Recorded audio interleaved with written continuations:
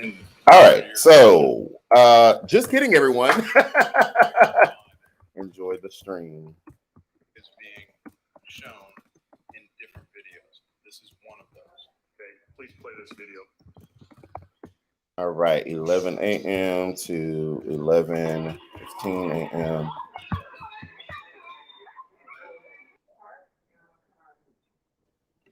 All right, so I definitely just ended the stream, guys. Hold on. I definitely just ended the stream. However, 7, which has been now labeled JR. all right. So I definitely just ended the stream. However, I have another computer that I can use. So I closed out the stream, but now I'm gonna open it back up. So anyway, I'm still gonna go on BNC Go, but you all can continue to enjoy the trial here. So let me just share it. You ready? I am. Hold on. Can you play that, please? Stop. Now, this screen is the start of the gunshots that have been attributed to Kyle Rittenhouse, correct? For what's been referred to as Event 1, that is correct. Okay.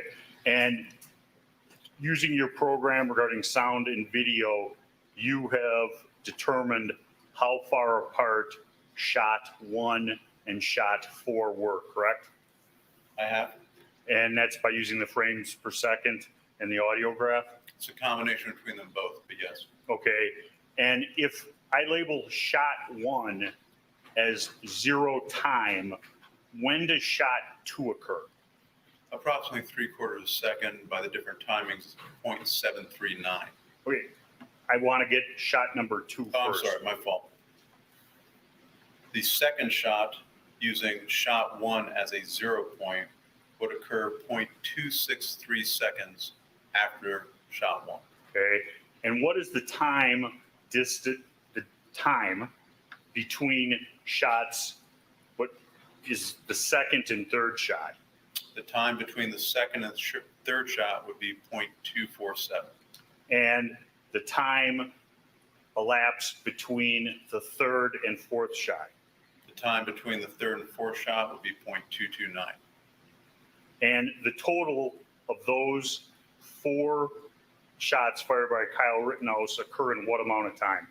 0.739, or again, approximately 3/4 second. Now, the shot, and you're looking at this videos, is not, those 4 shots are not the first shot, correct? The first shot within the soundtrack around that time, that those 4 shots are not the first shot that I hear within examining this video. That is correct. And how many shots or shot were heard before those first 4 shots? Well, there's gunshots throughout the evening that I examined, but there's one clear shot that's heard prior to that.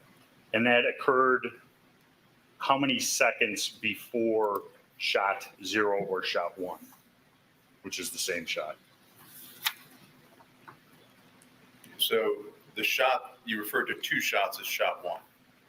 So shot 0, the difference between what we're calling the first shot and then shot 0, is that correct? Well, no, what I will refer to as the Zeminski shot. Council, we agree that first shot was Mr. Zeminski. The Zeminski shot to Kyle, shot 0. The time between the Zeminski shot, as you referred to it, and the shot attributed to Kyle Rittenhouse as his first shot would be approximately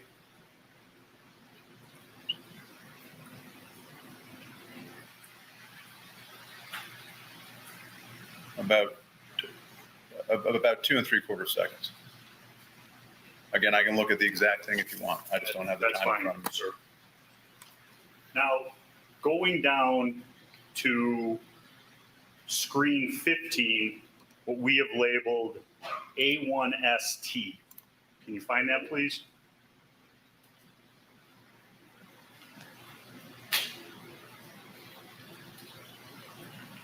Now,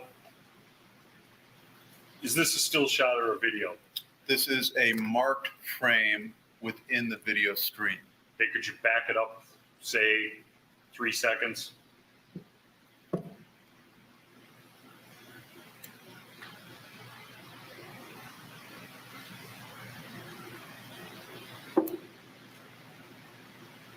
That's approximately 2.5. Is that enough? Go back just a little bit more. That's good. Okay. And would you play that?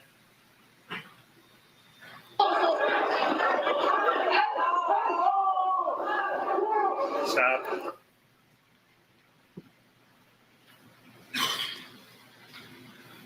Now,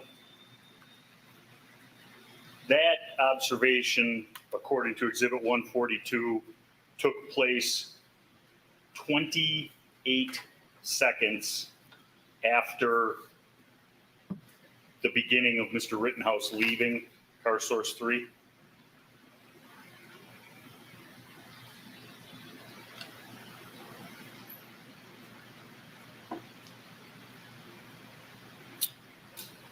That is correct. There is an assumed time in there also. Okay, tell the jury about an assumed time.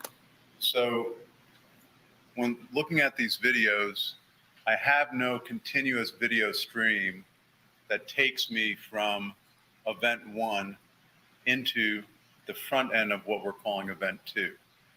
There's a gap. So what I did was I took a look on the video, event 2 that we're looking at right now, that you've seen is referred to before as the BGO video. And I measured a distance at the pace that Kyle Rittenhouse was running, jogging, whatever we want to refer to it.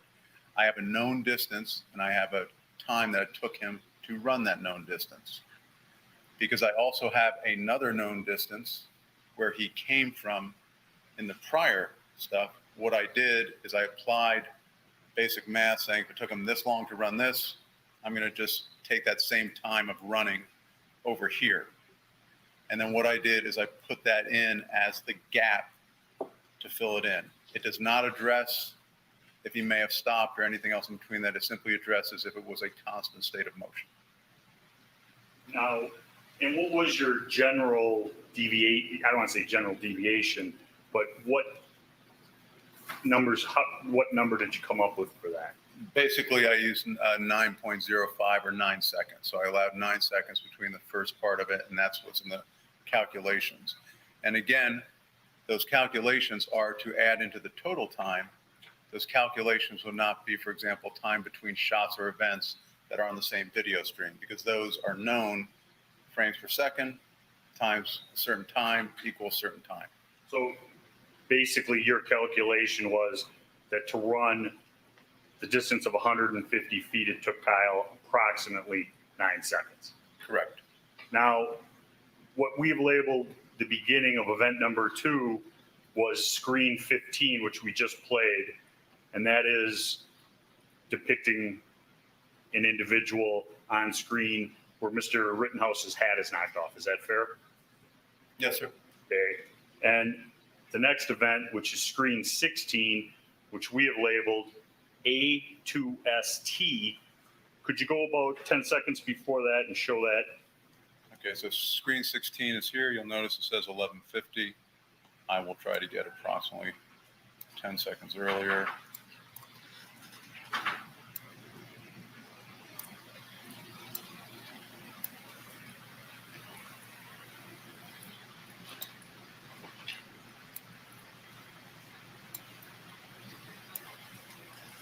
You know, that's plenty far back. You want me to play at this point? Please.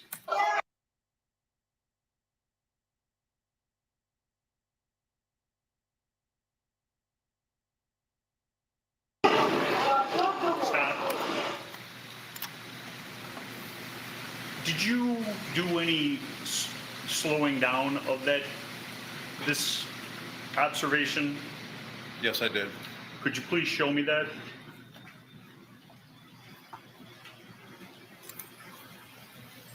What you just played for the jury was real time? Yes, sir. Okay. As we approach the top of the hour, we need to slip in a quick break here. We'll be back with more live testimony. Julie Grant will be here when we return. Stay with us.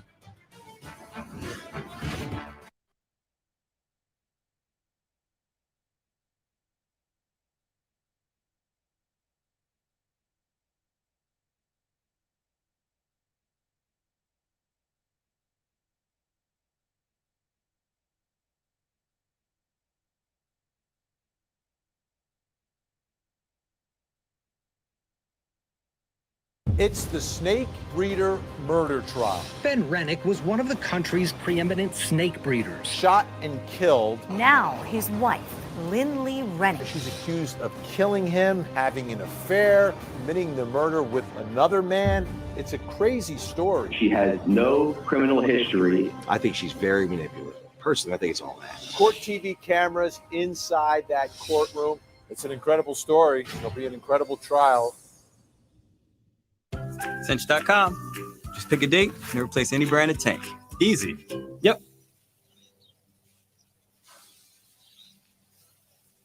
Good talk.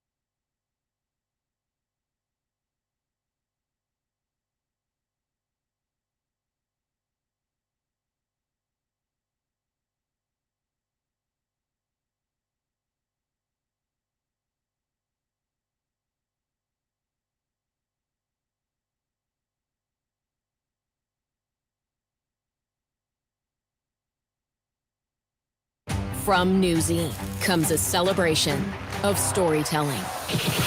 New features every week. What do you think the future looks like? Newsy Docs presents Sunday nights at 9/8 Central, only on Newsy.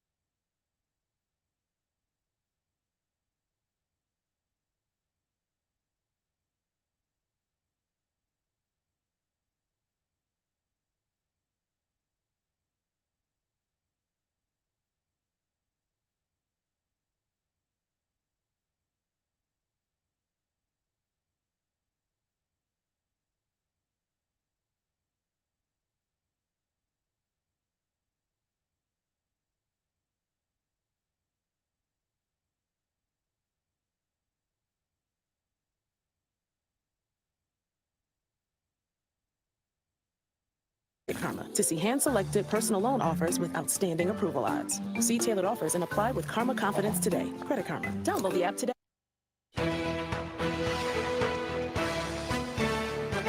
Next screen is 17, which we've labeled KRLB. Can you bring that up, sir?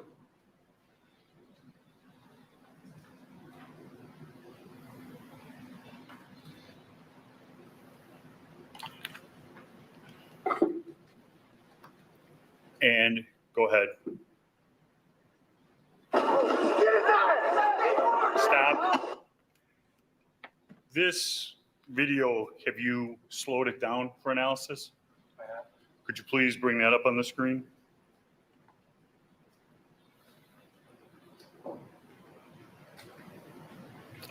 And what speed will you be playing this at? This one is done at a quarter speed. Okay. And you have taken the sound out of it? The soundtrack is not present. That's correct. The sound, since it is, as I explained earlier, uncompressed, the sound would not sync up when you slow it down. Okay. And so then you would hear sound of gunshots, but not when they're occurring. Is that a fair statement? Any of the sound that you hear would not be when it's occurring. Okay. Please show the quarter speed video.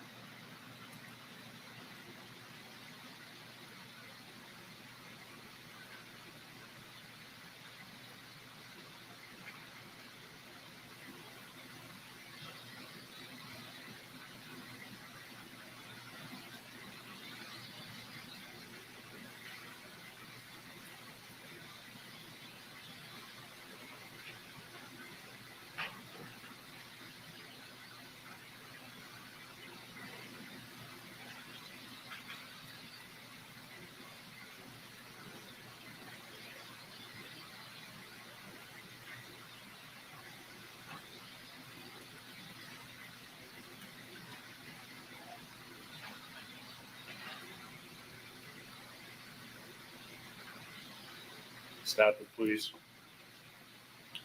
Now, using this video and the audiograph, were you able to figure the times of certain events in event number 2? Yes, sir.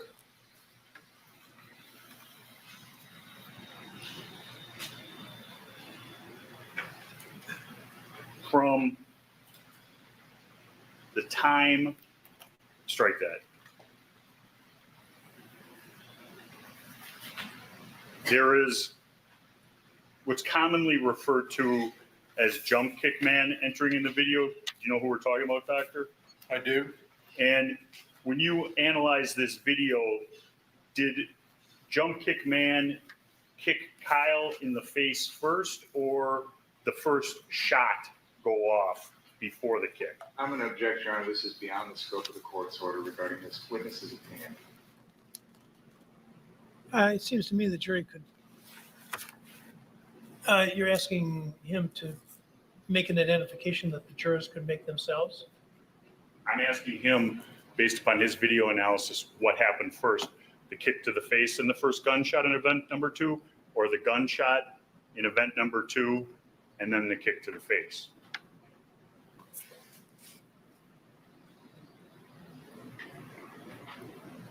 Overall. Can you ask the question again, please? Yes. Based upon your analysis of the video and sound analysis, what occurred first, the kick to the face by jump kick man to my client, or the first gunshot? Based on my analysis, the kick to the face occurred prior to the gunshot. And after that was Kyle's first shot in the second event, correct? If I'm understanding the question correctly, after the kick, the first shot in the second event occurred. That is correct. Okay. And that happens, I mean, thousandths of a second after. They're very close in time, correct? They're absolutely very close in time. Shot number 1, using that first shot at jump kick man as the 0 shot, how much time elapsed from the 0 shot to Kyle Rittenhouse second shot at jump kick man? From the beginning time of shot 1 in the second event till the point of shot 4 was 5.468 seconds. Are you looking at the exhibit? I am. And maybe I'm misunderstanding your question. I have the amount of time elapsing from the 0 shot to the second shot. I think I know what's here. Kyle's second shot in that event. I'm crossing references, and I apologize. To make this as clear as possible, the first shot in the second event between that time and the fourth shot in the second event is 2.933 seconds. Okay.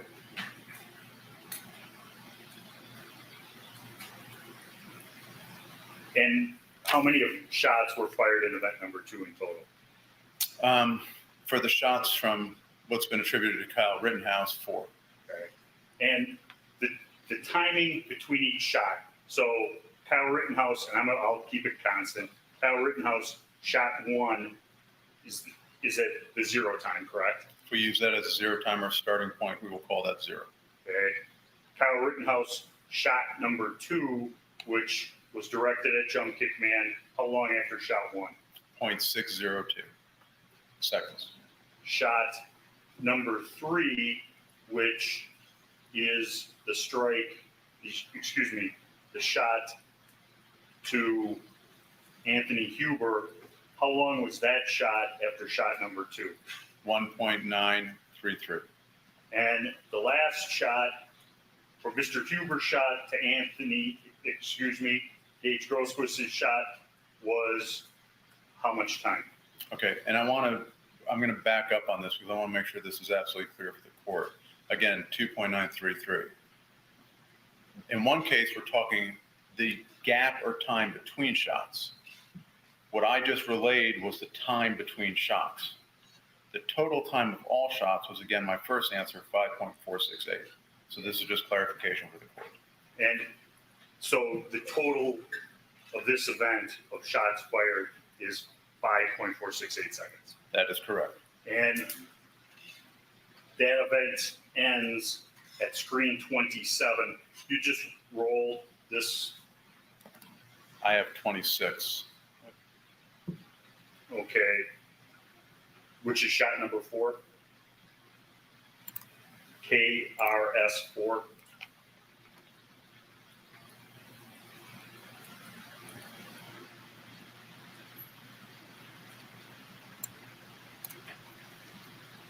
Go ahead. You want to play it here, sir? Yeah, if you back up about 2 seconds. And do you want to play it in this size or back to normal?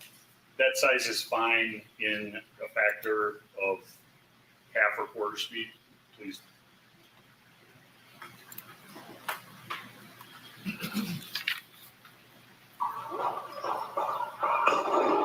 That would be at normal speed.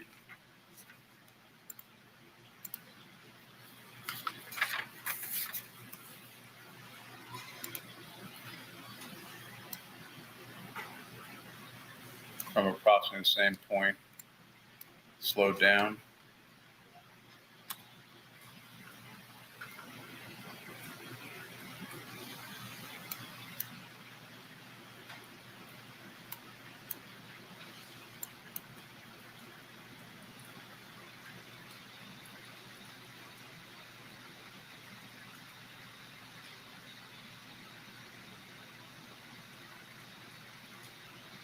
Can you go forward until Mr. Rittenhouse gets up, please? Yes, sir.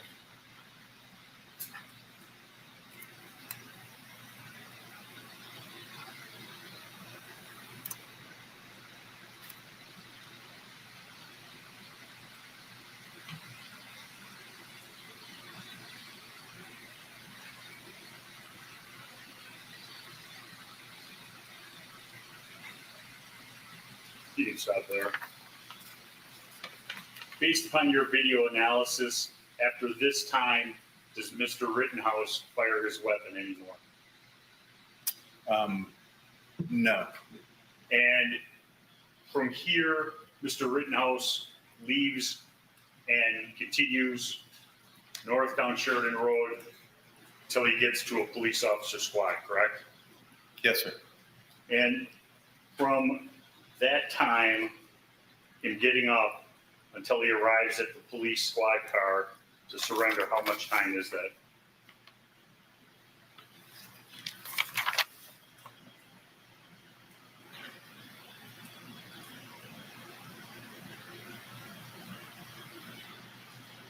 Doing quick math, approximately 1 minute and 26 and about 3/4 second. So 126.75? Approximately, that's just doing quick math. Understood.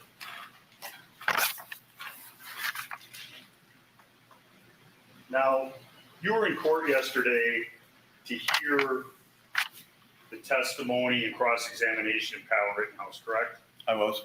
And you observed the demonstration that the state put on in showing frames 476 to 500 in the BG of the scene video, correct? I did.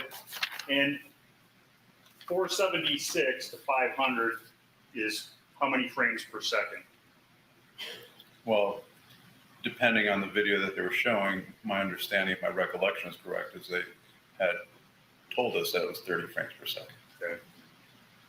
And at 30 frames per second, that would have been less than a half second of actual action that are broken down into stills, correct? Again, the numbers being 476, is that correct? 476 to 500.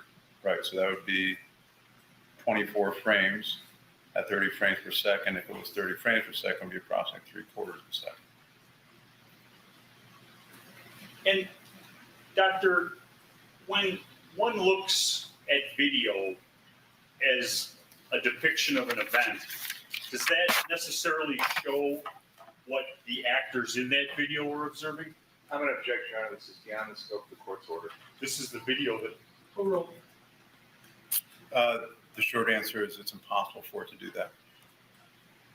Describing it to you the best way that I can. Imagine, well, you were just doing it. All of you were looking at a video screen, a depiction. It's a known focal length from you, yet you can see from maybe, if I go halfway between the jury, about 12 feet, and that stays constant. And then you look from that distance all the way out to 50 yards. Everything in that frame is at the same exact moment of clarity, but your eyes can't do that. The other thing is you're looking at two actors in this case, maybe 5 or 10 actors that you were looking at, depending on what each one of you chose to look at. So the video can't tell you what each one of you were looking at, and it can't tell you what either actor in there was looking at, attending to, nor perceiving. Putting that in its context, though, video has absolute benefit to an analyst to help us understand what was objectively occurring. And that's the way that we use it, and that's, in my argument, the way it should be used. But it also has potential limitations, and I think you actually heard Senior Examiner Armstrong speak to some of those limitations. Camera movement, movement of people, lighting. So for example, we can brighten it up a little bit or clarify it. You can't do that with your eyes. So the short answer is video has great value, but it is not the experience or the perception of the people involved in the event. It can't be. What is the difference? I mean, video is 2-dimensional? Yes, sir. And reality is 3-dimensional? At a minimum. Okay. And how does that not translate, if you can opine on that? Absolutely. So for the members of the jury, if you were to just take and pick a point that's maybe about 6 feet in front of you, maybe on Madden Court Reporter's desk, and you were also to pick a point over here and look at it, I want you to have both of those points in perfect clarity at the same time. Now what I want you to do is, I'm holding up my glasses, so I've already told you what it is, but I want everybody to sort of look at the same point you picked on Madden Court Reporter's desk, and then while you're completely focusing on that, tell me when my glasses drop. We can see that in the video. We have the luxury of hindsight. We have the luxury of going back and taking a single frame. Think about this, 30 frames per second. The blink of an eye is approximately 1/3 of a second. In the blink of an eye, 3 frames have gone by. And we will sit here and examine a frame for moments, minutes, who knows how long an examiner looks at it. That's not wrong. We should be doing that. That's due diligence. But we also have to remember what was the limitation of the actors involved. What were they looking at? What could they even have seen? What were they attending to? What was happening to them? This goes back to the area of sense making that you heard the counsel speak to.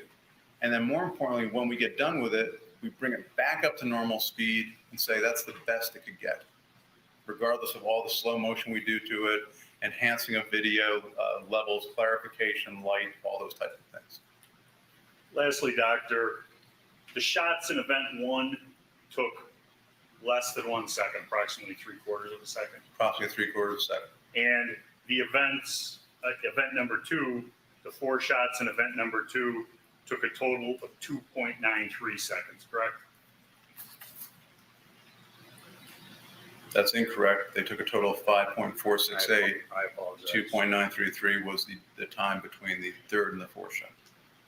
So the total between the 2 events of shooting is less than 7 seconds. Are you asking if you were to put both those 2 figures together? Yes. Yeah, it's about 6.5 seconds. I have nothing further. Cross-examine? Well, wait a minute. We need a break? No? Okay, let's go.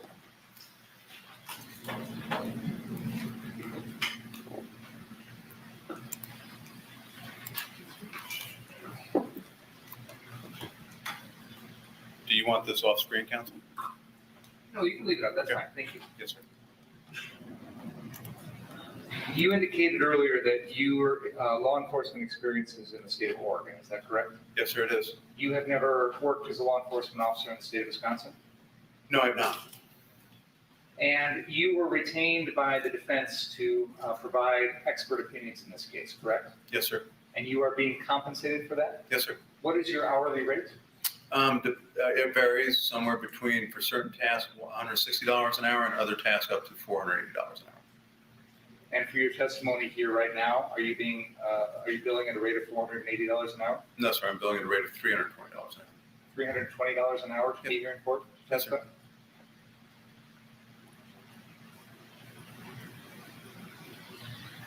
You indicated that when you timed the gap in time between what we are referring to as the Zeminski shot, that's the first gunshot in the incident between the defendant and Joseph Rosenbaum. You're familiar with what I'm talking about? Yes, sir, I am. The time between that and the defendant's first shot at Joseph Rosenbaum, you timed that at, I believe you said, about 2 3/4 seconds. Is that correct? And I can bring it up exactly if you want. Yeah, could you? Is that helpful?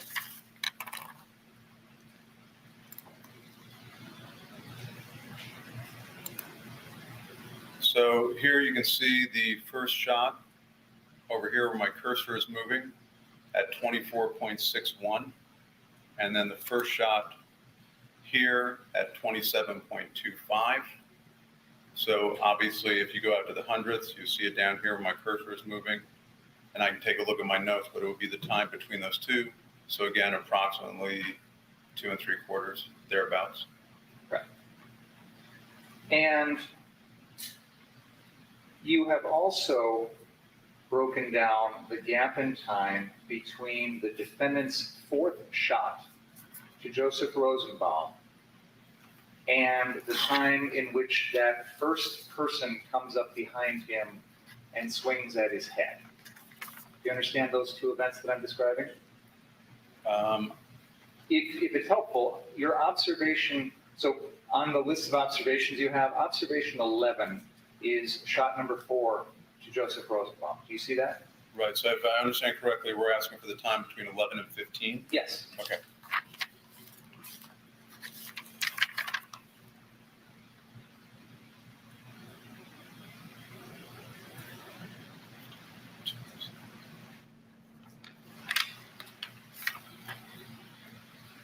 I'm glad you're doing the math for me, by the way. I'm about to bring my calculator up in front of the screen for you guys. But putting that aside, 1.837.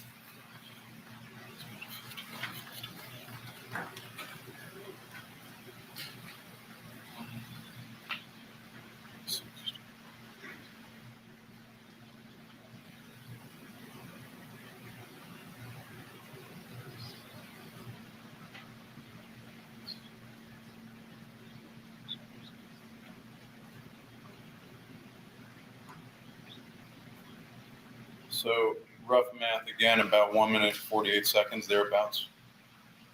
So it takes approximately 1 minute and 48 seconds between the time that the defendant shoots Joseph Rosenbaum the 4th time and the time that the first person on the street makes, shall we say, physical contact with Mr. Rittenhouse? And I apologize. I was doing the time between number 14. So the time between, and just to make sure we're correct, 15 is the observation you're referring to, correct? Yes. And the time between observation 11. Yes. If it's helpful, Doctor, I'm doing rough math in my head. It appears to be roughly 59 seconds, about a minute. 40, that sound about right? 40, 49, 50, 57. That would be correct. Okay, so about a minute passes between the fourth shot to Joseph Rosenbaum and that incident where you're pinpointing someone coming up behind the defendant and swinging at his head.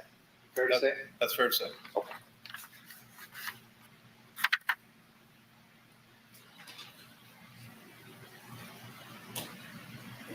You played a video in association with observation 16. Do you have the ability to access that video on the screens right now? I do, sir. Do you have the ability to show us metadata associated with this video?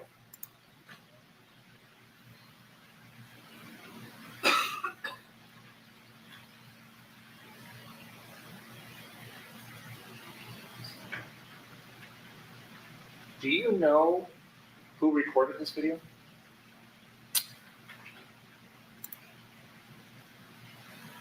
I'd have to go take a look for the initial video that I took it out from. It will be in my notes. Do you have those notes with you? I'd have to go into the digital notes on this in front of everybody. But I can find it for you, and it will be included in the report that was asked for earlier. Okay. Let's come back to that. Let's keep going. And you also played for us a 1/4 speed video. Well, the second incident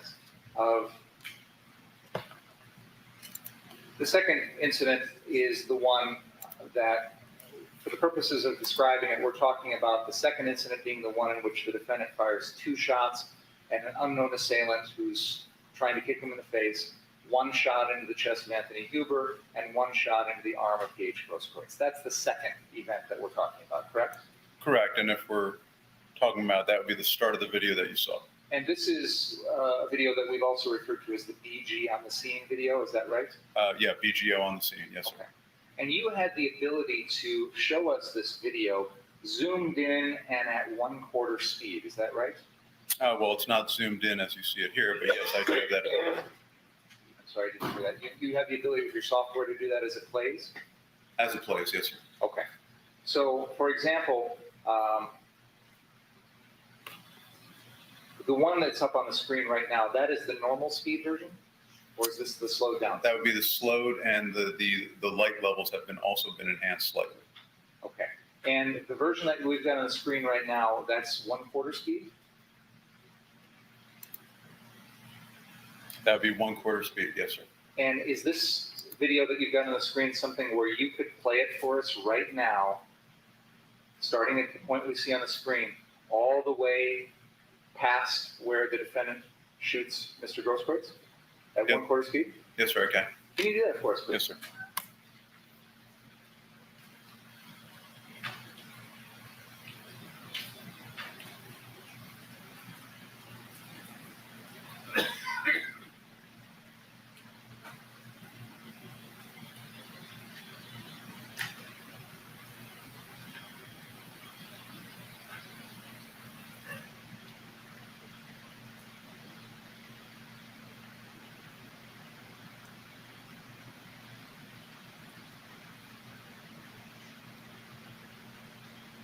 Can you pause here, please, Doctor?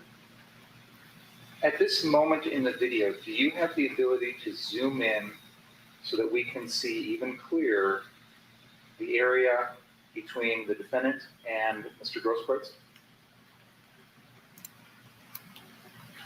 Could you move it maybe just a little bit to the right so we can also see? Yeah, right in there. Is it something where you'll be able to keep the video centered on that location? I can. You'll see me moving to do it, but I can do it as I'm moving. There'll be a little bit of a jag. It's not going to be smooth. Would you be able to play from this point and try and keep it in as zoomed as clear as close as possible so we can see the defendant, Mr. Grosskreutz? Do you understand what I'm asking? The goal would be to keep this and this in frame at the speed that's being played. Yes, could you do that for us, please?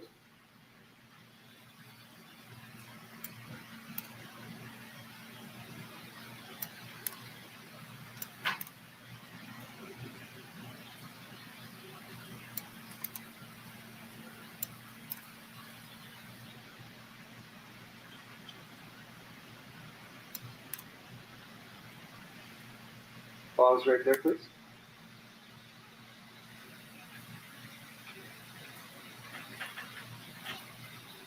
Now, Dr. Black, if I can look at your Exhibit 142, you have a number of observation points there. I think there are a total of 31 of them on this list. Do you have that in front of you still? I do. Okay. And observation point number 8 is the first shot that the defendant fires at Joseph Rosenbaum. Is that correct? Yes, sir. And observation number 26 is the final shot that the defendant fires at Mr. Grosskreutz, correct? Also correct. Can you tell us the amount of time that passes between the first shot, observation number 8, to Joseph Rosenbaum, and the final shot to Mr. Grosskreutz, which is observation number 26? I can, and again, and just to make sure that I have the numbers again, we're looking for observation 26, correct? As the stop point. Is that correct, sir? Yes. Okay.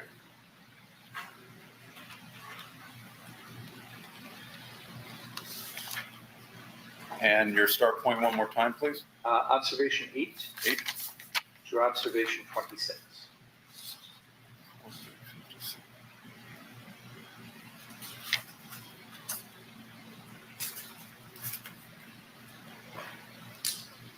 Approximately 1 minute and 20 seconds. In that 1 minute and approximately 1 minute and 20 seconds, the defendant fires all 8 shots that we see. Is that correct? Yes, sir. You indicated also you've measured the time between the 2 shots that the defendant fires at the person who jumps and tries to kick him in the face. Yes, sir. And you indicated that the gap between that first shot to that individual and the second shot to that individual was 0.602 seconds. Yes, sir. So approximately 0.6 of a second. Yes, sir. Okay. Now, you also have the ability with the software that you're using to give us the data that's generated by that software. There's a separate report you can generate as part of that. Is that fair to say? For part of it, what's referred to as a workflow report. So basically, the actions that I took upon a piece of video, the workflow, whether it's enlargement or these type of things, those can be generated. And do you have the ability to generate that here today if you wanted to? It would take a little bit of time. I can generate it. I wouldn't say that I could generate it today. I'd probably have to do it during the evening, but I can get them generated. Okay, and that would show us the work that you've done to modify, edit, or do anything to the videos that we're showing in this, in what you've testified to so far, correct? Yes, between the notes, as in if I write down a parent file, and then this was changed from 30 frames per second to 7.5 using nearest neighbor with a crop like this, I'd be able to do that. Okay. And you indicated earlier that you're being paid hourly for this. How much in total so far have you billed the defense for the work you've done in this case? Estimated at probably a little over $9,000. Your Honor, we asked earlier for some data that he can generate for us. I'd like to see that before I finish my examination of this witness. No objection. So at this point, I'll pause. Okay, well, We could put on a different witness while that's happening. that'd be great. Is that acceptable? Yes, thank you.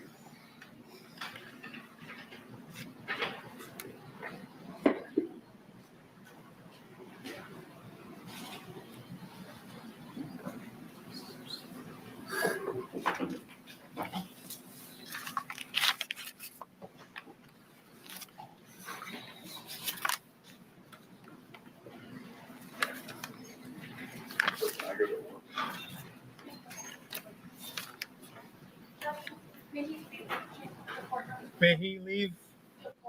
Yes.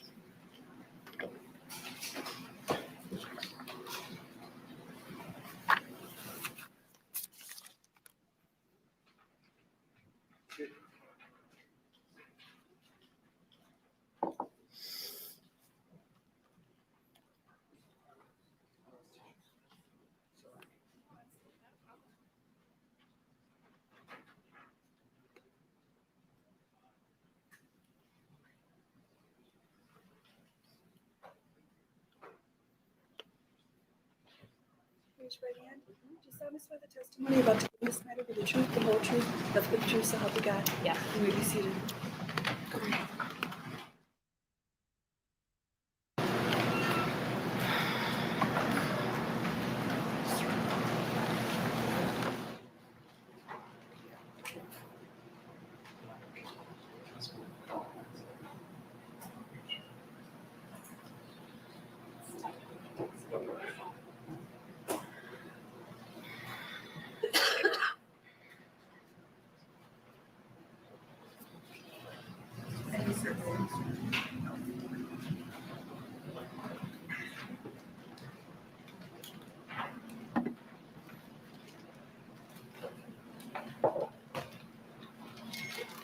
As the attorneys are preparing for the next defense witness, we're going to squeeze in a quick break. Don't go anywhere.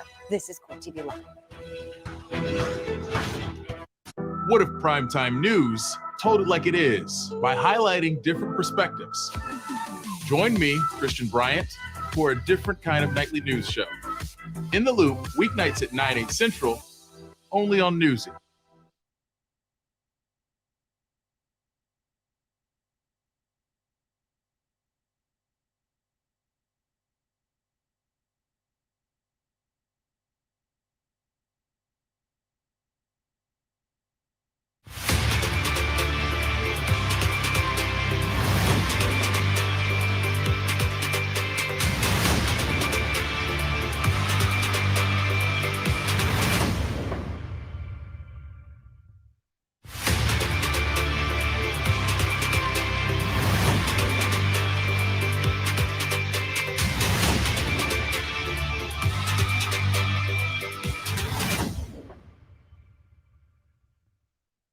This is Court TV. What a day it has been as we continue our gavel-to-gavel coverage. Is there reasonable doubt? We'll find out. Welcome back to Court TV Live. Your front row seat to justice. Specialist, 71 Lima, Army Strong. Petios, United States Navy.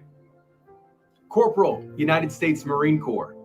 Proud partner of a U.S. Navy Lieutenant Commander. To all of our veterans, we stand behind you and acknowledge the sacrifices that you have made. At Scripps, we strive to be an employer of choice for reservists, transitioning veterans, and their families by offering programs for transferable skills. See where Scripps can take you. Welcome to Court TV Live, your front row seat to justice. It's a busy day here at Court TV, and it could go one way or the other. You have to look at everything in this case. He murdered our daughter. Did you take the hose and squeeze it? We're live in courtrooms across the country. This is true crime all the time. We continue our gavel-to-gavel coverage. Jury selection is underway. This is what I love to do.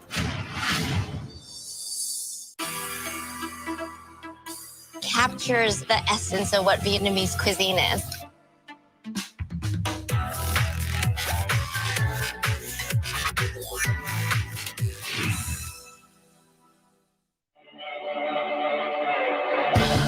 Free Movie Channel has something for everyone. Whether you're looking for a laugh, some tears, chilling scares, or something for the whole family, Free Movie Channel has got you covered. With no subscription or rental fees, Free Movie Channel is the quick and easy choice for first-run films, as well as classic movies that you can watch wherever you want, whenever you need a break. It's always free and it's always fun. Check out Free Movie Channel today and find your new favorite movie.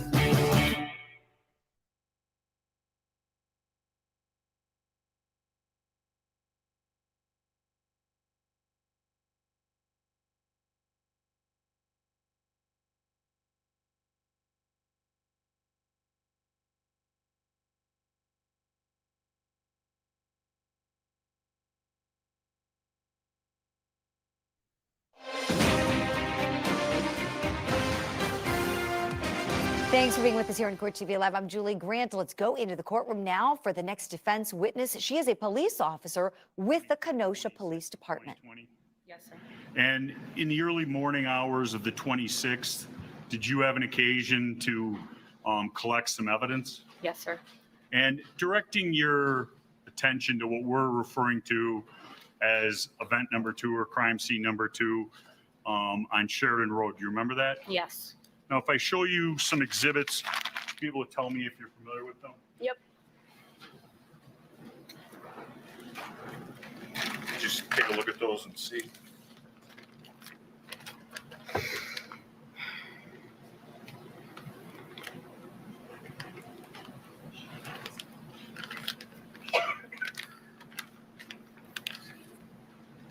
Yes, I'm familiar with all of them. Okay, and what are they? They are shell casings. And are they all the same caliber? Yes, sir. And are they all the same make or brand?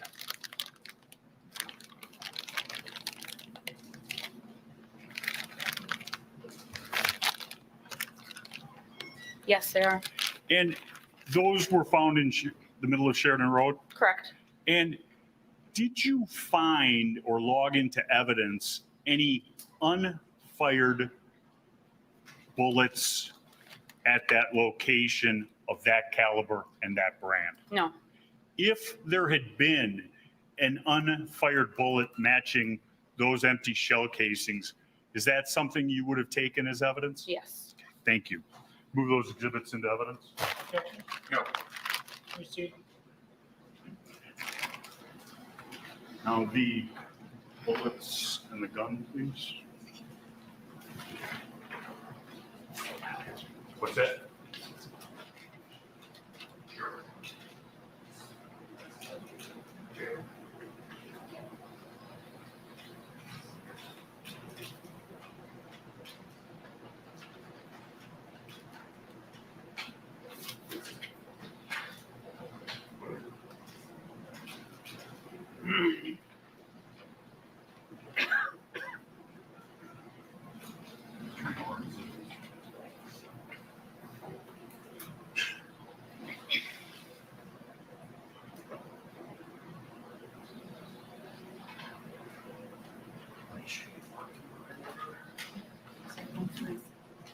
Gun 147 in the magazine.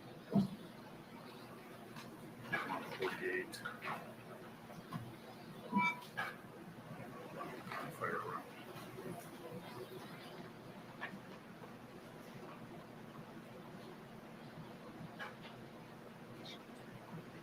I'm going to show you what's been marked as exhibit defense.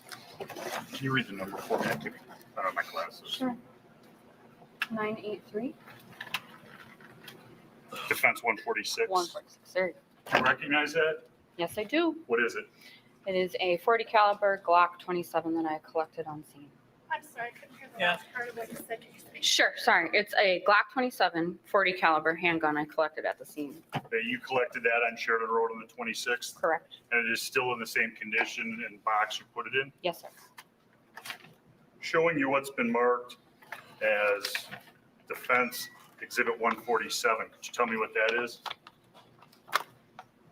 It is the magazine that was collected near the gun. Okay, is that magazine loaded? It is, Did you ever determine how many bullets were in that magazine? I believe, 9. Is that on the label?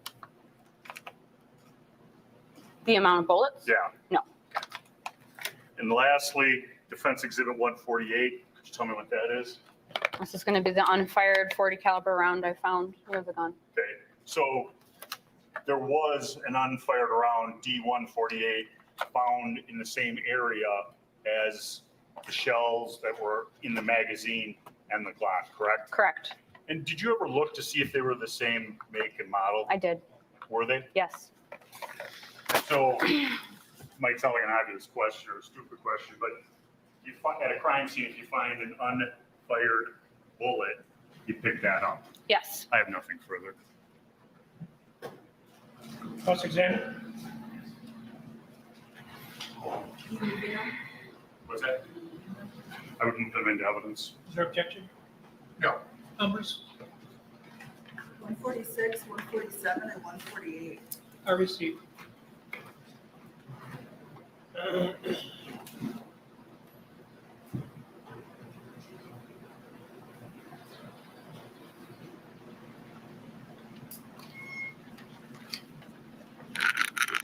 Good morning, Officer Bray. Good morning.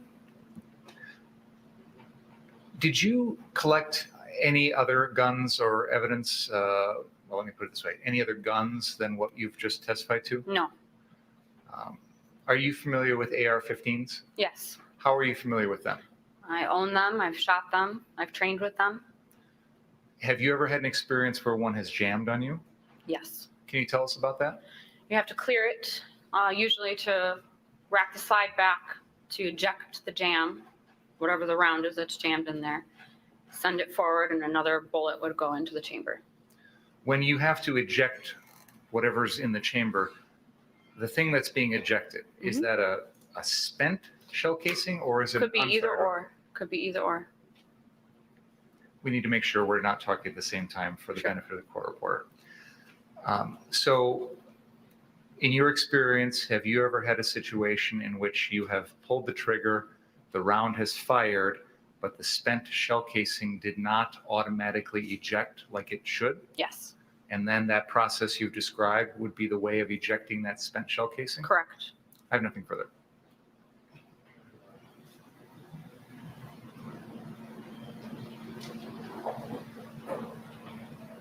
Check it for me.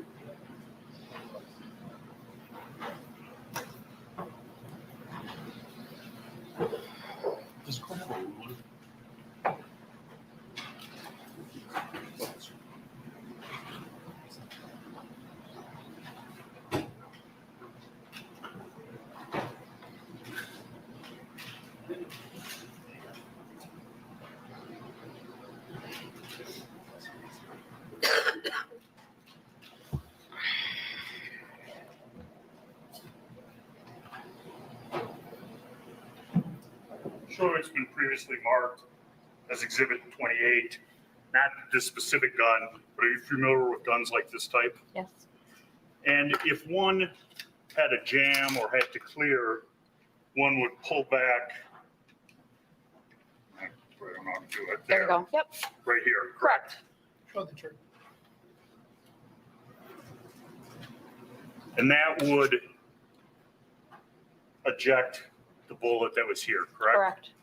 And I've got a standard ruler that I was provided by the court from the back of where the charger sits to the end of it, 4 inches. Is that a fair statement? Yes, sir. And to clear the weapon, you have to take it all the way back and let it all the way forward. Yes.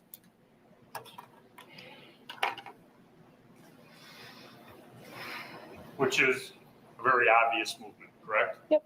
It takes time. Yes. I don't know. Any requests? Just one briefly. So if you just fired that gun and that spent shell casing didn't properly eject, what would happen if you pulled the trigger then? It Again, would go click. It wouldn't go bang. so in order to fire the gun a second time after that, you'd have to do that re-racking. Is Yes. that right? Correct. And then if there were ammunition in the magazine, it would load another round and the gun would be ready to fire. Correct. That's all I have. You may step down.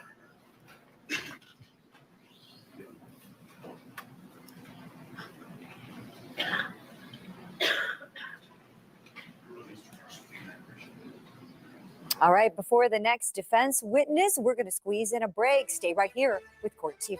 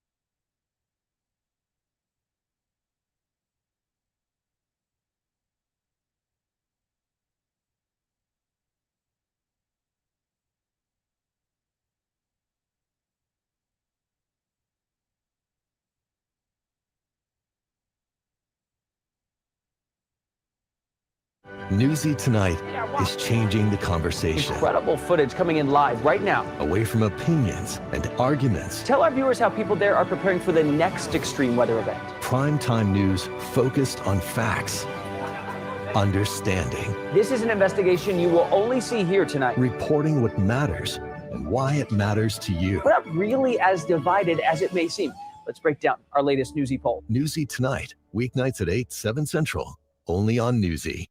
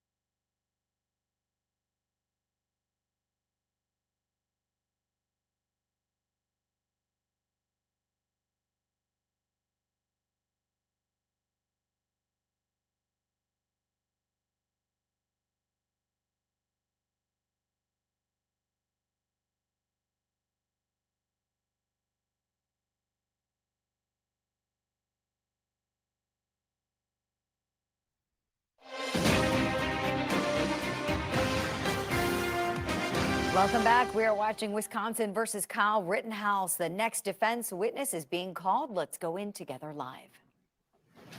Raise your right hand, please. Do you solemnly swear the testimony about to give in this matter be the truth, the whole truth, and nothing but the truth, so help you God? Yes. You may be seated. Sure, will you state your name and spell your last name, please? My name is Frank Andrew Hernandez, also known as Drew Hernandez publicly. My last name, Hernandez. Okay. And Mr. Hernandez, can you tell us a little bit of your background in terms of what you do for work? So I'm a professional commentator on Real America's Voice.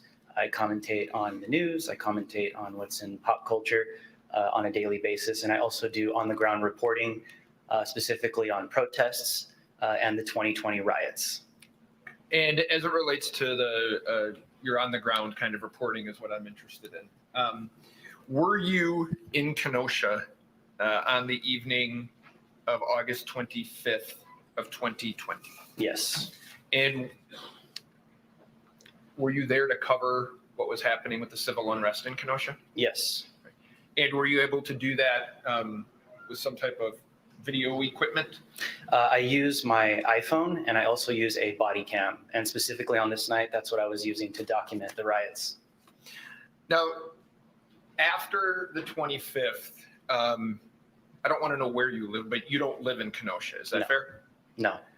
Was there a time after the 25th that someone from law enforcement had reached out to you to try to get a hold of some of the information that you had through video? Yes, I don't remember his name specifically, but a detective did reach out to me. Okay. If I said it was Detective Ben Antaramian or Detective Martin Howard, does that do anything? One of for the you? two. He identified himself from Kenosha. And were you able to make connection in some form or fashion with those law enforcement officers? Yes. Okay. Can you just briefly explain kind of how that went down? So they requested all the footage that I had, and they sent me a Dropbox link that was not sufficient. It only had, I don't know, not enough memory because the body cam footage is, over 50 videos. But the reason why I wasn't able to follow up was because I was covering all the riots last year. I was in Portland, Seattle, Washington, D.C., was all over the country, so I just lost track So is it fair to say after the civil unrest in Kenosha, your employment then took you to cover other things going on around the United States? Yes. And so if I have it right, you and law enforcement had kind of not been able to connect for some period of time after that. Yes. Was there a period of time then closer to today or this trial that you were able to do that? Yes, I did that through my attorney. And were you able then to provide to both Mr. Rittenhouse's lawyers and the prosecution a full set of the videos that you had mentioned that you had taken? Yes. And so my questions to you initially will be this. Were you kind of working by yourself that evening, or were you working with a team, or what? Yes, last year I was working independently by myself.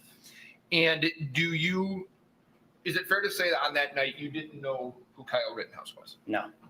I don't know if you've heard this, but there's been other people mentioned, Mr. Rosenbaum. Were you aware of who that was? No. Were you aware of Mr. Huber or Mr. Grosskreutz? No. Okay, so you had no knowledge of any of these people prior to August 25th? Nope. Fair? Okay. So looking back now, understanding you're familiar with who Mr. Rittenhouse is now, correct? Yes. Have you had an opportunity to look back on your videos to see if you had captured Mr. Rittenhouse on video, had any type of contact with him in any way? I have had no contact with Kyle Rittenhouse, but I have looked at footage to just go over it, yes. And does your footage capture any, excuse me, any contact, maybe not personal contact, but anything that you saw Mr. Rittenhouse doing that evening? Yes. Can you describe that? So Antifa and the rioters were going head to head with the police in front of the courthouse. And as they were doing so, the police then responded. I believe they called an unlawful assembly of some sort because Antifa had their riot shields out. They were throwing rocks at the police officers. They were even trying to get inside of the hood of one of the police vehicles. And this is all documented on footage that I submitted as well. But to answer your question, when the rioters were being dispersed further down Sheridan towards the car source dealerships down the street, the rioters were grabbing concrete slabs. They were throwing them on the floor to create more rocks and to throw them at police officers. They were launching fireworks and other explosives that I couldn't identify. But as they were being pushed down the street, they passed car source 2. And the rioters identified individuals with long arm rifles on top of the building. And they immediately attempted to agitate them, to try and start some conflict with them, saying, "You ain't the police, you ain't the police." The rioters initiated that conflict. Objection, Honor, move to strike. He's speculating as to the intent of people.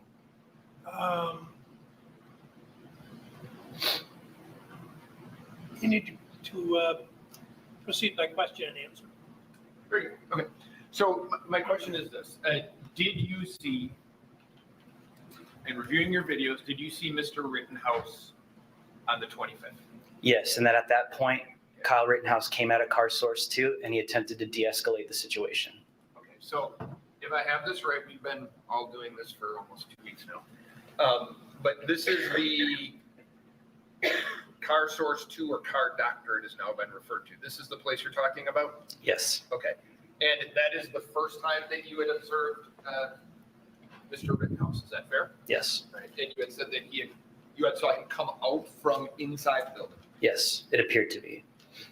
And did you hear, did you just see him or did you hear anything he was saying? I just saw him. And what did it appear that he was doing?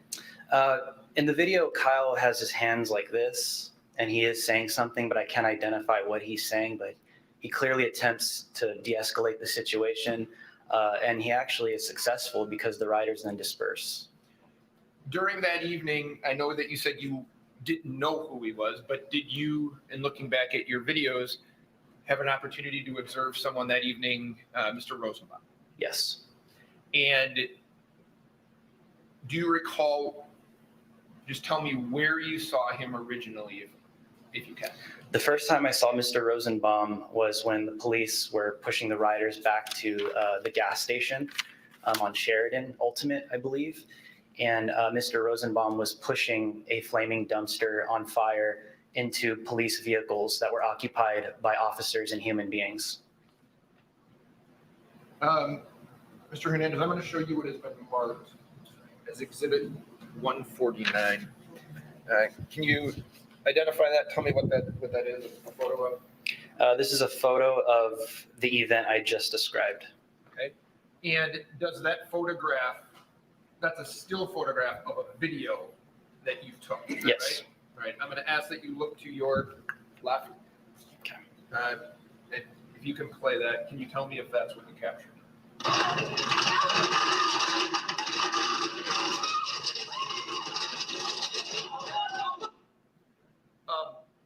Is that the video that you're talking about with Mr. Rosenbaum? Yes. Okay. Now, can you just back it up a second? That's good. There's a person who's putting out that dumpster fire, right? Yes. Okay. Do you recall, or can you tell whether or not that person, at least visibly, was armed? No, not at the time. You couldn't tell if that person was armed? No. Did you see, I'll ask it to you this way, that's probably a bad question. Did you see a weapon on that person? No. And can you just play the video then?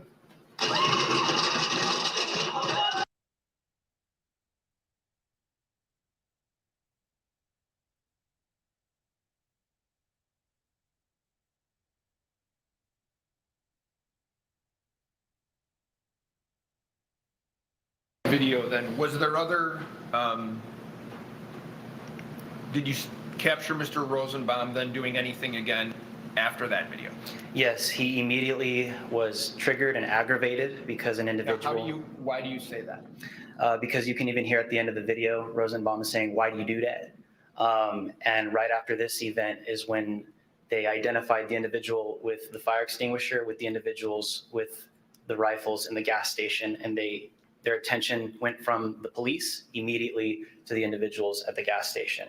So what I'm interested in is Mr. Rosenbaum. Yes. Did you see Mr. Rosenbaum do anything that kind of drew your attention after what we saw? Absolutely. He led the charge into the gas station. He was getting physically aggressive. He appeared to be attempting to start a physical altercation with people in the gas station. To the point where he was telling one of the individuals with a rifle, "Shoot me, N-word, shoot me, N-word," clearly attempting to start a physical altercation. So I'm going to show you what has been marked as I think it's 150. Can you tell the jury what that is? This is right after the dumpster was put out and Joseph Rosenbaum and other rioters around him begin to turn their attention onto the individuals with rifles at the Ultimate gas station.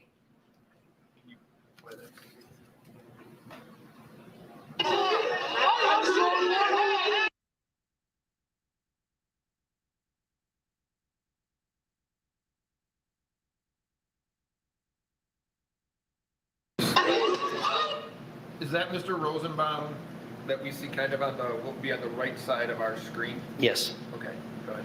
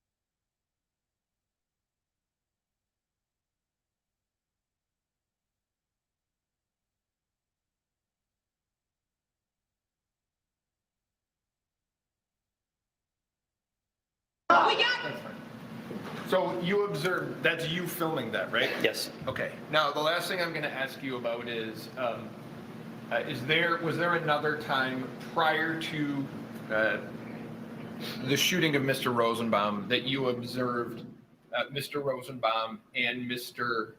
Rittenhouse in the same location? Yes. And if you know, about how long before the shooting did you see that? So after this scene at the gas station, there was another fire at a mechanic shop a block away. Went to go document that for about 20 minutes. And when I came back is when I saw Rosenbaum in the middle of the street lighting a trash can on fire with now his identity concealed with a t-shirt over his face. So I'm going to show you what is then marked as exhibit 151. Can you tell me what that is? This is when I returned to Sheridan after documenting the fire at the mechanic shop about a block away. And this is the beginning of when I see what I just described. Okay. But, and I might have you stop it. So.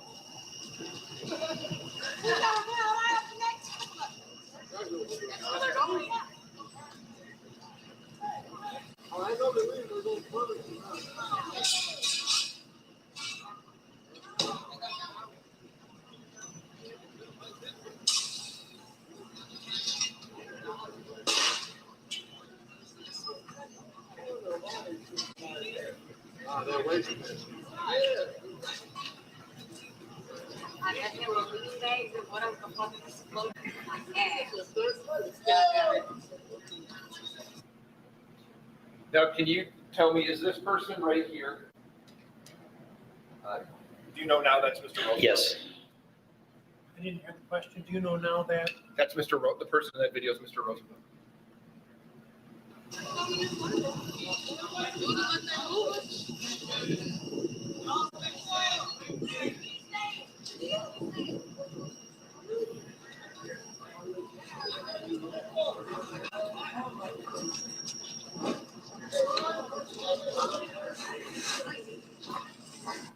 Now, was that Mr. Did you see Mr. Rosenbaum with that mask on that you had already, the shirt wrapped around his head? Yes. Okay. And he appears to be walking southbound on Sheridan? Yes, towards Car Source 3.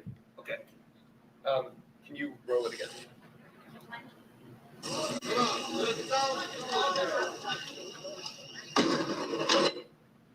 You see this person right here? Yes. Okay. Does that person appear to be holding something in their hand? Yes, that is a fire extinguisher. Okay. And does that person appear to have on something on his hands or on their hands? Yes, purple gloves. Okay.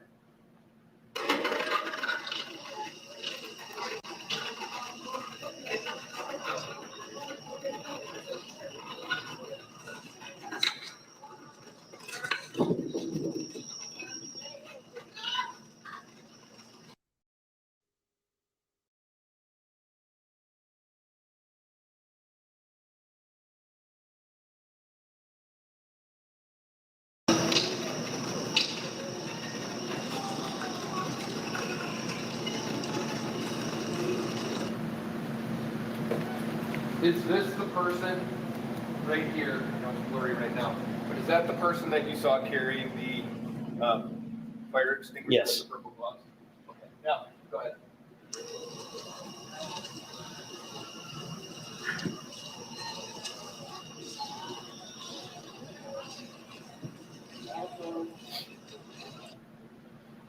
If you know, or based on what you saw, did this person here with the fire extinguisher and purple gloves, did that person react to anybody else that you saw at this point that was walking in front of him?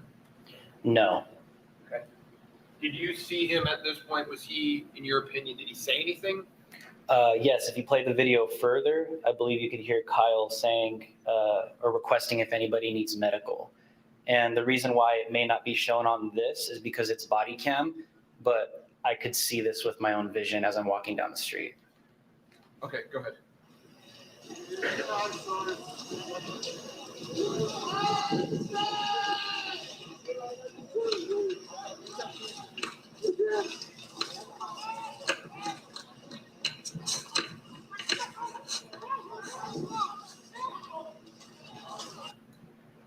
point, it appears this person here is Joseph Rosenbaum. Is that right? Yeah, if you back it up a couple seconds, you'll see him even more clearly, and that is Joseph Rosenbaum, yes. Now, when he was walking down the street headed south on Sheridan, he was ahead of Mr. Rittenhouse. Is that right? Yes, he was. Okay. Now, in this photograph or still, a video, he appears to be behind him. Yes. Okay.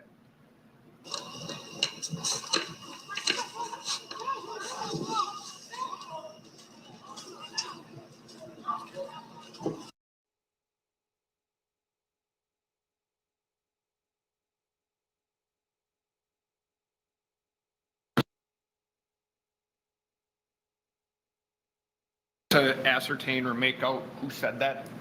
At the time, no. Okay. No. And you see, right, Joseph Rosenbaum running after Kyle Rittenhouse. Is that about as close to the incident as you get? At the direct time of the shooting, yes. Did you see what Joseph Rosenbaum was doing as he was chasing Kyle Rittenhouse? So I was at the corner of the car source, and the first thing I did identify was that Rosenbaum was charging Kyle Rittenhouse from behind. And then as he's charging him into the car source parking lot, a firearm goes off. You can see it in the frame at the top of the car. Can I ask you this? Stop you for a second. Yeah. Did you hear that real time? Hear it and saw it in real time. Okay, go ahead. And as the first firearm goes off, Rosenbaum is already charging Kyle from behind, attempts to throw a bag at him, not sure what's inside of it. And Kyle is right at the corner, right there, the car source, and turns around, and Rosenbaum is lunging towards him very clearly, and Kyle fires. And do you see that with your eyes? Yes. That night? Mm-hmm. Okay. Your contact with Kyle that evening was just in terms of what you observed, I'm asking. Did you observe him acting in an aggressive manner to anyone that you observed? In no way, shape, or form. The first time I saw Kyle, he actually de-escalated a situation. Did you observe him at any time that evening pointing his firearm at anybody or threatening anybody with that firearm? No.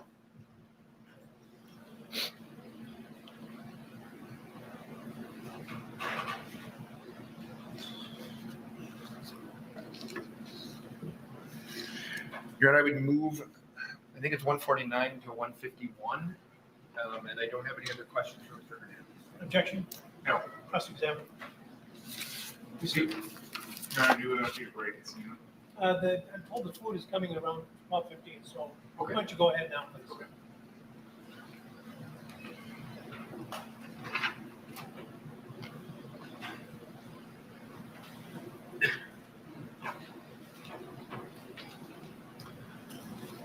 Good afternoon, Mr. Hernandez. Good afternoon. Where do you live normally? I live in Arizona. So you don't live in Kenosha? No. Don't live in Wisconsin? Nope. You came up here because you wanted to cover the things that were going on in Kenosha after the shooting of Jacob Blake. Is that fair to say? The violent riots, yes. The violent riots? Yeah. By Antifa? There were Black Lives Matter supporters. Antifa was present. This is all documented on video, yes. You've made a lot of videos of what you consider to be Antifa and Black Lives Matter riots in Seattle, Portland, DC, other cities, fair to say? I haven't made them, I documented them. Well, did you record them? Yes. Okay, so when I said made, you recorded video. Yep. And that's because and then you take that video and you post it on where? Twitter, mainly, social media. You also have your own YouTube channel? Yes. Do you have your own independent website that you operate? I do have an independent website, yes. What's that called? drewhlive.com. What is that? That's my own independent website. But is it like a news source? Is it It's a an blog? independent website. Of what type? For myself. You characterized yourself as a professional commentator. What does that mean? That means that I comment on the news professionally on a daily basis. Professionally meaning you're paid? Yep. Who pays you? I am employed by Real America's Voice. Real America's Voice? Yes. What is that? That is a news commentary, breaking news website. They have their own apps and website. Other than getting paid by Real America's Voice, do you get paid by any other source to do your professional commentating? No. Is your Drew H Live website part of Real America's Voice? No. The things that you post on your website, Drew H Live, do you also share those with Real America's Voice? Depending on what's going on where I'm at. But this is unrelated to what happened in Kenosha because I was not employed by Real America's Voice at the time. That's something that's happened since then. Yes. And does Real America's Voice have any sort of political bias or agenda or anything like that? What is the balance? It goes to the bias of the witness, Your Honor. The bias in what respect? I assume that people, as I commented at the beginning, this is not a political trial. And I don't know how you would isolate a person's particular politics and determine that that person is going to evaluate the evidence one way or another. Okay, I'll move on. Your videos that you have captured of these incidents that you call riots, they're very slanted against the people who are rioting. You characterize them as Antifa, Black Lives Matter rioters, correct? Because they are rioting in the footage, yes, absolutely. And so you came here to Kenosha because you felt that's what was going on here. I felt like it could have possibly been a riot on the first night. So when I showed up, it turned out to be a very violent riot. And you continued to cover that on Sunday, Monday, and Tuesday night? I covered it Sunday night. I went back to Chicago Monday and then came back Tuesday. So you weren't here on Monday night at all? No. And on Tuesday night, you were recording video with your body cam? Yeah. You were also recording it with your cell phone? Yes. The last video that we just watched there of the shooting of Joseph Rosenbaum, was that recorded on your body cam or on your cell phone? Both. I just saw one video. Were there more than one video that you just shared with us? There's two. There's the body cam and then there's the cell phone as well. What was the one we just saw? I believe that may have been both. Where is the body cam located when you wear it on your body? Right here.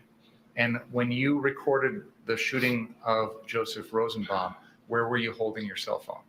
Right here. Okay, so the cell phone is, you're using your right hand, above your shoulder. Mm-hmm. Is that a yes?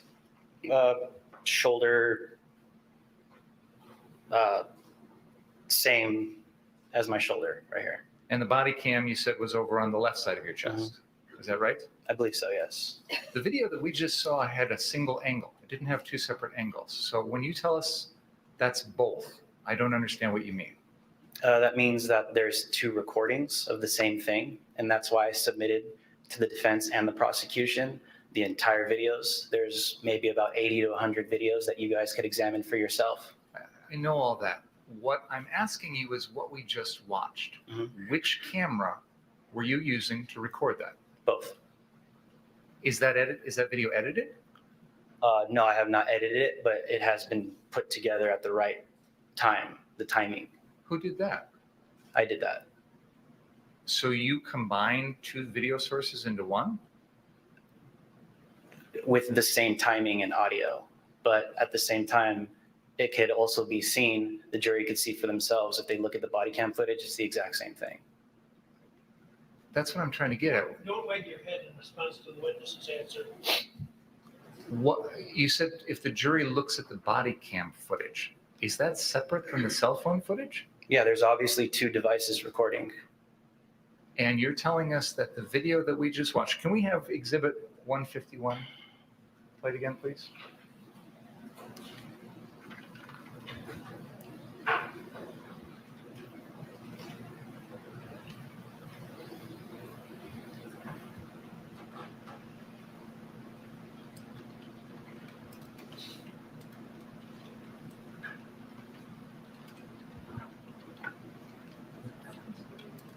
Okay. Was this one? Mr. Hernandez, we have the video that was the last one played for you, Exhibit 151 up on the screen. Can we play that forward, please? Now, as we're watching this video, Mr. Hernandez, you're telling us that what we're seeing has been recorded by 2 separate devices at the same time? This is a body cam. Okay. Is there a point in this video where it switches to your cell phone? Yes. Can you please point that out to us? You'd have to fast forward all the way to when I get to car source 3. Can we skip? Let's skip to the 2.5-minute mark, I guess. I don't know.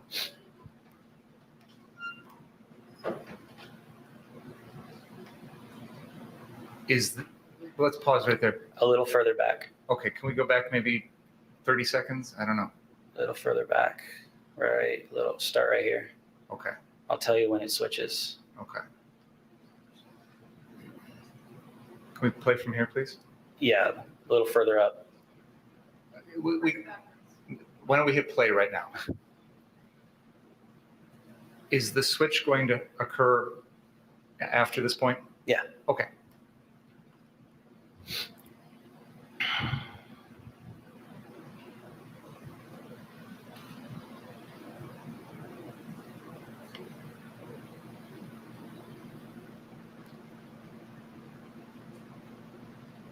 Right there. Our little, hold on, here it goes. Right there. Okay. Thank you. So what you did is you took a portion of your body cam video and a portion of your cell phone video and you spliced them together. I don't know if I would say splice, but I put them together. That's an old-fashioned movie term from when they used to have actual film. Why did you do that? Because it's the same exact event. Like I said, you could take a look at the body cam footage as well. You can see it as well on there. And you're testifying here today that through your attorney, you have provided the defense and the state with that entire incident recorded on both your body cam and on your cell phone? Yep. But what we just saw was your editing of them together. You guys asked for my footage, so I gave it to you. Through your attorney? Yes. That's an attorney that you have out of Madison? What's the relevance of this? Well, Your Honor, we've had a lot of questions about other What's people. the relevance of this? I would like to know why he felt the need to retain an attorney to provide video in this case. I think it goes to bias. I think it goes to credibility. It's been asked of other Let's take witnesses. the lunch break. Please don't talk about the case during the break. They're running behind. Where's it coming from? Okay, here we are, winding down. The end of the defense case is nearing, as we understand it. We getting word that this will be the last defense witness. So then what does that mean? Time for rebuttal. What will happen from the state? I believe the judge is going to be sending the jury out, and we're going to be hearing from the lawyers. We know this has been awfully contentious. The lawyering yesterday, the back and forth between the judge and the prosecutor. And remember, the judge still has that motion hanging in the balance. He declined to rule on yesterday, the motion for a mistrial from the defense with prejudice, which is something very unusual. We rarely see that. Let's listen. We've already heard other witnesses be asked about why they've retained an attorney before they testify in this case. But in particular, this defendant is represented by the same law firm that employs one of the defense experts. So I believe that that goes to bias. Did you want to respond? I think the only question that came up about a lawyer was when Mr. Grosskreutz had filed the $10 million lawsuit, which is clearly bias evidence. There was a hearing on that. Yeah. Well, there was also testimony by Mr. Yeah, about his employing an attorney after his interview with the district attorney's office. And Mr. DeBruin, he explained why he had done that based on what he believed to be the conversations with Mr. Binger. The fact that somebody hires a lawyer in and of itself doesn't make them biased. Yeah, I don't see where, he may do it for proprietary reasons. People have received a lot of his material that I assume he has copyright to. I don't know, I'm just assuming, but he's a business person. So I don't know if he's got corporate or business interests in that. The mere fact that he hired a lawyer, I don't see where that's probative of bias. It's not simply that he hired a lawyer. He hired a lawyer to provide us with this evidence. It would be one thing if he hired a lawyer to organize the articles of incorporation for his business and it had nothing to do with the evidence in this case. The lawyer was the intermediary that gave us this evidence. That was I presume, and I would like to ask, I presume that was Mr. Hernandez's choice not to give it to us directly. And again, there's been some testimony about him providing some things to the detectives by Dropbox and then not providing other things. And I'd like to probe that. And now in the middle of trial, right. And now in the middle of trial, suddenly we're getting a whole bunch more through an attorney. And so it's not just that he's hiring a random attorney, he's hiring an attorney that is with the same law firm as one of their expert witnesses. Who's that? Is it Henley Burrish? What was that? I'm sorry. I've got the name of the firm here, Your Honor, if I could have 1 second. Hurley Burrish is the firm. They are out of Madison. And the defense has retained Peyton, Peyton, Engel, Engel, as an expert witness. He's employed by the same firm that also is representing this witness. So I think that that goes to bias. Do you have an expert from a law firm? Is that what you're telling me? Am I understanding that right?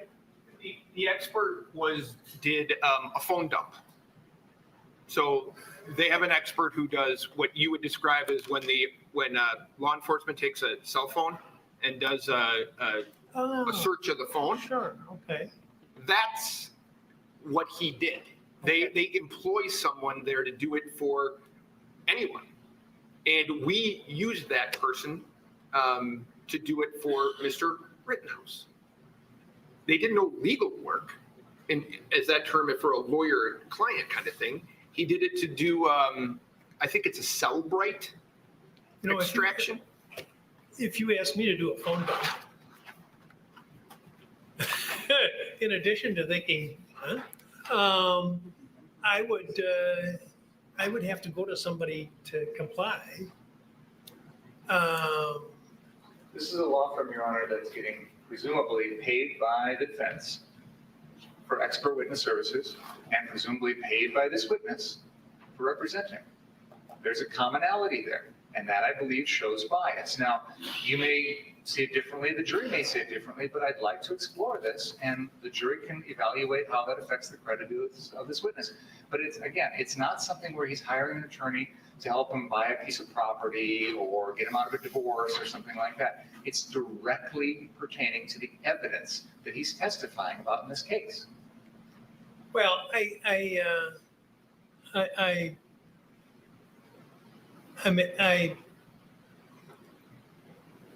probably will allow this. I want to think about it for the next half hour. But I don't know if we're headed anywhere that's going to get us something of value. You're introducing on the subject of bias, which of course is bias evidence is admissible because it calls into credibility the witnesses, it calls into question the witness's credibility. He's generally just presented videos. There has been some testimonial statement, but I'll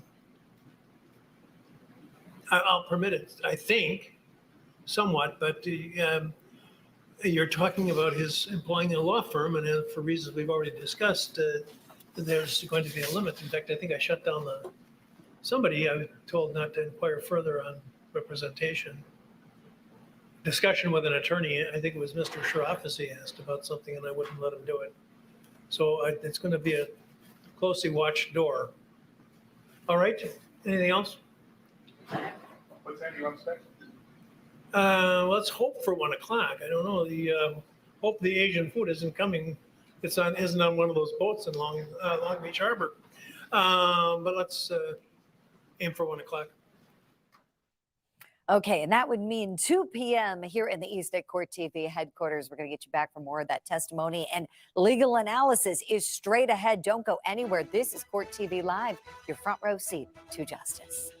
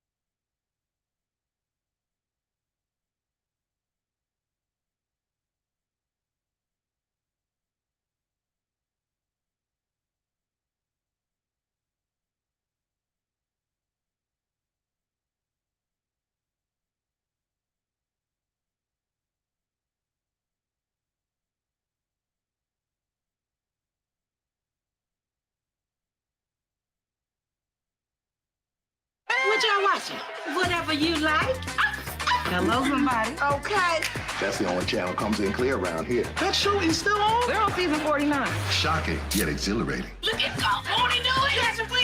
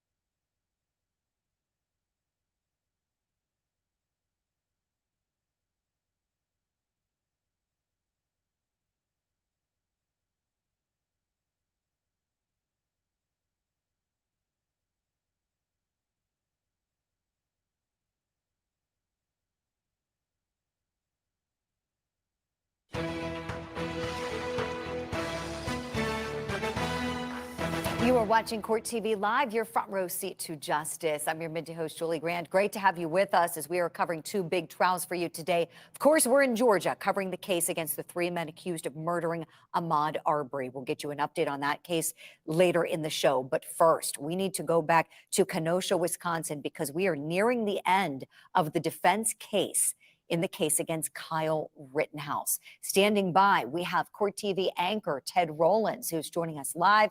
He's very close to the courthouse. Ted, great to see you. Of course, we miss you at headquarters, but it is great having you there, watching this so closely.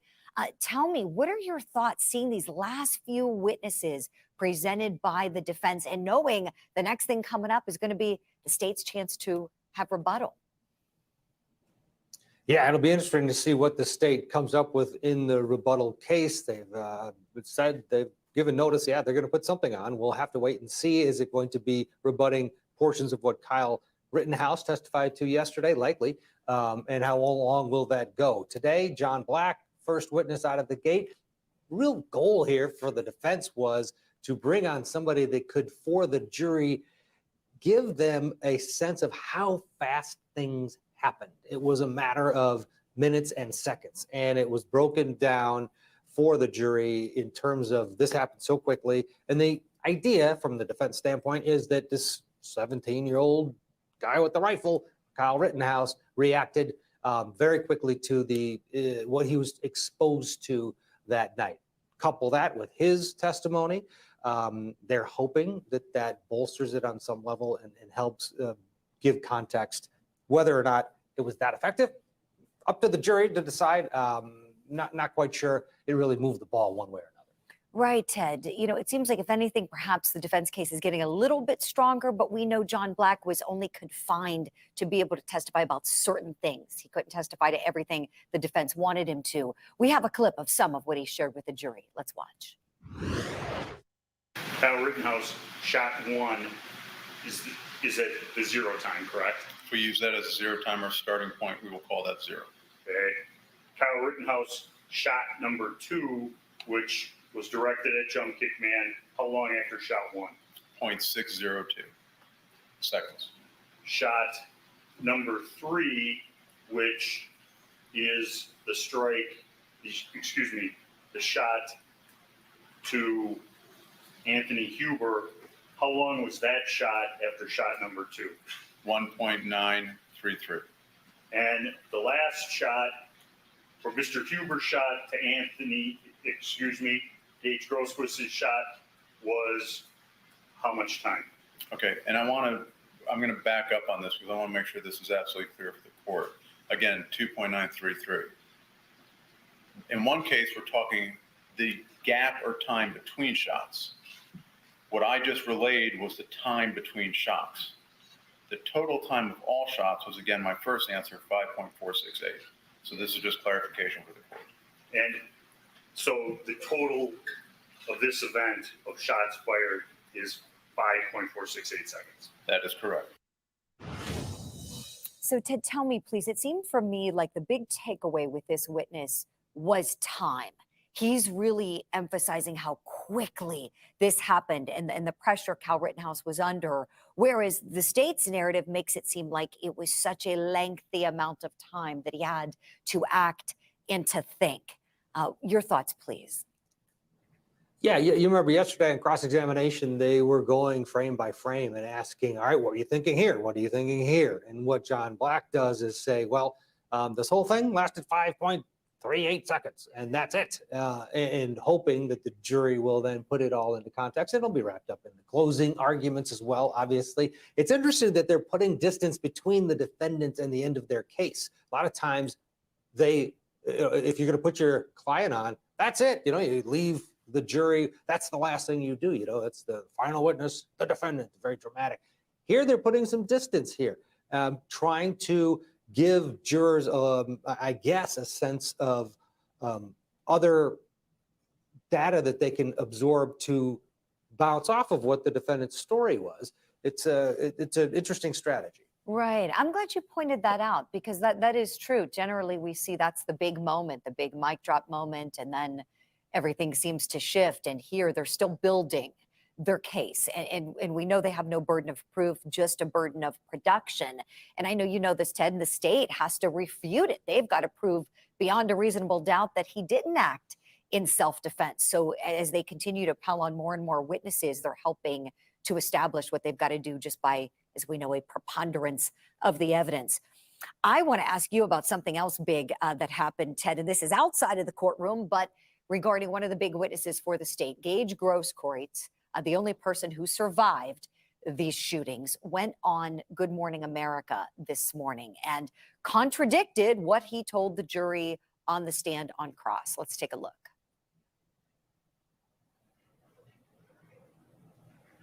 Oh, and I'm being told we don't have that clip. I apologize. I thought we had it, but that's okay. Ted, I know you saw it. So share with me your reaction to him saying, essentially what he said was that he didn't point the gun at Kyle Rittenhouse. But we know on cross, he said he did. What gives, Ted? What do you think? Yeah.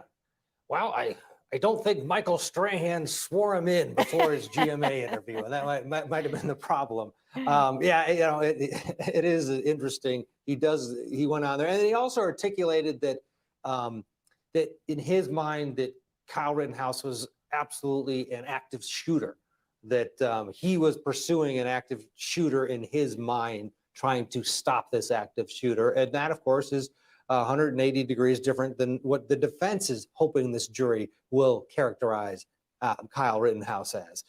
They want the jury to believe that he was a 17-year-old kid in over his head trying to run to law enforcement, and he was being chased. But this theme that the prosecution is laying out, that was articulated again by Grosskreutz on Good Morning America, along with his now claim that I didn't point the gun, even though we saw it, that he testified and agreed that indeed he did. Exactly, Ted. You remember what followed. The assistant prosecutor sitting there at the table. We always say optics matter, and he did the big face palm that was seen all around the Twitterverse after that acknowledgement from Gage Grosskreutz. So who knows if this is damage control? I don't know, but it's happening outside the courtroom, and surely a lot of people watching the trial are paying attention to it, as we are. Ted, I want to ask you about something else. Trial watchers, people focusing in on Judge Schrader, the presiding judge here, who I have to say, he knows the law. I have been so incredibly impressed at his knowledge of the law, the rules of evidence, how thoughtful he is. Yet some people who don't agree with him are sending in hate mail. What have you found out being there, please? Yeah, it's really piling up. Judge Schrader talked about it today before the jury was brought in and just sort of addressed the attorneys. Apparently they are getting some as well. This is one of those cases that's absolutely divisive.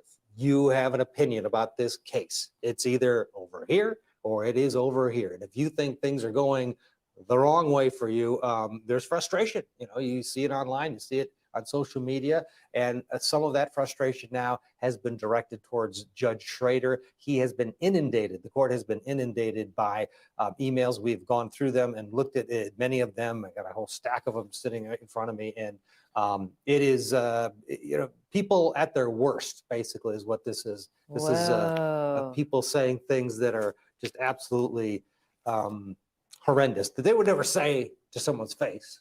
No. But it goes, I mean, this is pretty thick here, Julie. Oh, my These are the emails that the judge is getting. And again, the language we cannot repeat here on Court TV, Right. but you get the idea of what they're saying. Oh, sure. And he said he's in control of it, and he's hoping that there'll be some repercussions maybe from people, but he wanted to address to the attorneys that it's happening, and he's okay with it. Wow, that's just awful. You know, I'm sorry to see that that's happening, and you know, especially because we know this on Court TV. The best part of the job is just calling balls and strikes, and just calling, you know, what it is according to the facts, according to the law. Politics stay out of what we do.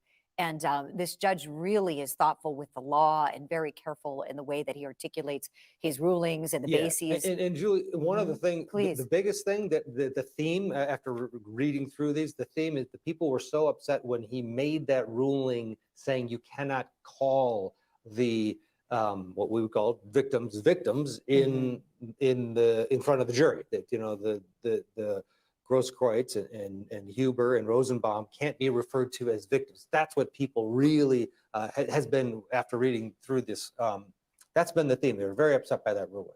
Wow. Well, I'm glad you shared us that information too, Ted, because as you know, this happens commonly in cases. Courts do restrict attorneys in the way they characterize individuals, especially in one like this, because it's a self-defense case and we don't want anyone arriving at a legal conclusion. It would be a legal conclusion to say at the outset that, let's just say, Joseph Rosenbaum, for instance, for the sake of our analysis, if you call him a victim, well, then in the jury's mind, you're giving them the conclusion that Kyle Rittenhouse's shooting in self-defense wasn't at all justifiable homicide, that it was a murder. And so that's why the court's being careful.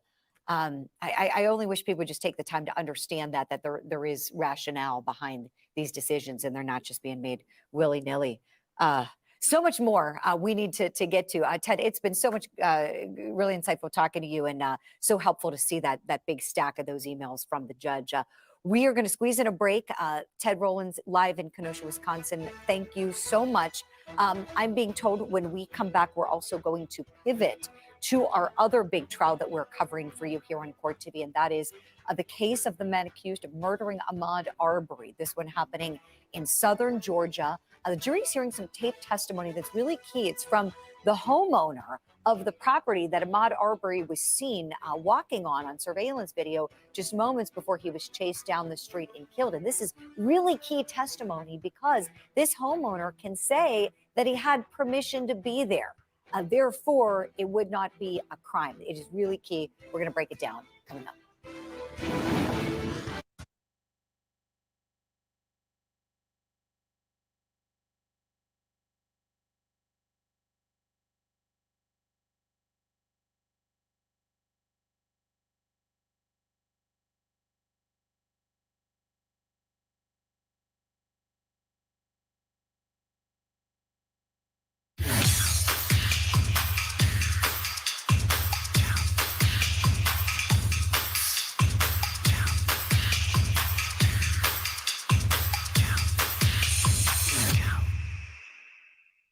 What if the news lets you see, hear, and think for yourself? We are at the absolute dawn of this, of seeing where this goes. Introducing a new point of view. Yours. Newsy. Watch free 24/7.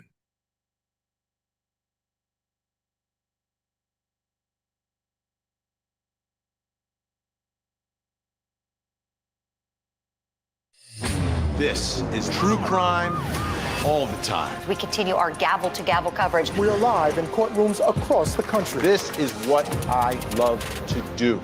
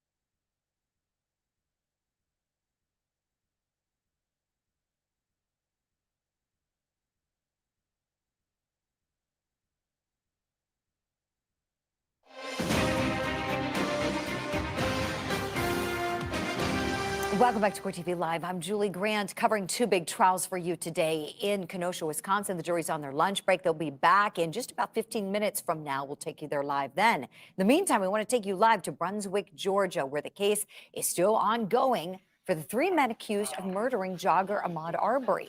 Let's watch. So, Mr. Goff this morning raised the issue of referencing a polygraph test without mention of the results of that polygraph test. For the record, I just wanted to give the court the citations if you were interested in looking at those cases. The first one is Stack v. State, and that's 234 Georgia 19. I think the actual pin site on that one is 23, and it's a 1975 case. The second one would be White v. State, 255 Georgia 210, 1985. And the last one is Norman v. State, 278 Georgia Court of Appeals. 278 Georgia Court of Appeals, 497, and that is a 2006 case. Thank you. Thank you.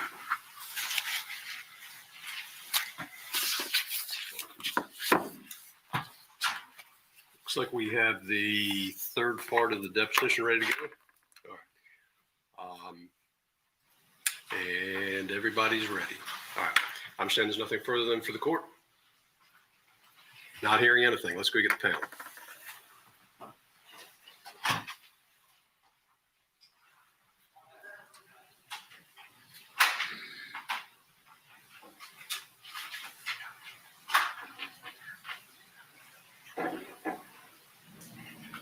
Okay, this is a perfect opportunity to bring in two of our guests watching live along with us. We have attorneys Sue Ann Robinson and Eric Fudali with us. Great to have you both. And I just want to welcome you into the conversation about this big key witness today in this case in Georgia, Larry English. We know that he's had some health problems, so his testimony had to be taken in a recorded deposition and then played for the court, which is permissible, but so key here. Because if he can say that Ahmaud Arbery had his permission to be on his property, how does that affect the defense argument then, Sue Ann, about them saying, look, we were effectuating a citizen's arrest on that date in February? Yeah, I don't think that the defense has an effective argument with a citizen's arrest anyway, because they never actually observed Ahmaud doing anything. But certainly if he had permission to be on the property, then that he's not trespassing legally. And so there is even more information that informs us that Ahmaud Arbery was committing no crime on the date when he was chased and followed. Sue Ann, thank you. Eric, we know there's no evidence of a burglary. And here, if we've got permission, then there's no trespass that's been established, nor has it been witnessed, as Sue Ann pointed out. How does this affect the defense case? Well, it certainly makes it more difficult for the defense. But ultimately, what this trial is going to come down to, regardless of really what evidence of whether there was a crime committed is presented, is the sort of a fundamental question, which is, can you insert yourself into a confrontational situation with a loaded weapon, shoot the person you confronted, and then claim self-defense? And that's really what the jury is going to ultimately have to decide here. So even if the defendants did reasonably think he was committing a crime, the jury still has to face the question, can you then confront that person with a loaded weapon and then claim self-defense after you shoot him? That's going to be tough for the defense. Eric and Sue Ann, thank you so much. There's Larry English. He's in the box there on the right in that deposition that was taped and being played now. Mr. Camarillo will have redirect at that point if he wants to clear anything up. Okay, and that's fine. If it relates to a question asked by Mr. Rubin, you can explain whatever you need to, but let's move forward with his questioning, and hopefully we can get to it. If not, I'm sure it's taking all. Mr. English, Mr. Camarillo mentioned Beth Grady as your lawyer. Yes. And Ms. Grady is here in court today, right? Yes. She's sitting behind the prosecution table. Yes. You noticed she was passing notes to the prosecution. Yes. She doesn't work for the prosecution. Is that correct? Not that I know of. Okay. She is related to your wife. Yes. Your wife's name is Amy. And yes. How is Miss Grady related to your wife? I think they're cousins. Okay. You've had a horrible couple years. Yes. I understand. Health-wise, you're suffering from sarcoidosis, you mentioned. Yes. Which affects your lungs and your heart. Yes. Stress makes it worse. It exacerbates the symptoms. Yes. Right? And then, of course, nothing can be more stressful than what you went through after the shooting of Ahmaud Arbery. Yes. Right? It affected you personally, correct? Yes. Would it be fair to say that there were times in the months following the shooting where you yourself felt like you were in danger of being killed? Oh, yeah. You had someone who actually threatened to bop you. Yes. And you took that to mean that you wouldn't get to use your house at 220 Satilla Drive. You were going to be killed. That's what I was told. You actually had to call 911 on multiple occasions because people were, you felt, harassing you. Yeah. Harassing your property, right? Yes. And that caused a great deal of fear in you and your family. Yes. You weren't sure you were ever going to be able to use your property at Satilla again. There was a point when I didn't know. You were scared for yourself, you were scared for your wife, right? Yes. You had 2 children below the age of 18, you were scared for them. Yes. You were even so fearful, you worried about a drive-by shooting as something that was potentially possible. Yes, I've had those thoughts. And as a result of that, you have taken it upon yourself with the aid of Miss Grady, your wife's cousin, to talk to the press, right? Yes. And try to explain your actions, even though you weren't ever charged with anything. Right. You felt like you yourself were being accused of something you felt like you never did. Yes. You didn't have anything to do with the shooting of Ahmaud Arbery, right? You were a homeowner whose home just happened to be the home that he entered upon. Yes. And when this thing blew up, you yourself became harassed, right? Repeat the question, please. When this thing blew up, when the social media and the national media all of a sudden started covering the case, you yourself became a target. Yes. Of people harassing you. And you needed the help of Ms. Grady to navigate through this terrible ordeal you were going through. Beth? Yes. Reached out to me, the best I remember, Beth reached out to me and explained that I was going to need some help. Okay. And you were grateful for that help. Yes.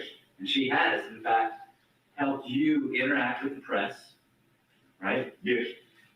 Interact with investigators, right? Yes. Interact with me. Yes. Right? You remember we had a Zoom call about 1.5 years ago. I don't recall that, but I'm sure we did. And Ms. Hogue was on the call. You remember that?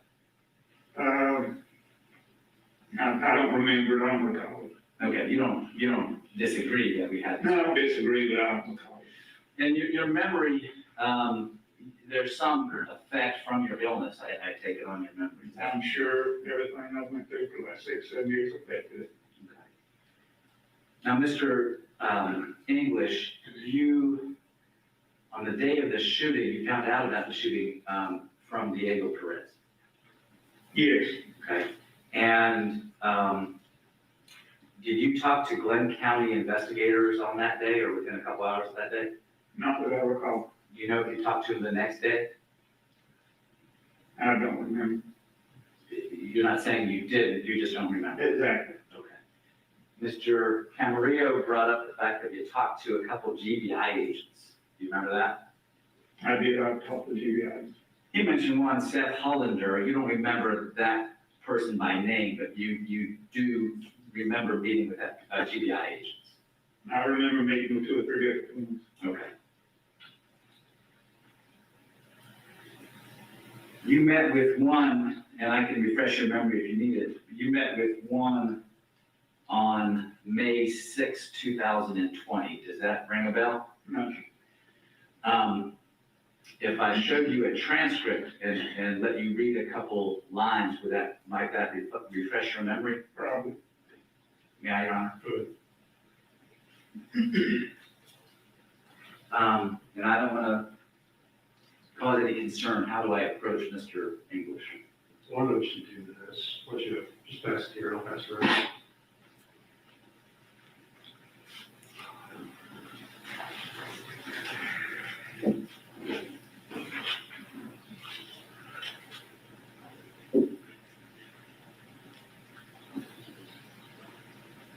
Okay, and what I need to read? Yeah, use your glasses. We just read a few lines of turn that cover page over, and there's a few lines of your conversation. See if that refreshes your memory of meeting with Mr. GBI agent Hollander.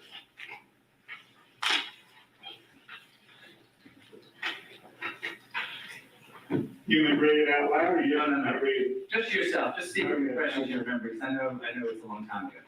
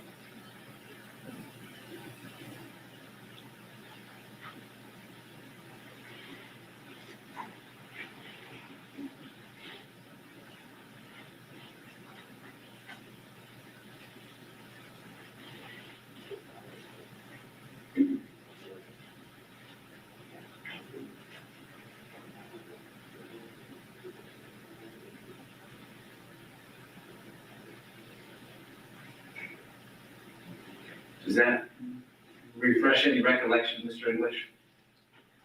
I remember having some of that conversation with somebody, but I don't know exactly who it was. Okay. And you wouldn't disagree with me if I told you that conversation took place on May 6, 2020, right? If it took place, I can't tell you what day. Okay. Subsequent to that date, you called 911. Do you remember calling on May 8th, 2020? No. Do you remember calling about a man in a maroon Jeep with custom wheels walking around your home? No. Would looking at the call detail report refresh your memory? I don't remember a maroon Jeep. Okay. Do you remember calling again on the 9th and complaining to the dispatcher about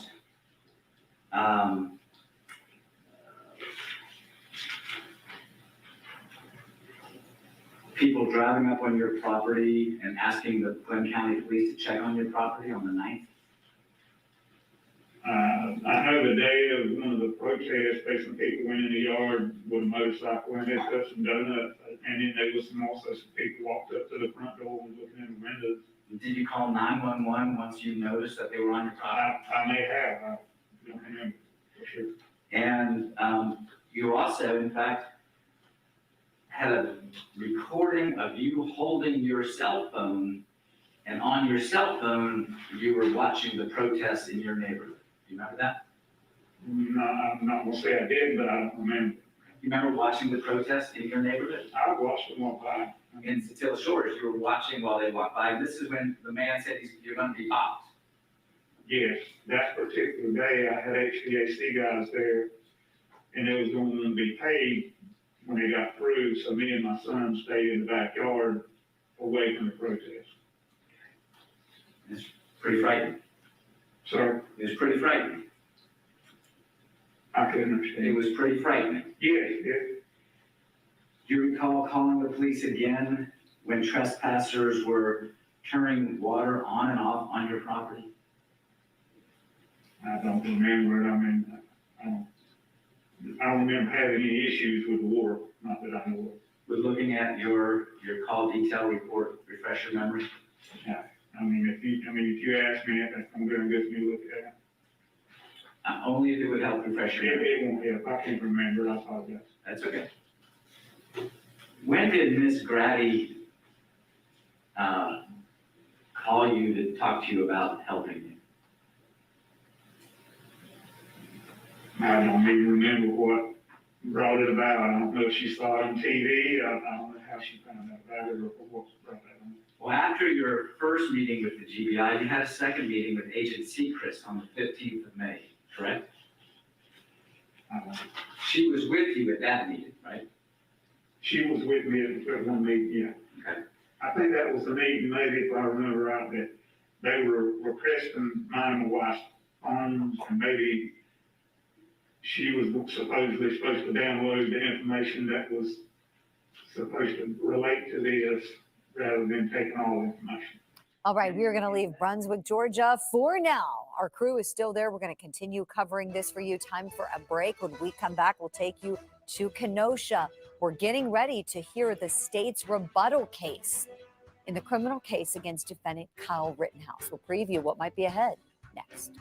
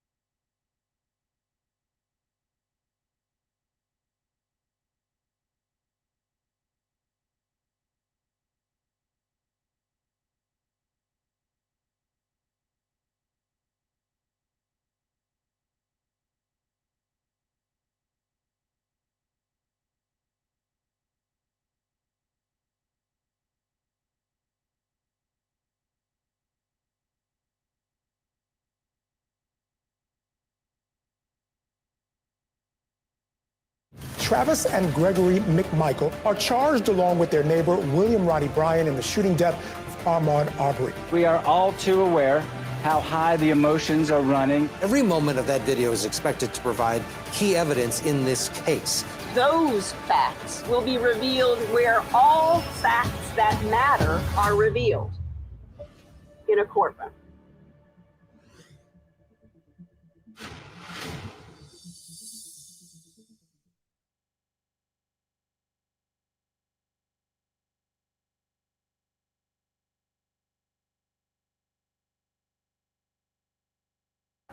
Welcome to Court TV Live, your front row seat to justice. It's a busy day here at Court TV. And it could go one way or the other. You have to look at everything in this case. He murdered our daughter.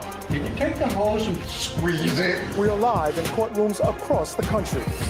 This is true crime all the time. We continue our gavel to gavel coverage. Jury selection is underway. This is what I love to do.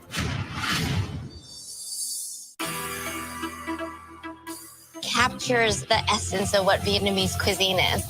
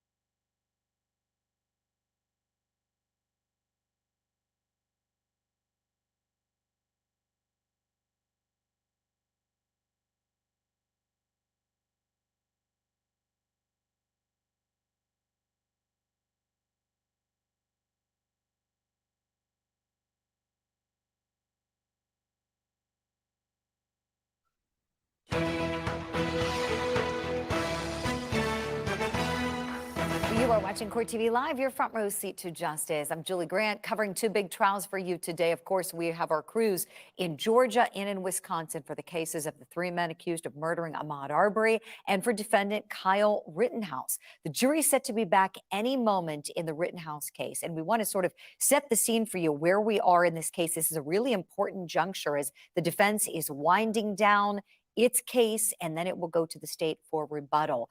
So let's get a recap on what we've heard from the defense this afternoon and in the morning. I want to bring in Court TV legal correspondent Chanley Painter standing by for us in Kenosha. Chanley, good afternoon. Hey, good afternoon, Julie. It has been a day of defense witnesses so far on day 8 of the trial, and it's coming after Kyle Rittenhouse was on the stand himself most of the day yesterday. So still seeing some defense witnesses. We do expect the witness currently still on the stand, Drew Hernandez, to be one of the final witnesses before the defense rests its case. But the day started with a use of force expert, Dr. John Black, and he walked this jury through his analysis of key video elements, and it was all about the timing and how quick the three shootings occurred. Let's take a listen to some of his testimony. Kyle Rittenhouse shot one is at the zero time, correct? If we use that as a zero timer starting point, we will call that zero. Okay. Kyle Rittenhouse shot number 2, which was directed at Jump Kick Man. How long after shot 1? 0.602 seconds. Shot number 3, which is the strike, the shot to Anthony Huber. How long was that shot after shot number 2? 1.933. And the last shot, for Mr. Huber's shot to Anthony, Gage Grossquist's shot was how much time? Okay, and I'm going to back up on this because I want to make sure this is absolutely clear for the court. Again, 2.933. In one case, we're talking the gap or time between shots. What I just relayed was the time between shots. The total time of all shots was, again, my first answer, 5.468. So this is just clarification for the court. And so the total of this event of shots fired is 5.468 seconds. That is correct. With this witness, the defense hopes to argue to the jury that the time frame they should zoom in on and focus on is just a few seconds and minutes of the shooting, as opposed to the prosecution, Julie, who hopes the jury takes a larger view to hours before the shootings happen, and the fact that a 17-year-old carried an AR-15 to a volatile situation, making him the aggressor. And again, another witness still on the stand. We have Drew Hernandez. Another key part for this visual elements the defense wants to bring forth that the prosecution didn't show the jury about what happened that night. Let's take a watch to some of that testimony from earlier. He led the charge into the gas station. He was getting physically aggressive. He appeared to be attempting to start a physical altercation with people in the gas station. To the point where he was telling one of the individuals with a rifle, "Shoot me, N-word, shoot me, N-word," clearly attempting to start a physical altercation. This is a key eyewitness for the defense. He was very plain, and he said that he witnessed the shooting of Joseph Rosenbaum, that Joseph Rosenbaum was chasing Kyle Rittenhouse, Julie, when Kyle turned around and shot Joseph Rosenbaum as he was lunging forward. But again, it heated up on cross-examination from the prosecution, trying to point out some political bias and him hiring an attorney. We're going to hear more about that when court does start at any moment. Exactly, Chanley. Now tell me, after things wrap up for the defense with their case, we know it will be time for the state to present a rebuttal. Any indications you're getting there at the courthouse about who might be called by the state? Well, they aren't giving anything away officially, but looking back at the prosecution's case and the evidence, we have a big case file of possibilities of who they may want to call, and we have their witness list, possible prosecution witnesses that they didn't call in the first case in chief. So given Kyle testified and the fact that he told his own story, maybe there's some things the prosecution could put on the stand, other eyewitnesses or evidence to counter his testimony. So I want to toss to a part of Kyle Rittenhouse's testimony from yesterday. As I'm on the ground, there are people around me. I don't recall how many, but I remember moving my rifle in their direction and they back off besides one person. When you noticed people by you, you said you moved your rifle in their direction? Yes. Did that individual keep coming? The last person did. Okay. The people that stopped, what did you do to them? Nothing. Okay. And you're saying the last person in that group continued to come at you? Yes. And describe what happened. The last person, I don't know his name. I don't think he was ever identified. Jumps at me he was wearing boots, I believe. And as he's running at me and jumping, as his boot is making contact with my face, I fired 2 shots at him. Why did you shoot at him? I thought if I would to be knocked out, or he would have stomped my face in if I didn't fire. As a result of being kicked in the face, what happens? Mr. Huber, immediately after I'm kicked in the face, runs up as I'm sitting up to try to get up and get to the police. I'm on my back, and Mr. Huber runs up. As I'm getting up, he strikes me in the neck with his skateboard a second time. Then what happened? He grabs my gun and I can feel it pulling away from me, and I can feel the strap starting to come off my body. And what do you do then? I fire 1 shot. And after you fire, striking, we now know Mr. Huber, what do you do? I lower my weapon and I see Mr. Grosskreutz with his hands up, and as I'm lowering my weapon, I look down, and then Mr. Grosskreutz, he lunges at me with his pistol pointed directly at my head. Now, you heard Mr. Grosskreitz's testimony about re-racking? Yes. Did you re-rack your weapon? I did not. So that's a part of his testimony. And remember yesterday when the prosecutor, Julie, tried to inquire about that being the first time Kyle had told his story. Of course, that was objected to. The judge admonished the prosecutor for that. But we have access, of course, to when he turned himself in after the shootings at the Antioch police station, the police station closest to his home, while he was sitting there with his mother waiting for the Kenosha police detectives to show up and formally interview him.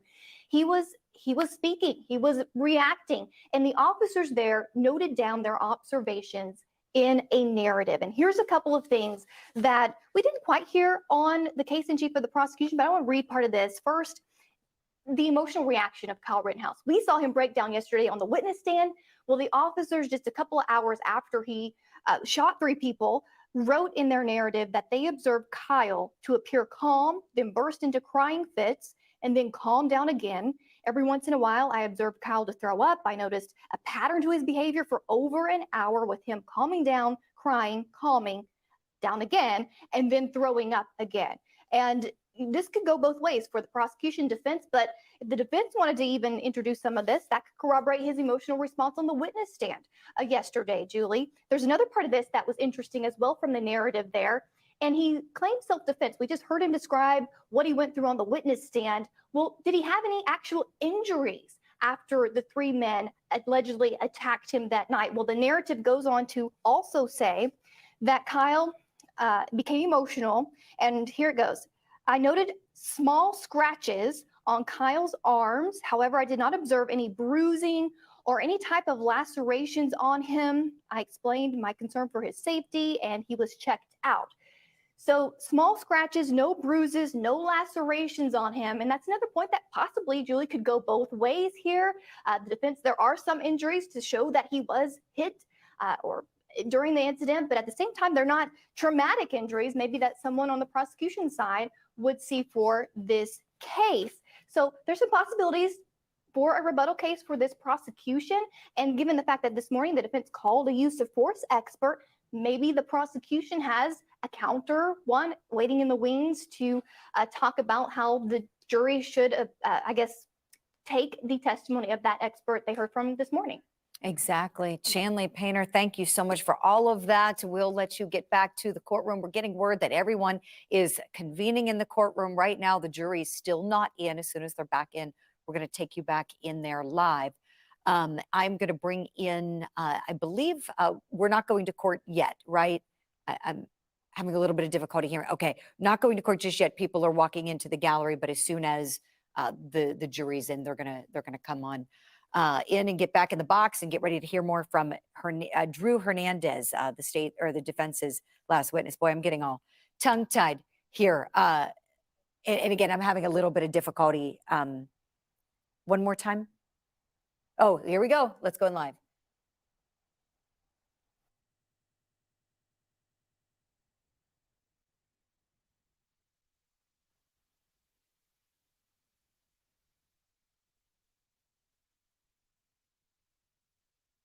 Okay, so there's the judge on the bench. No audio yet coming from the courtroom. Let me bring in our guest analyst on the program, Eric Fudali, standing by to give us some analysis. Eric, hearing what Chanley and I were just discussing about the possibilities for the state's rebuttal case, what are you thinking? What do they need to do at this juncture, in your view, please?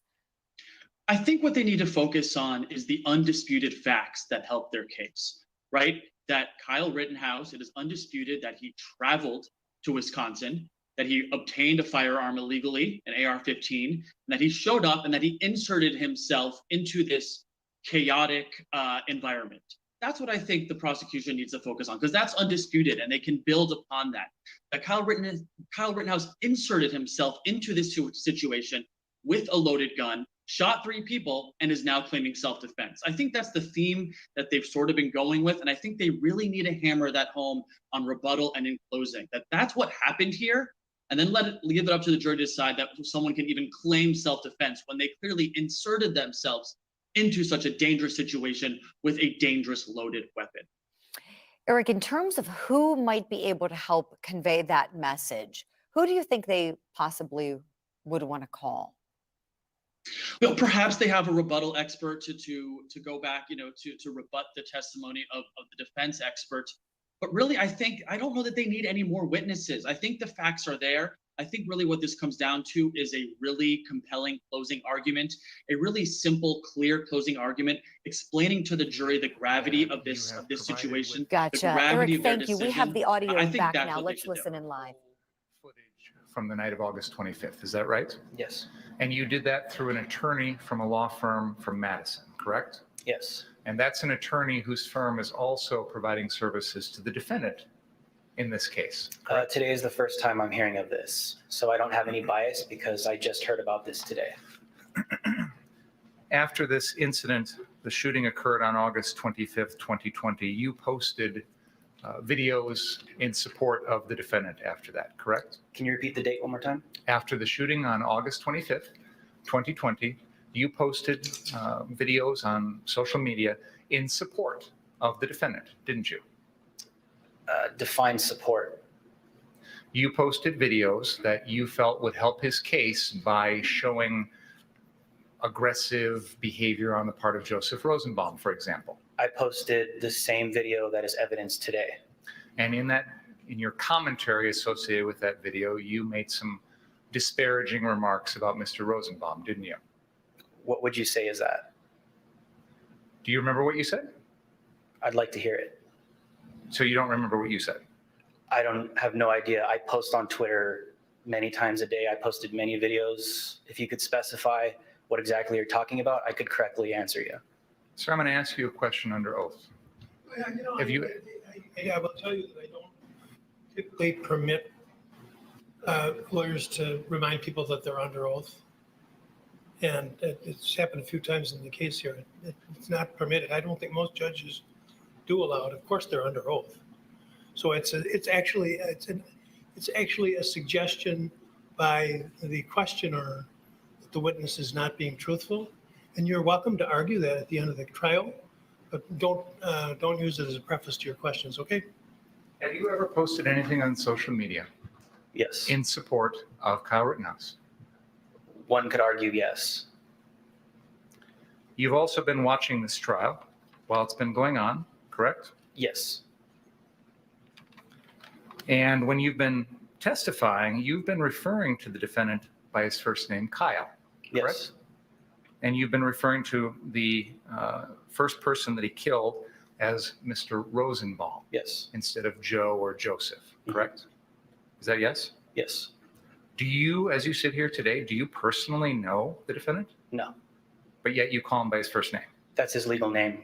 What else am I supposed to call him? Mr. Rittenhouse or the defendant? I'm going to interject here. I do have a rule that is honored in the breach, as Chaucer wrote, that witnesses are to be addressed formally,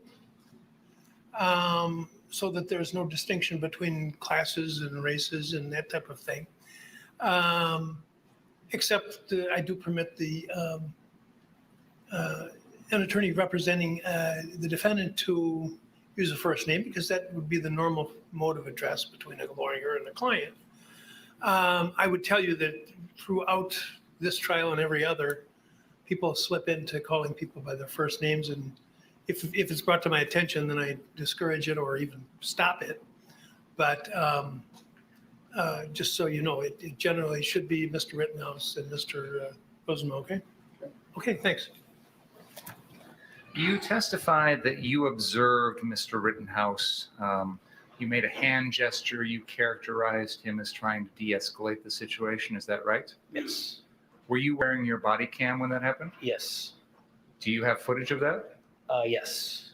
Have we seen that yet? It's been submitted to you guys. Right, but was it played when you testified? No. You also characterized, well, there was a video that was played of the incident at the Ultimate gas station with Mr. Rosenbaum and the dumpster. Fair to say? The flaming dumpster. You were personally at that location when that all happened, correct? Yes. Was the defendant? I cannot recall. I was not there. Or I can't recall he was there or not. Yes, I was there. You never saw him at that scene, correct? No. You also mentioned that at one point you observed a fire at a mechanic shop. Do you remember where that was?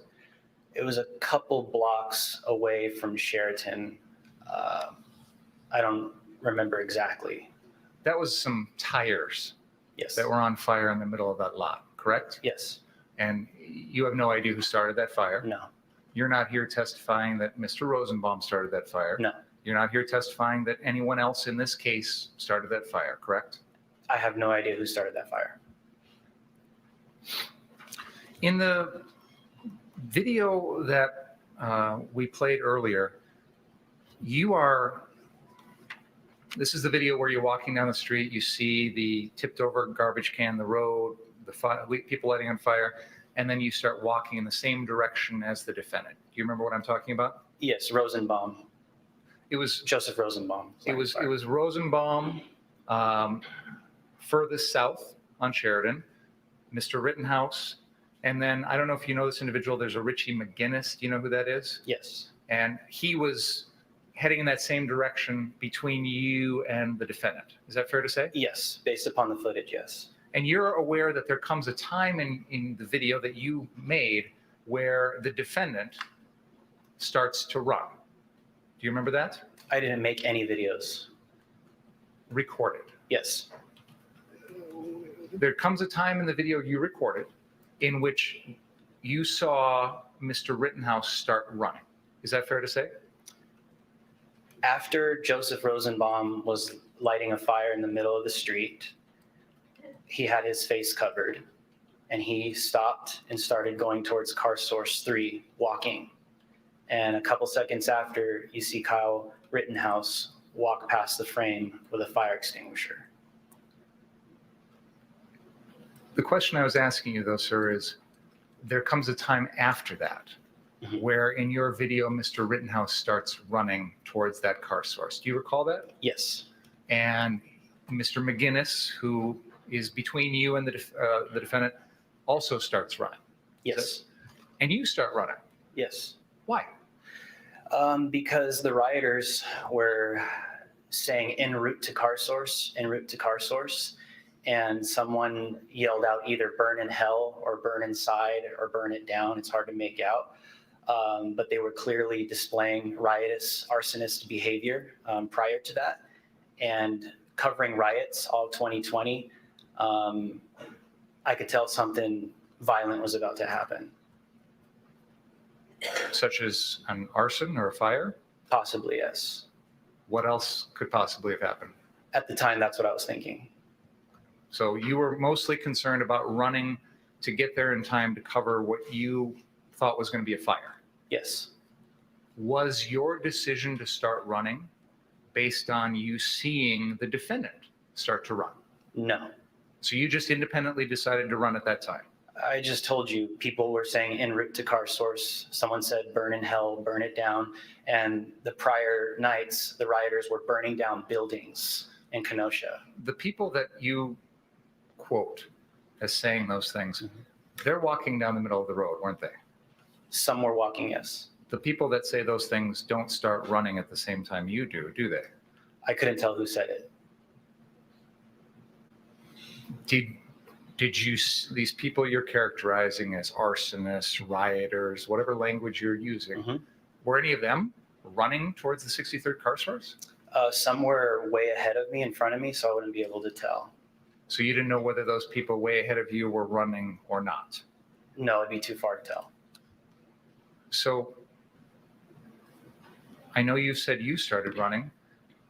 What other people around you were running at that very moment? If you know. Richie was in front of me. So I think Richie McGinnis was the one that started running. And then while we started hearing all of the noise and people saying burn it down, that's when I started to go run towards the car source. So one of the factors in your decision to start running was the fact that you saw Mr. McGinnis start to run. Yes, one of the factors. And you are, you post on Twitter, correct? Yes. And you have a Twitter name that is @DrewHLive. Yes. Is that right? And Drew H Live is your show that you have, or your website, correct? Yes, on YouTube. Okay. And you tweeted about this incident on the night of August 25th, didn't you? Yes. Shortly after everything happened. Yes. And you were talking about an armed citizen who opened fire on a rioter, Yes. right? And you characterized the rioters as planning to burn down the car dealership, correct? Yes. And it seems like you're suggesting then that the defendant he's the armed citizen that you're referring to, right? Yes. That he is, in your opinion, took necessary action to stop these rioters. That's what your tweet is basically suggesting, right? At the time, it appeared that he was attempting to protect the local business from violent rioters that had already displayed that behavior 2 nights prior. So this is an example, and this is, by the way, this is at 11:35 p.m. on August 25th, 2020. I know you said you're from Arizona. Is it possible that this was Arizona time, so 2 hours behind us? Because the shootings hadn't happened here until about 11:50 p.m. So I'm wondering if that's why there might be a time difference. Do you know? No, I posted that. Are you referring to the video of the shooting of Mr. Rosenbaum? That's part of it, yes. Okay, yeah, I posted that specific video maybe about 20 minutes after it happened, the original video. And by that time, you had made a conclusion in your own mind that what the defendant did was the right thing. Fair to say? I would have to take a look at the specific tweets to remember what I was saying and why I was saying it. This is the tweet from 11:35 p.m. on August 25th, 2020, which in Kenosha would have been before the shooting actually occurred. And you say, it appears an armed citizen was defending the car dealership and opened fire on the rioter who was attempting to vandalize or burn the dealership down. Before the shooting took place, the rioters were planning to burn down their, quote, next car dealership, end quote. Do you remember that tweet? Yes. And that was shortly after this all happened. Yes.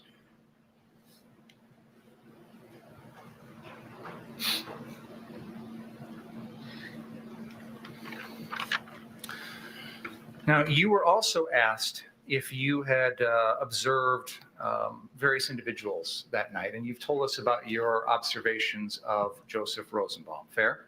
Yes. And have you showed us or talked about all of the observations or videos that you have with regard to Joseph Rosenbaum? Yes. Do you know if you have any that pertain to Gage Grosskreutz? No. No, I don't know, or no, I don't. No, I don't know. It's a lot of footage. I would have to go through a lot of footage. He might run through a frame randomly. So that's what I would say. Can we pull up Exhibit 152, please? And we're going to play this at the 1 minute and 51 second mark.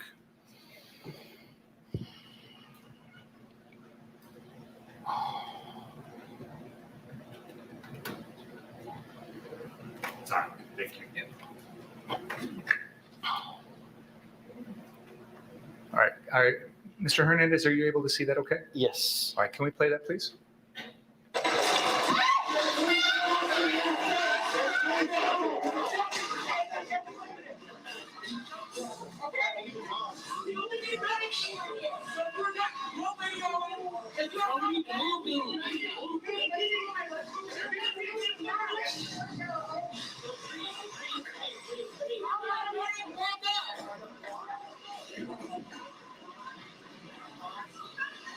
Pause.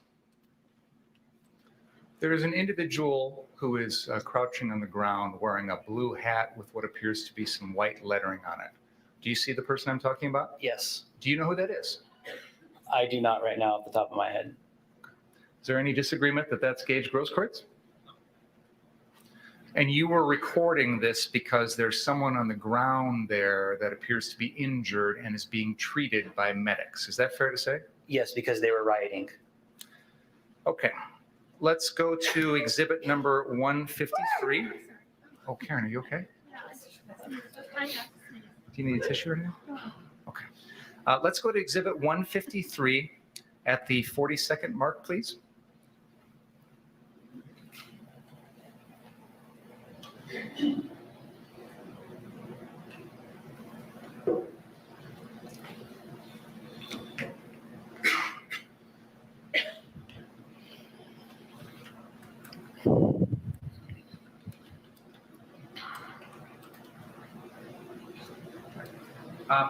Can we back it up 10 seconds, please?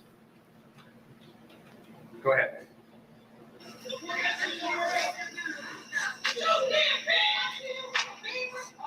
Boss!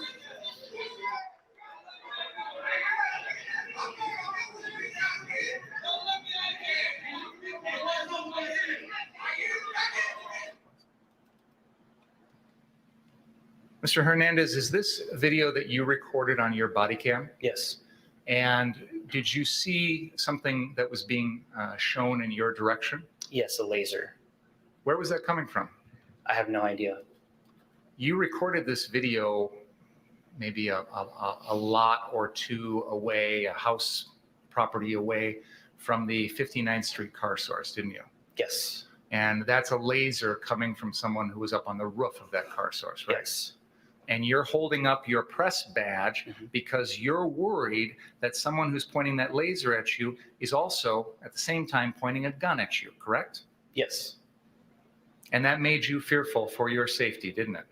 The context of this is the rioters had already attempted to get into, spark some kind of confrontation. That's what I testified to earlier. So then they went behind this building and started throwing rocks at the people on top of the building. Okay. My question was very simple. When that person on the roof is shining that laser pointer at you and you think that they're pointing a gun at you, that made you fear for your safety, didn't it? He didn't answer that. Question? What did you say? Asked and answered. He said yes. Do you recall the question? Yes, because I didn't want to be misidentified as a rioter. And you were fearful for your safety at that moment, weren't you? I'm always fearful in the midst of riots. Sir, at that moment, when that person on the roof is pointing a laser pointer at you and you think there's a gun pointed at you, you were fearful for your safety, weren't you? Because I didn't want to get misidentified as a rioter. Are you able to answer that question with a yes or a no? I will say in fairness, I think the witness has answered it now. Fair enough. I have no further questions. A couple. Mr. Hernandez, do you believe that posting videos of what you saw was done to help Kyle? No, because at the moment I posted all these videos on social media, I had no idea who Kyle Rittenhouse was or Joseph Rosenbaum the night of the riot. And the purpose of posting the videos was what? To report. I'm a journalist. I'm a reporter. Mr. Binger had showed you a picture of or a video of the green laser thing. Mm-hmm. Any idea who did that? I have no idea. Nothing else. Any question?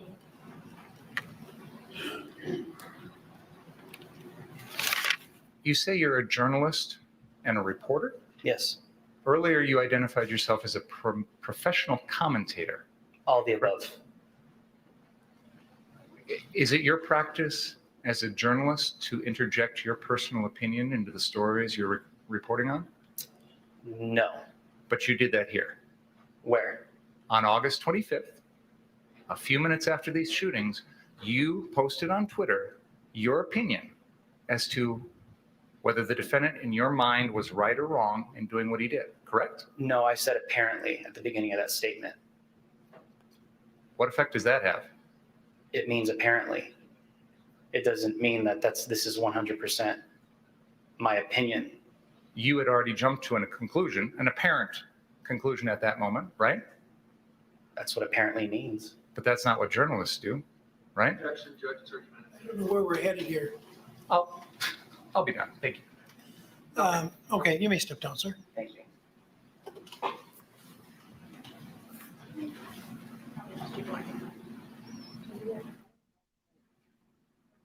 Put him. I move exhibits 152 and 153 to evidence, Your Honor. Objection. No. Received. Your Honor, we're to the point, I think, where we need to get the information from Mr. Black and Armstrong. I believe my associate has emailed the updated report to your clerk. And once that's done, I think we're done.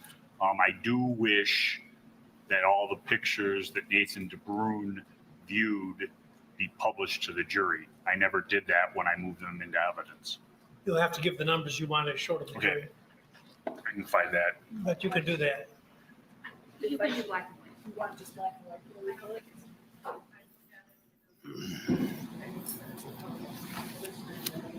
I can forward the statement. Oh, thank you.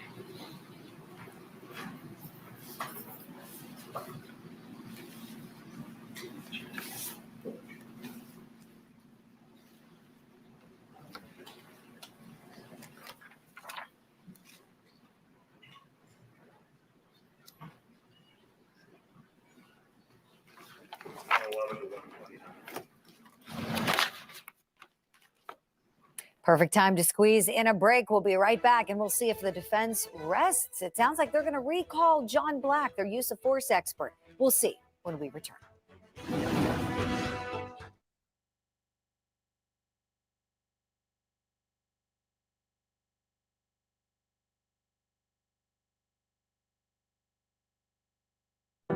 What if there was a show that connected the dots by offering different perspectives? What if primetime news skipped the talking points and focused on the issues y'all might want to hear? People around the world have been hosting their own virtual weddings. No matter how weird. Join me, Christian Bryant, for a different kind of nightly news show. In the Loop, weeknights at 9/8 Central, only on Newsy. Roll over. Can't 5-5. All right. When you adopt a shelter pet, you discover all the things that make them unique. And your mother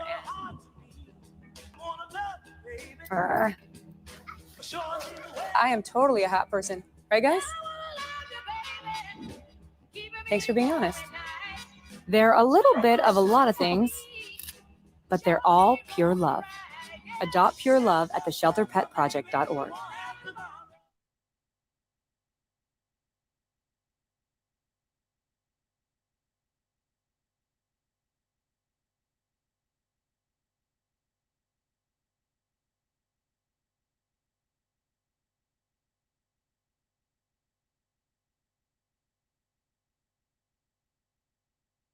I adopted Bento in 2010 from a shelter.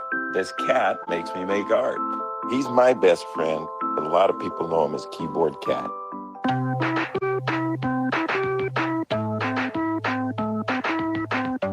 What do you think the future looks like? From Newsy, renowned journalists and filmmakers, comes a celebration of storytelling. Are we in a killer robots arms race right now? When the suspect admits to it. I'm not going to argue the law with you. New features every week. Newsy Docs presents Sunday nights at 9/8 Central, only on Newsy.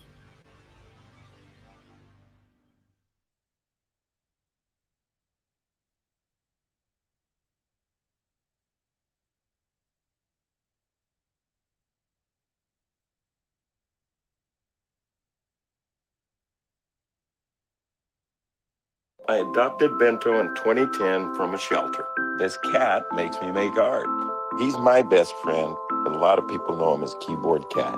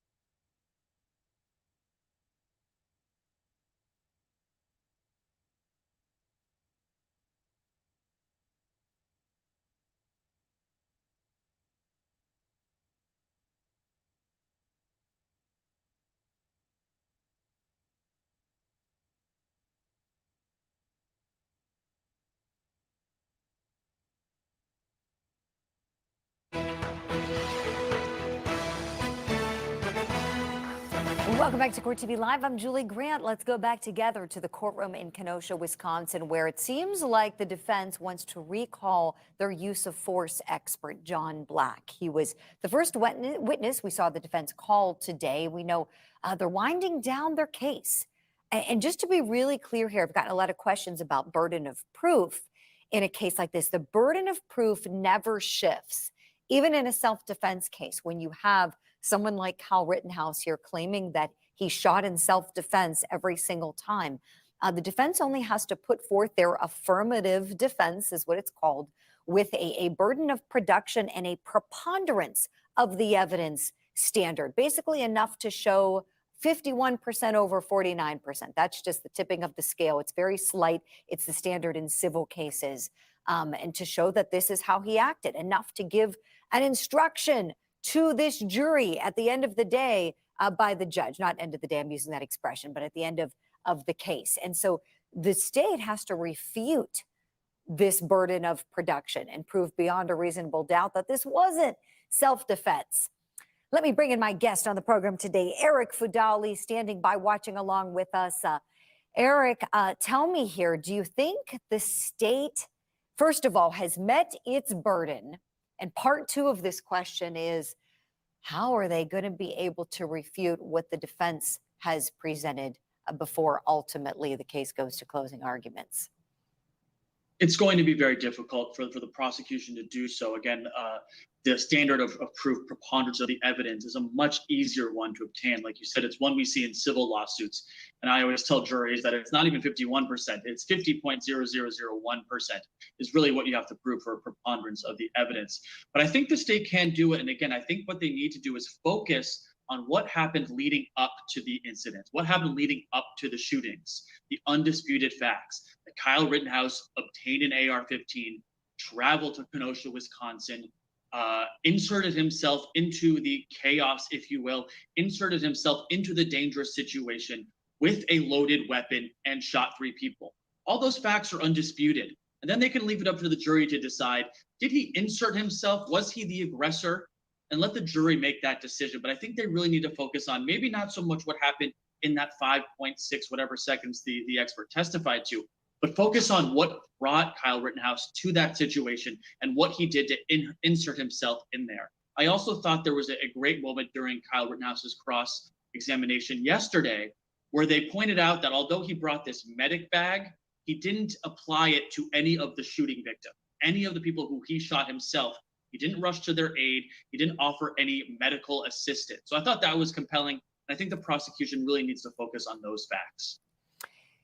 Yeah, I agree, Eric. I think in the state's case, it's really come across, I mean, quite disappointing. And I thought it was going to be really, really a dynamic case presented by the state of Wisconsin from everything I saw in those motions hearings. And I keep hearkening back. I remember Thomas Binger saying during one of those really contentious motion hearings where they were talking about Kyle Rittenhouse having that firearm, and the defense team, they still made those arguments right at the start of this trial and during the trial, you know, about him being able to handle such a gun if he was hunting or with a hunting permit, I believe is what they were saying. But bottom line, Binger said something way back when that he was hunting people that day. He was hunting people. And I remember that gave me chills. But then seeing this evidence, the evidence isn't supporting that at all. That narrative that he had and he was putting out there prior to trial, I have not seen the state meet its burden of proof yet. I really haven't. And again, and we call balls and strikes here. And believe me, I was really looking forward to being impressed by the state's presentation in this case. And it's been quite disappointing in my view. Your thoughts on what the state has done just in their case in chief, please, Eric.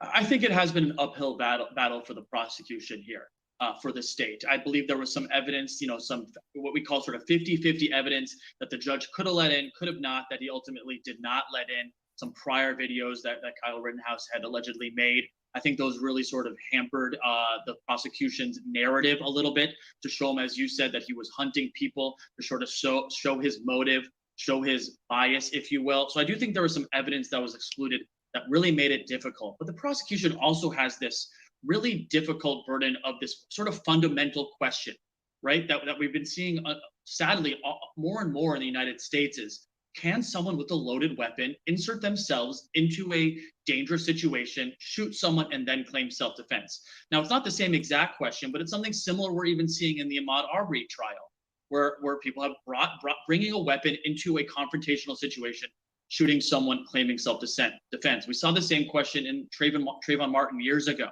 So it's a difficult thing for the prosecution to do, the way self-defense laws are written in the United States. So I think they started with a very tough task. And I think with some of the evidentiary decisions have made it even more difficult for them.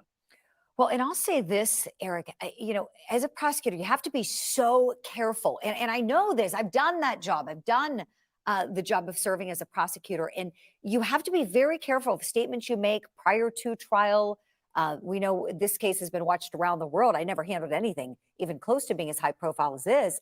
But Thomas Binger, you know, saying that at one point, I think probably set a lot of people up for high expectations at trial. And the evidence just isn't there, and trying to grasp at other things Kyle Rittenhouse did that were prior to this on different occasions, certainly in very poor taste, terrible. I'm not defending anything that he did prior to this date in question. I'm just saying those extraneous items that you had mentioned that we know the state wanted to use, like those terrible comments he made with the people walking into the drugstore saying, "I wish I had my gun," all that's terrible. But the state shouldn't have to rely on any of that. They should be only focusing on August 25th. And, I've said all along, he had no business being there that night. I've asked, where were his parents?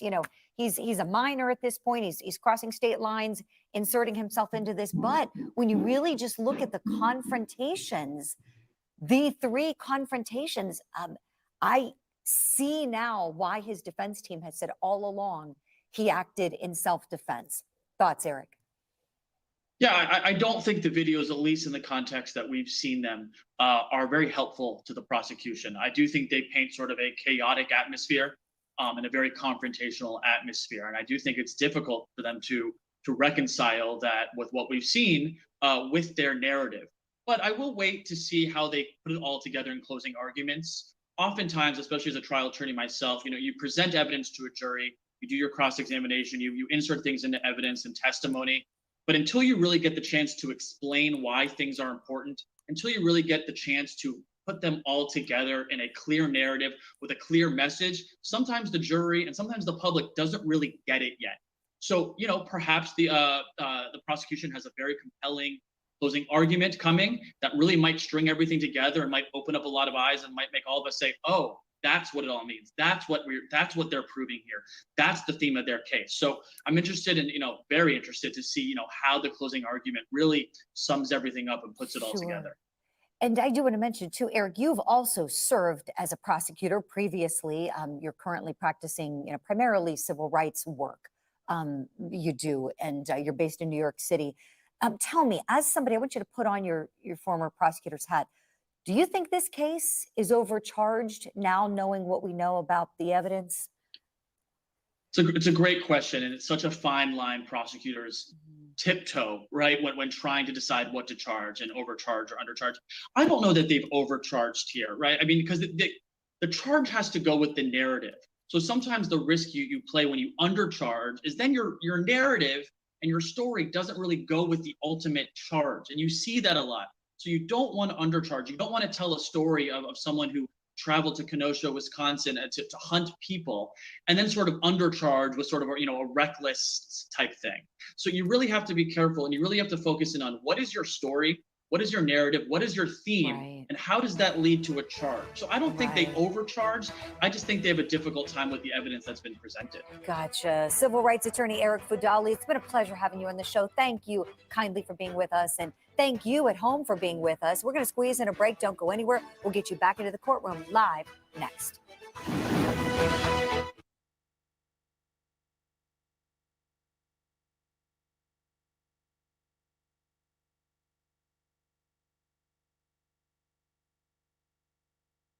Cinch.com. Just pick a date and replace any brand of tank.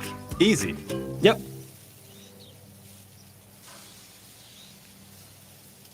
Good time.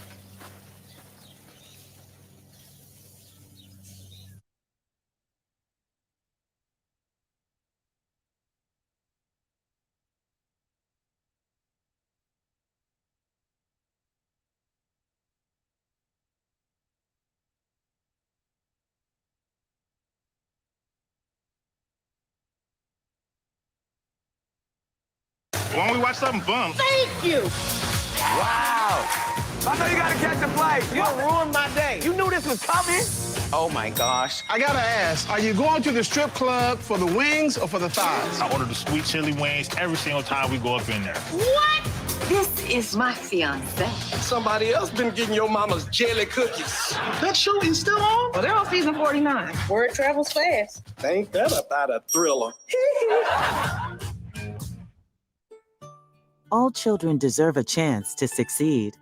When you give a child a book, you give a child a chance. On behalf of the Scripps Howard Foundation and the If You Give a Child a Book campaign, we would like to thank Kellogg's for supporting our mission and their generous donation of 35,000 books. Thank you for providing the gift of reading for children who need it most.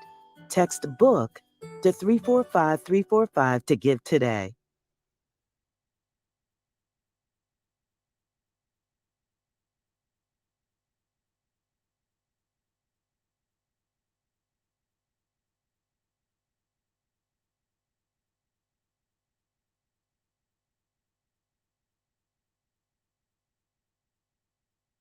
What y'all watching? Whatever you like. Hello, somebody. Okay. That's the only channel comes in clear around here. That show is still on? We're on season 49. Shocking, yet exhilarating. Look at God. Won't he do it? Yes, it will.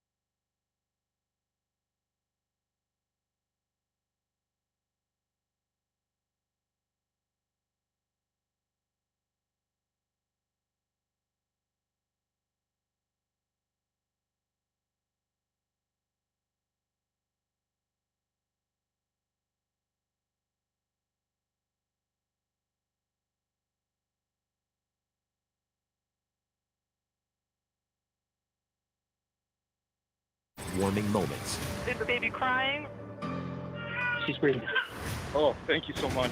Only Oxygen True Crime has the new series 911 Crisis Center.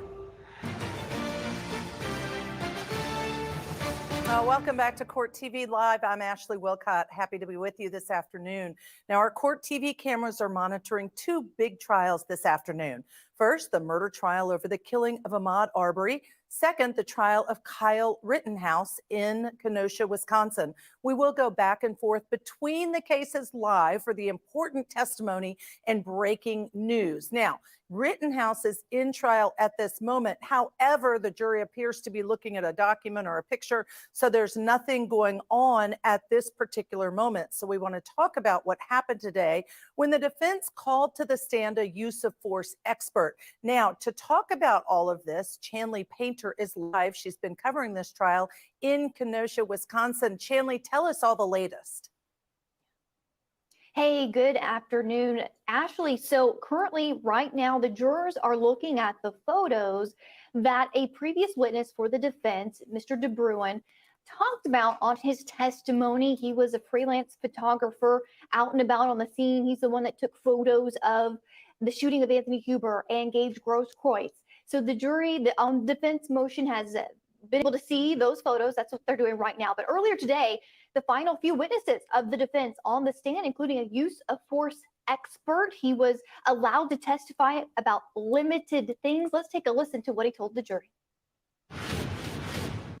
Kyle Rittenhouse, shot one, is at the 0 time, correct? If we use that as a 0 time or starting point, we will call that 0. Okay. Kyle Rittenhouse, shot number 2, which was directed at Jump Kick Man. How long after shot 1? 0.602 seconds. Shot number 3, which is the strike, excuse me, the shot to Anthony Huber. How long was that shot after shot number 2? 1.933.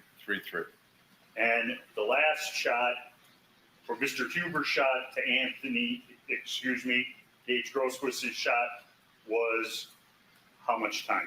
Okay, and I'm going to back up on this because I want to make sure this is absolutely clear for the court. Again, 2.933. In one case, we're talking the gap or time between shots. What I just relayed was the time between shots.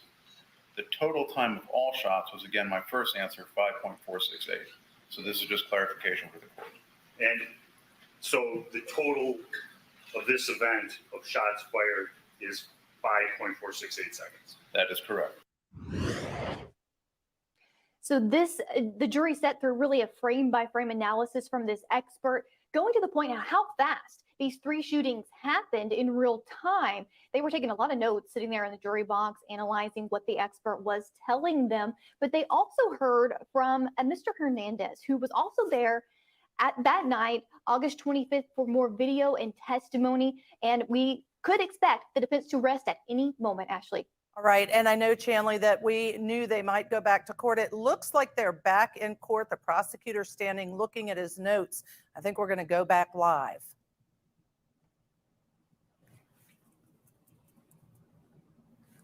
So, Chanley, while we wait for audio for them to begin in court, tell me this. I know you mentioned the most recent witness that now the jury's looking at pictures from the freelance photographer. I know we expect this to be the last witness. Did I get that right?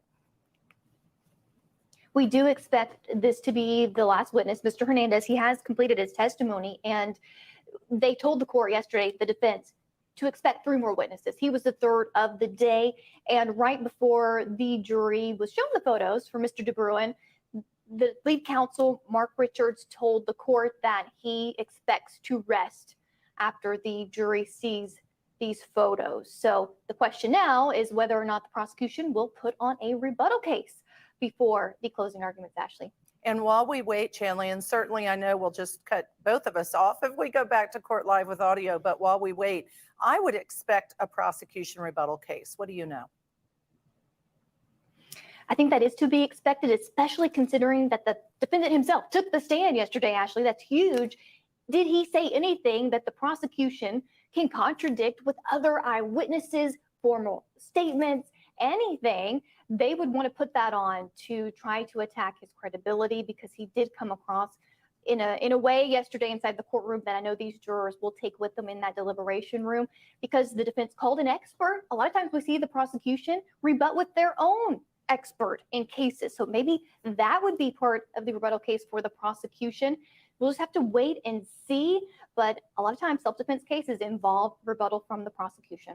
Right, absolutely. So again, so everyone knows, this is a live shot of the courtroom, of the witness. We're just waiting for this to begin again. It does look like the prosecutor is, ready to start. You have provided us with a 7-page document that contains some information regarding the modifications that you made to some of these videos. Is that fair to say? Specifically, the 2 videos that you asked me about that we use as demonstrators. Yes, sir. One of them was a video number 6. It's observation number 16 on your list. And this was one in which I had asked you earlier if you knew the source of it. And I believe you indicated at the time you didn't know where it came from. I said I knew that I had it, I just didn't have the exact name. Sure. Now that we've got some further information here, do you know where that came from? Yes, sir. And that would be the, moving by my cursor, the video that is denoted as the N as in Nora DeBruin video -img files.mp4.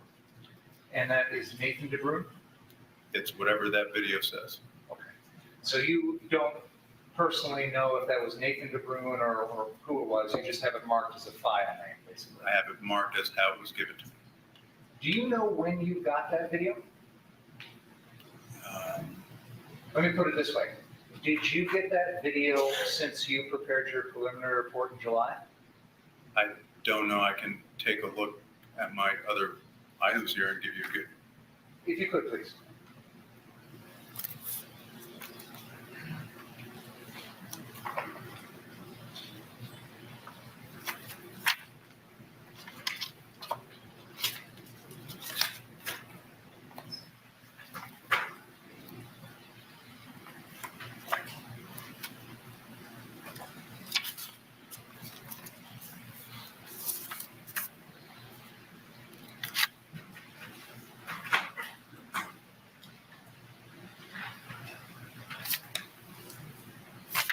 The video itself would have been with the original discovery, which would have been the evidentiary items reviewed in my preliminary reports.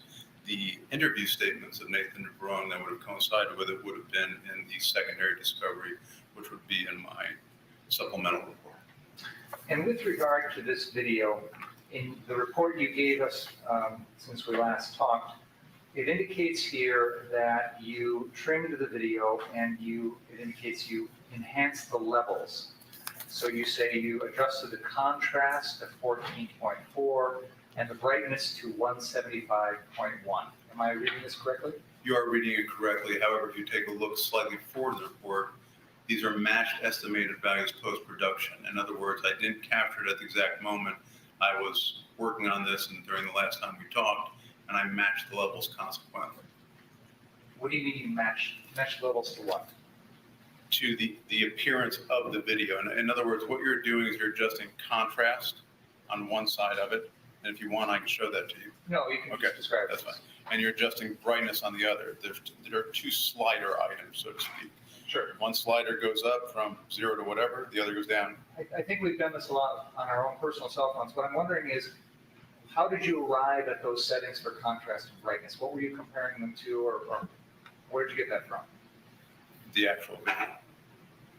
So you had a raw video from the source which had a certain contrast and brightness level? The video that was given to me yes, sir. I had a raw video with the. And then when you did work on that video, you adjusted the contrast and the brightness on your work to try and match the original? No. Okay. Misunderstanding. No, and I'm probably misspeaking. The process on this is I have a video.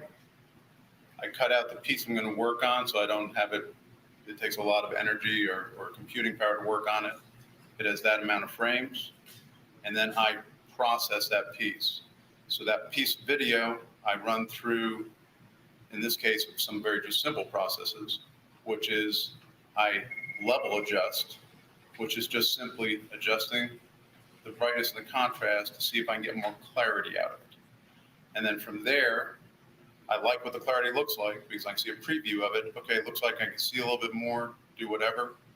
I then put it into a no audio track, as we already discussed earlier, an MP4 file, and I say, it'd be nice if this was a little bit slower so I can make more sense out of it, and I simply adjust the frame rate.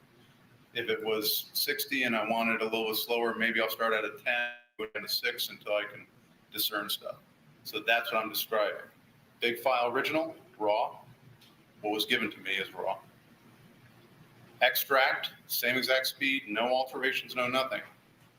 Then the extract, levels enhanced, slowed, frame reduction. So what I'm getting at is when you have that extract and you're enhancing the levels, you personally are adjusting the brightness and contrast in that extract. That is absolutely correct. And you're doing that because you're hoping that by making those adjustments, it'll make things in the video easier to see. That's fair. And with regard to the rest of the document you gave us since the last time you testified, you also indicate that you did a similar process with the BG on the scene or BG on the go video, which shows the second set of shootings. Is that fair to say? That's fair to say. And again, with that, you adjusted the contrast and the brightness yourself. Yes, sir. And you did that because you were trying to make it so that things in that video were easier to see. Also correct. Okay. You played for us earlier that video on your computer, broadcast onto our TVs. Do you remember that? Yes, I do. And when you played it for us, you had it slowed down to a certain speed. Is that right? Yes, sir. I thought I heard you say earlier, and maybe I was wrong, I thought you said a quarter speed? That's what I thought it was. It's actually, and let's make sure we're talking about the right video. Which video are you referring to? The Brandon Gutschwager or BG on the scene video. I think this is on the second or maybe third to last page of your most recent document. Right, so that would be, if you take a look on the original starting out at approximately 60 frames per second, that would be, I guess, page 4. And then it goes from 60, reduced down to 7.5. So the math would be a little bit around 8, down to 1/8. So the version that you played for us this morning, it was at 1/8 speed? Approximately, yes. And is that a new video file that you've created using your software? When it actually changes the frame rate, it produces a different file from that. That's what I'm asking. Yes. So you have a file on your computer that is the BG on the scene video at 1/8 speed. Is that fair to say? It's fair to say it's the BG on the scene video extract, the shortened version at 1/8 speed, or approximately 1/8 speed. And that's what you played for us earlier? Yes, sir. So if we wanted to, for example, we could take that file, mark it as an exhibit, and introduce it into evidence in this case? Yes, sir. I would like to do that, Your Honor, with the defense permission. I have no problem. I would ask that all the videos that you referred to be marked on a hard drive and put into evidence. I assume that's not something you can do instantaneously. That'll take a little time for us to put them on a hard drive or something along those lines. If you give me a hard drive, I can do it whatever instantaneous. We can work on that after. I don't have any other questions. Thank you. When you were working with these videos, did you change anything other than the color and contrast? We've already talked about frame rate, poor question, long day. Right. You changed the frame rate? Correct. On some of them, you changed the color and contrast on some of them, correct? Well, I didn't change the color, I changed the brightness. Color. I'll ask it this way, because were any of the frames color added or subtracted? No, sir. Okay. When color is added by either the operator or the program, that's called interpolation. It's a term, but yes. And those are done through various different ways. Is that a fair statement? That's fair. Okay. One of them is bicubic. That is a type of interpolation. Yes. Okay. Can you name the types of interpolation? I can name some of them, that especially the ones that this software allows me to be aware of or qualified in. Go ahead. The three of them would be, for example, nearest neighbor, bilinear, or bicubic are three specific types of interpolation or algorithms used. Now, something that should be known about this is these are done primarily when enlargements are being done. Now, nearest neighbor, it was the first one. The second one you said? Bilinear. Bilinear. And the third? Bicubic. Does nearest neighbor change the color composition of something that's blown up or magnified? No, what nearest neighbor does is it takes existing values within the frame already and uses those existing values to fill it out, so to speak.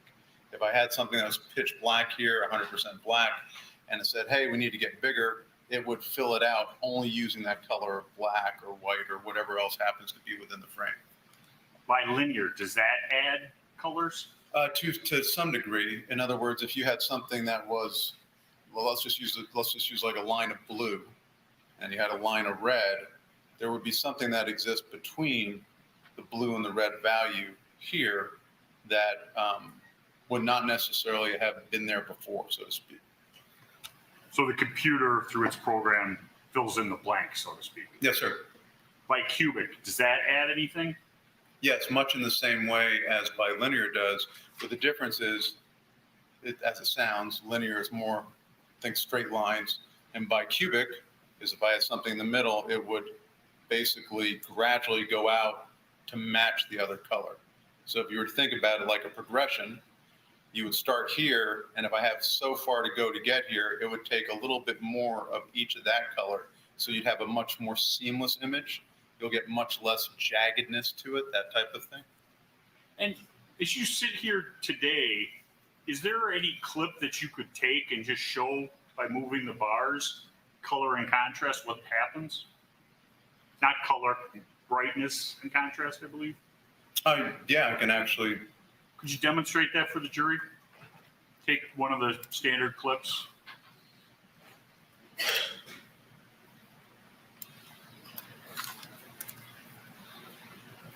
And you just want the idea of brightness and contrast, correct? Correct. Okay.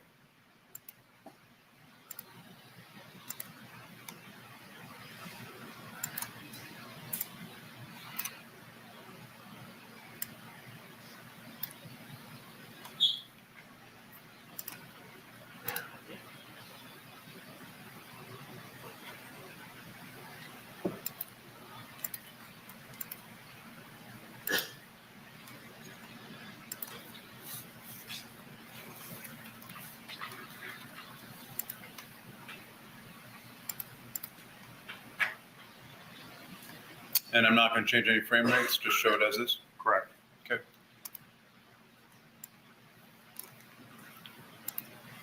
So what you can see on the screen is these two sliders up here.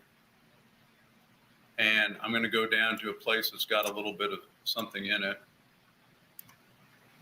And all I'm going to do is I'm going to slide this in that direction, and you'll notice it lightens up. If I were to keep sliding in that direction, it lightens up some more. If I wanted to get a little bit more contrast to it, and then as Mr. Binger has already described, I move them around to a place where I can get hopefully a little better understanding or clarity. And So what you just did on the slide on the top of the screen, that was doing both of those manipulations? yes, sir. One from one side, one from the other. Those are the two values in the report. And so basically what you've done is taken a video that is dark and unrecognizable and turned it into something that's useful. Yes, sir. And you haven't added anything to it? No, I haven't added anything to it, nor has the computer added anything to it. There's no interpolation being done with this other than the lightening and the algorithm for the lightening and the contrast, but there's no additional pixels being added. I'm not affecting the pixel count. And you did that on some of the videos that we've shown this jury previously? The two videos that have been demonstrated to this jury that I worked on, that I did the clips from, this is all that I did. There was other videos worked on that I did do enlargement and these type of things. They were done by nearest neighbor lossless. As far as I know, they have not been presented to this jury. Understood. Thank you, doctor. Yes, sir. You may sit down. Thank you, sir. There's some housekeeping matters and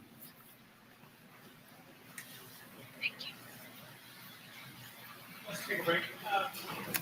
About 10, 15 minutes. So please don't talk about the case during the break.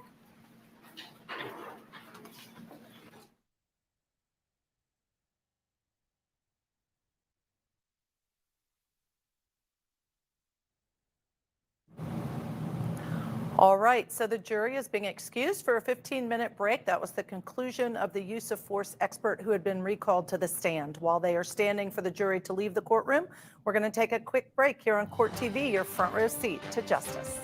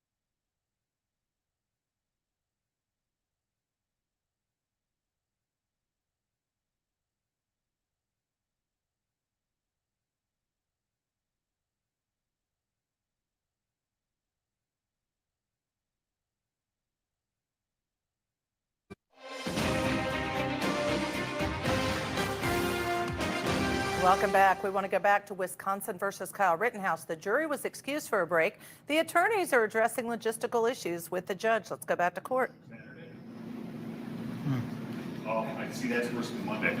I didn't hear you. I said I see that's worse than Monday. Whatever the court says, I'll make myself available. I'm just not sure, Your Honor. The way we're headed right now, it's going to be, 1:45 by the time we come back.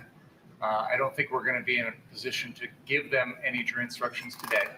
I wouldn't instruct them today. Sure. So, at best case scenario, I think we're looking at beginning instructions tomorrow morning, first thing, and then closings, which I think that process between the two of those things could take us well into the afternoon tomorrow. And then we're starting deliberations at 3 or 4 on a Friday afternoon. I think that's less than ideal. Well, but the alternative is to send them home until Monday, and then we'll have the same issue. We'll have the instruction and the argument on Monday. I think having them come back, if they need to deliberate further on Monday and into Tuesday, it's, I think, preferential to having them deliberate Friday evening into a Saturday. All right.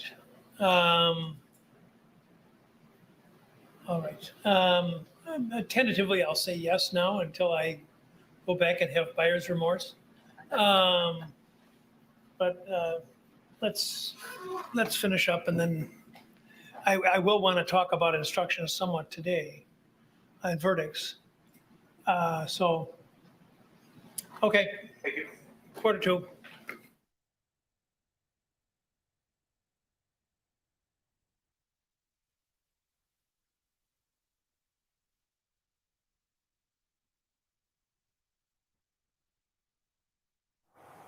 All right, so now we know a little bit more about what to expect. We expect that the state is going to call one rebuttal witness today, and then it sounds as if the attorneys are going to go through jury instructions with the judge to sort all of those out.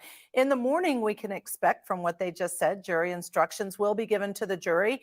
Then we'll hear closing arguments. I think the judge is going to kind of have to figure out, again, do they deliberate tomorrow after closing arguments, potentially towards the end of the day on a Friday, and come back on Saturday if they need to, or do they start deliberations on Monday? Those are the choices this judge is going to have to make in figuring out how this jury is going to go forward. This is a case in which I may have expected some more rebuttal evidence by the state, but they've expressed there will only be one rebuttal witness. The other thing important that we're going to learn from the instruction discussion between attorneys in the court this afternoon is exactly what charges Kyle Rittenhouse, rather the jury for Kyle Rittenhouse's trial, is going to have to take into account and then decide what he's committed or not. So it's going to be an interesting one to follow. Now, I think we're able to shift gears while that jury's on a break.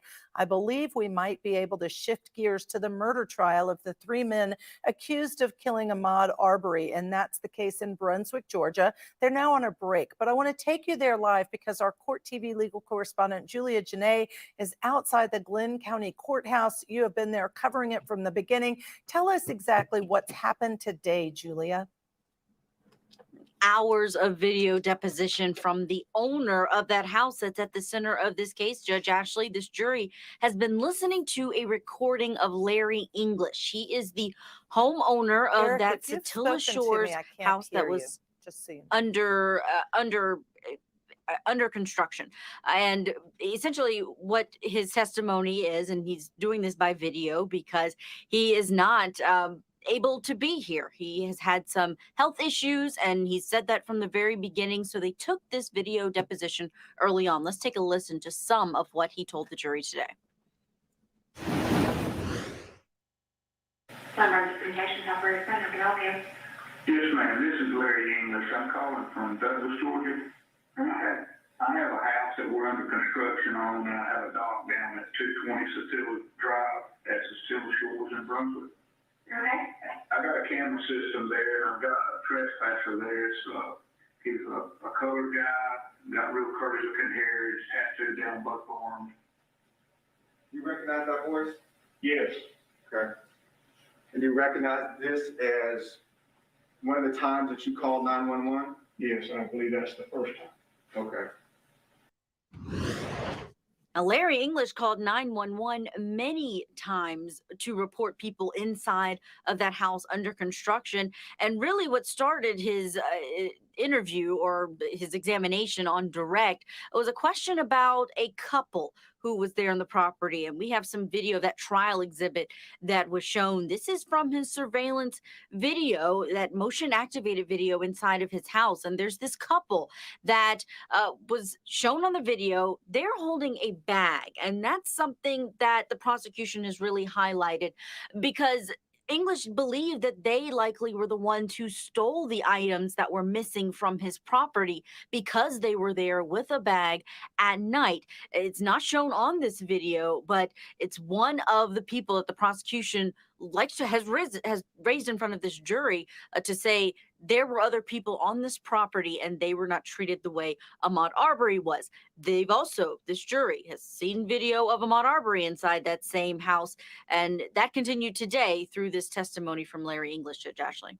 Oh, so much has happened, Julia, in terms of the evidence that's before this jury. Let me ask you this. Do we have any information about how the jurors have been responding to watching hours of the video deposition? Because we all know that sometimes is not as engaging as watching a witness in person, and sometimes not quite as easy to hear. Do we have any insight as to how they're doing it? They are showing some signs of wear on this video deposition. The total amount of time is 3 hours and 45 minutes, but it has felt longer because there have been breaks. There was a lunch break in the middle. There have been times that the attorneys have had their discussion on the record where the jury's not in there. So we are here in the afternoon and they are still getting to some of the last parts of this video. So there's some nodding, some looking of disinterest from this jury, but it has been a long period of time to watch a video, which, as you know, Judge Ashley, inside of a courtroom, it's not as engaging regardless of what's happening on that video as opposed to having a live witness there in front. Sure, absolutely. And update us if you would, Julia, because we know there have been a lot of motions throughout the duration of this trial. And one of the motions Attorney Goff made was that they not be in session today because it is Veterans Day today, a note of appreciation to all of those who have served. Knowing that, did the judge rule on that motion, and how was that handled by the court? Well, logistically, this is how Judge Timothy Walmsley handled it. He asked these jurors to send him a note if they did not want to go forward with court today. He did make the plan for court to continue today, but he wanted to leave it up to the jurors as to whether or not they wanted to take today off. They did, or they rather did not send any note to the court. So things progressed as they planned, but today is a federal holiday. So we heard from Kevin Goff saying that he thinks it's illegal to force jurors to come in on a federal holiday to serve. But it's likely these jurors are thinking ahead to what's happening next week. The November 19th date was supposed to be the end of this trial, but it's likely that it will go a little bit into the following week, meaning we could get very close to the Thanksgiving Day holiday. So these jurors likely are wanting to make sure they use whatever time they can as we get closer to that other holiday that's at the end of this month. All right. And Julia, you know, I always appreciate all of your attention to detail and your reporting that gets into all of the details. I want to talk a little bit factually, just a little bit about, we know at the beginning of this trial, there were some motions about different banners that were seen outside and different individuals doing different things outside and the shirts they were wearing when they came in with the potential jury pool. What has it been like outside? Now the trial is really underway. Have you seen many people outside, and are there family members who aren't in the courthouse but are instead seen outdoors? Well, today I can tell you that there was a large showing of people, actually a march that was planned by the Transformative Justice Coalition. They were here organizing people to go from the courthouse steps all the way to this mural that is about 5 blocks away. It's a mural of Ahmaud Arbery's face. It's been there for a long time. It's got that recognizable image of Arbery in his graduation outfit, his bow tie and shirt and black suit. And it's huge. It's something that, you know, we can see when we're driving into the courthouse. So today there was this major march where dozens of people showed up. I could see T-shirts from different organizations, Glenn County Women's Voice Group and pastors organizations that are here, even groups of children that were all chanting "No justice, no peace." We also had a press conference of pastors who were in front of the courthouse. There was several, and you can remember yesterday we heard from Reverend Al Sharpton. This actually became a subject inside of the courthouse again. Kevin Goff arguing that recognizable African American pastors shouldn't be allowed to sit inside of the gallery because of how it may influence. So we know we've always can expect some very unique arguments from Kevin Goff. We have seen that time and time again. So this is his latest one, that he had an objection to any recognizable figures being inside of the courtroom. He said it was okay for one, and he knows Sharpton was here yesterday, but he doesn't want that to be a continuation. That banner that you mentioned, it is still outside on the lawn. It has the face of Congressman Joe Lewis, and it supports voting rights, and that is still here. That was the ruling of the court, that there's not a good argument for why it should come down. All right, so much more I could talk to you about, but Julie, I understand that court is resuming in the Arbery case. Let's go back into court.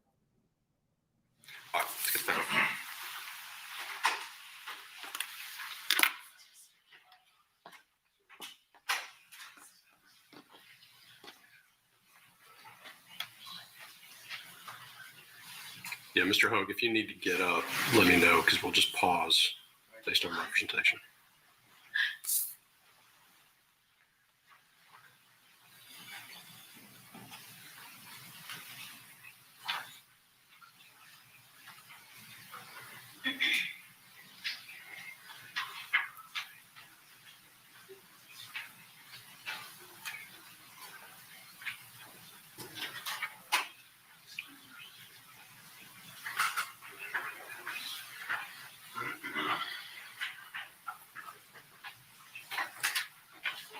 So rise from the jury, please.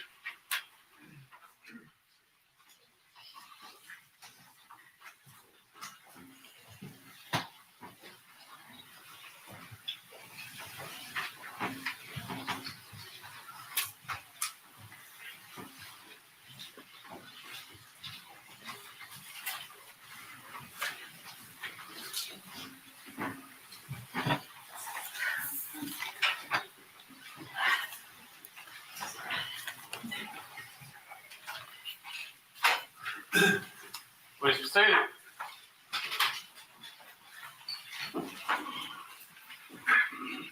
All right. Welcome back, ladies and gentlemen. Before we start with the video, I do want to address a note that came out. The note, although it's a little bit longer, the basics of the note is how much can the media talk about or describe us? That was actually signed by one of the jurors, but I assume others of you have the same question. We're going to go ahead and mark that as courts 4. Ladies and gentlemen, I've put some orders in place limiting the amount of personal information that can be released to the media during the course of this trial. I'll get it. Yeah. During the course of this trial, there are pool reporters in the courtroom who are reporting on what's happening in the courtroom. Those individuals may put non-personal information in there. For example, if jurors are taking notes, they're not going to hopefully do that by number, but whatever their observations are. But as far as personally identifying information, that is not to be released under the court's order. So that's how we're proceeding. But there is obviously interest in this case, and it's being reported on. All right. We're keeping an eye on that to the extent that we can. All right. I believe we are ready to get started again with the video. All right, let's go ahead.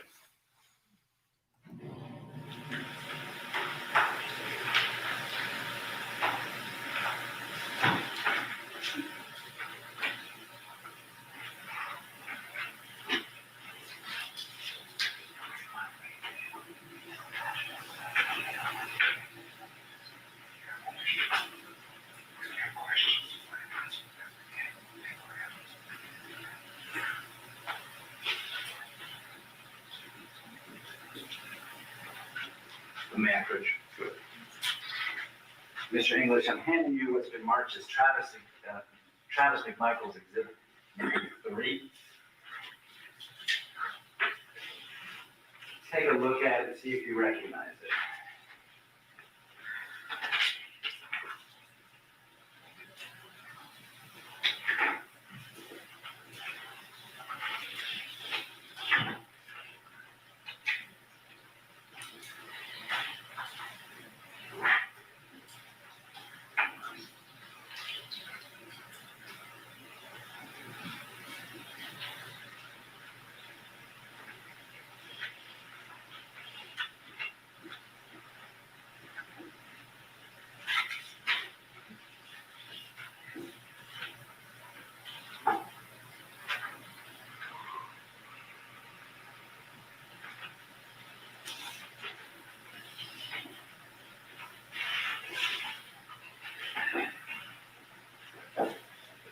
I'm sorry, did you refresh your memory? Yeah. Do you recognize Travis McMichael's exhibit number 3? Yes, I think all of them I sent to Officer Ray. I'm sorry? I think I sent all those to Officer Ray. Okay, so tell the court what those things are. What is that exhibit? I think that what it boils down to is I sent him clips of what was going on. Okay, and is exhibit number 3, is that a memorialization of your text messages with Officer Rash? Yes. Okay, and in the text messages, you text him on the 25th of October, 2019, right? Best I can recall. I don't know the date. I didn't study the date. Let me do this. Does this accurately depict your text messages with Officer Rash? The best I can recall.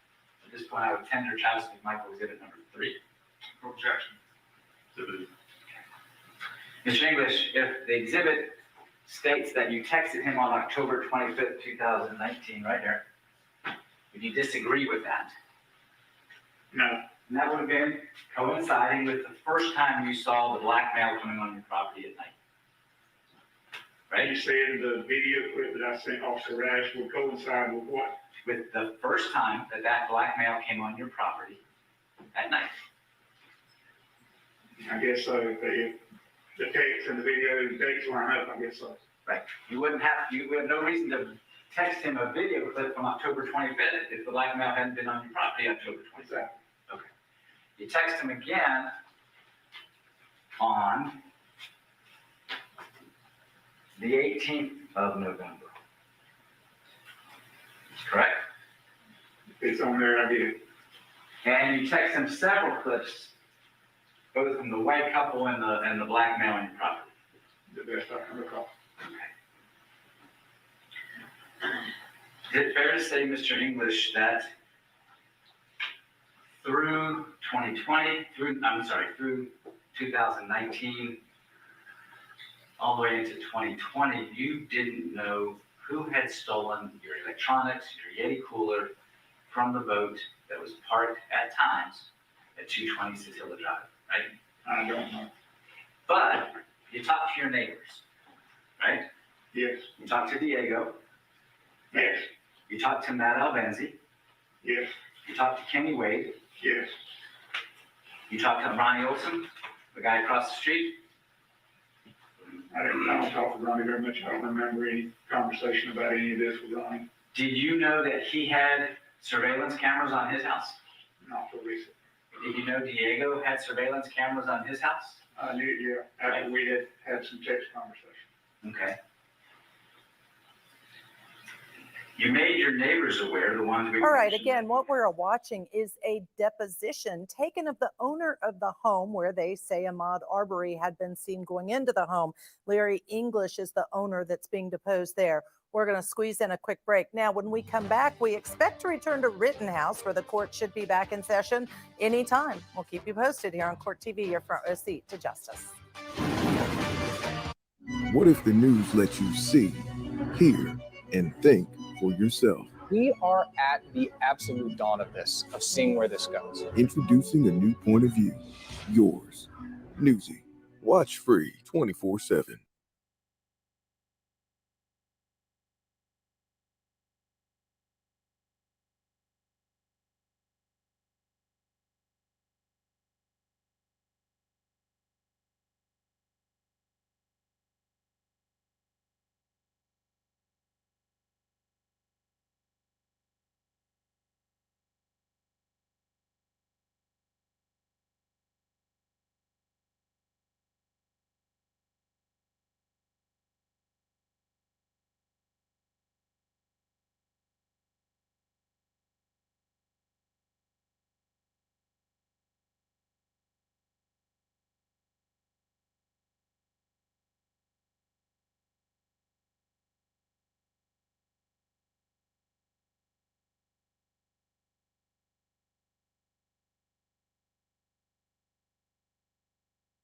It's time to see the bigger picture, widen the lens, narrow the divide.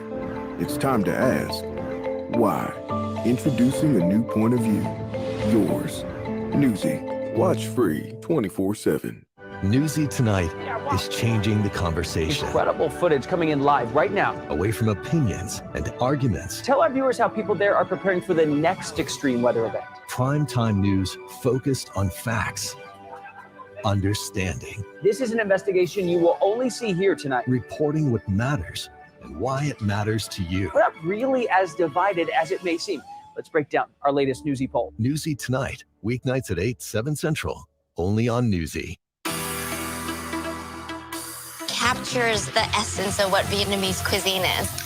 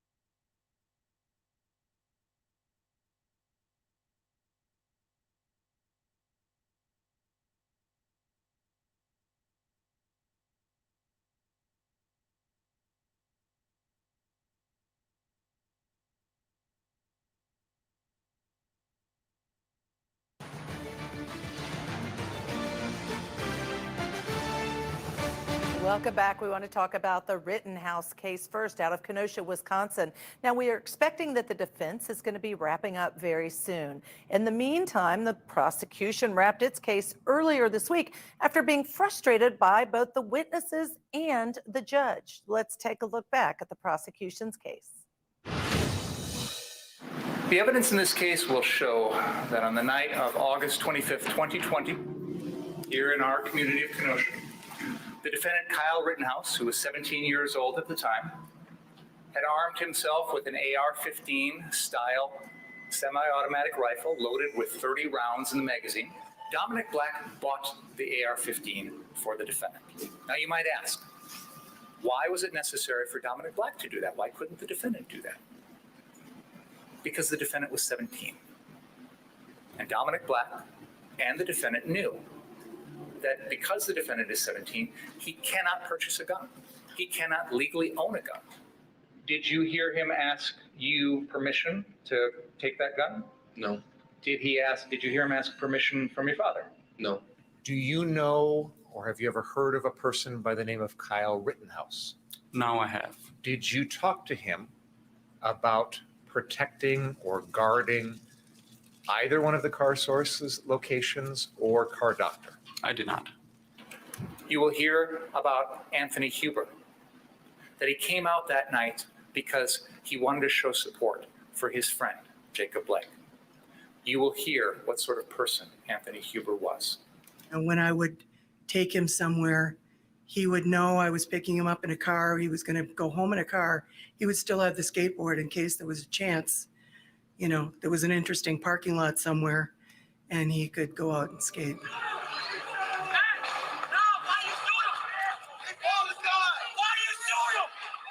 Mr. Huber died from a gunshot wound to the chest. Why would that gunshot wound have been lethal? What would have killed Mr. Huber? The trauma to the heart and lungs is pretty extensive from this wound.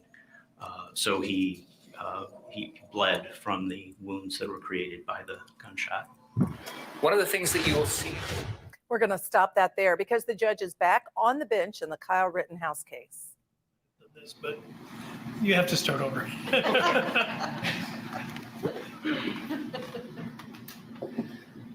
So just as with the last witness, there's questions about the use of this video software.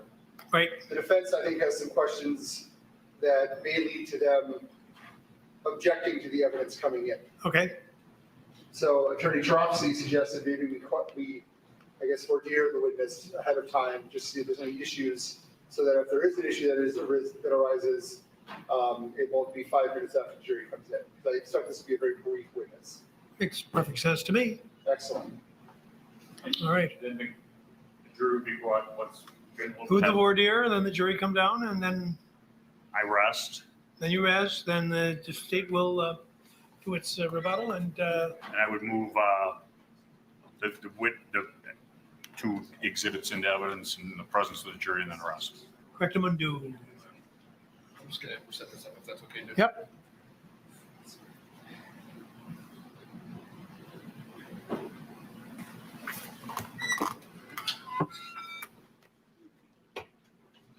Only that the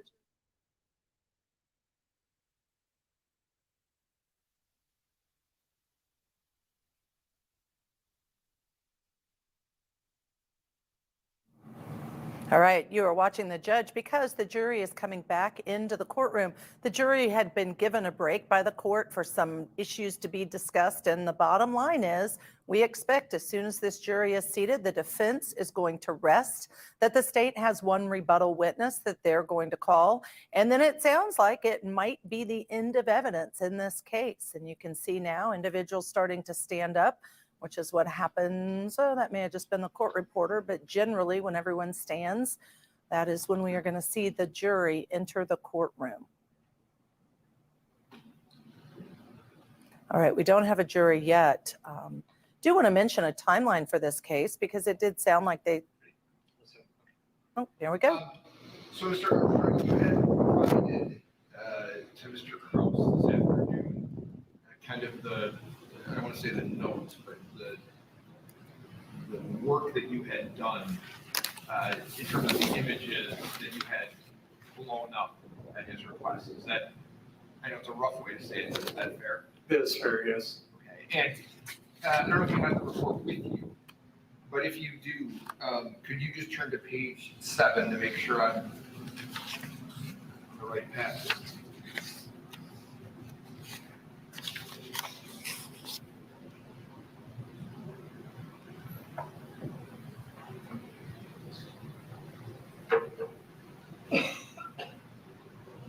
We're speaking to the clarified files, correct?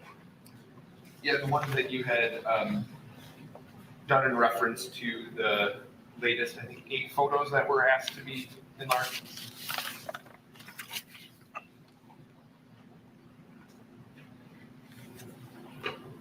Is that page 7, sir? Yes, sir.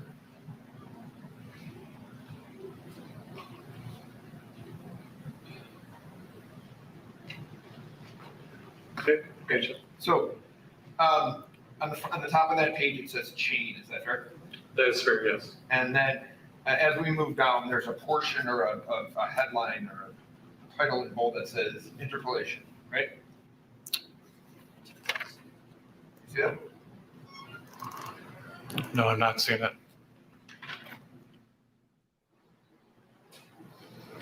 Let me see what you got. That's what I have. Page 6. Oops. Page 7. Oh. Maybe this Sorry. helps. I'm Yep. asking, does the R20, 2992, yes. does that help? Okay. One moment, please.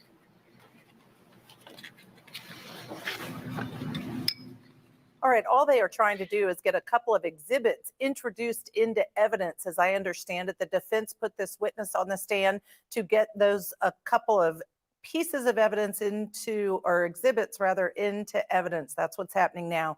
We are going to take a short break while he's looking at those documents. We'll be right back here on Court TV Live.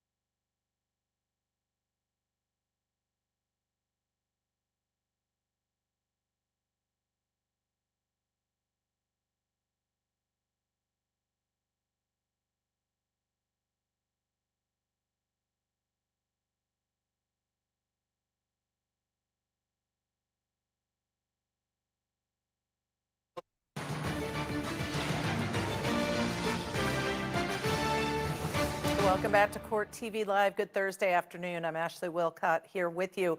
Court TV cameras are monitoring two big trials this afternoon. First, we have the murder trial over the killing of Ahmaud Arbery.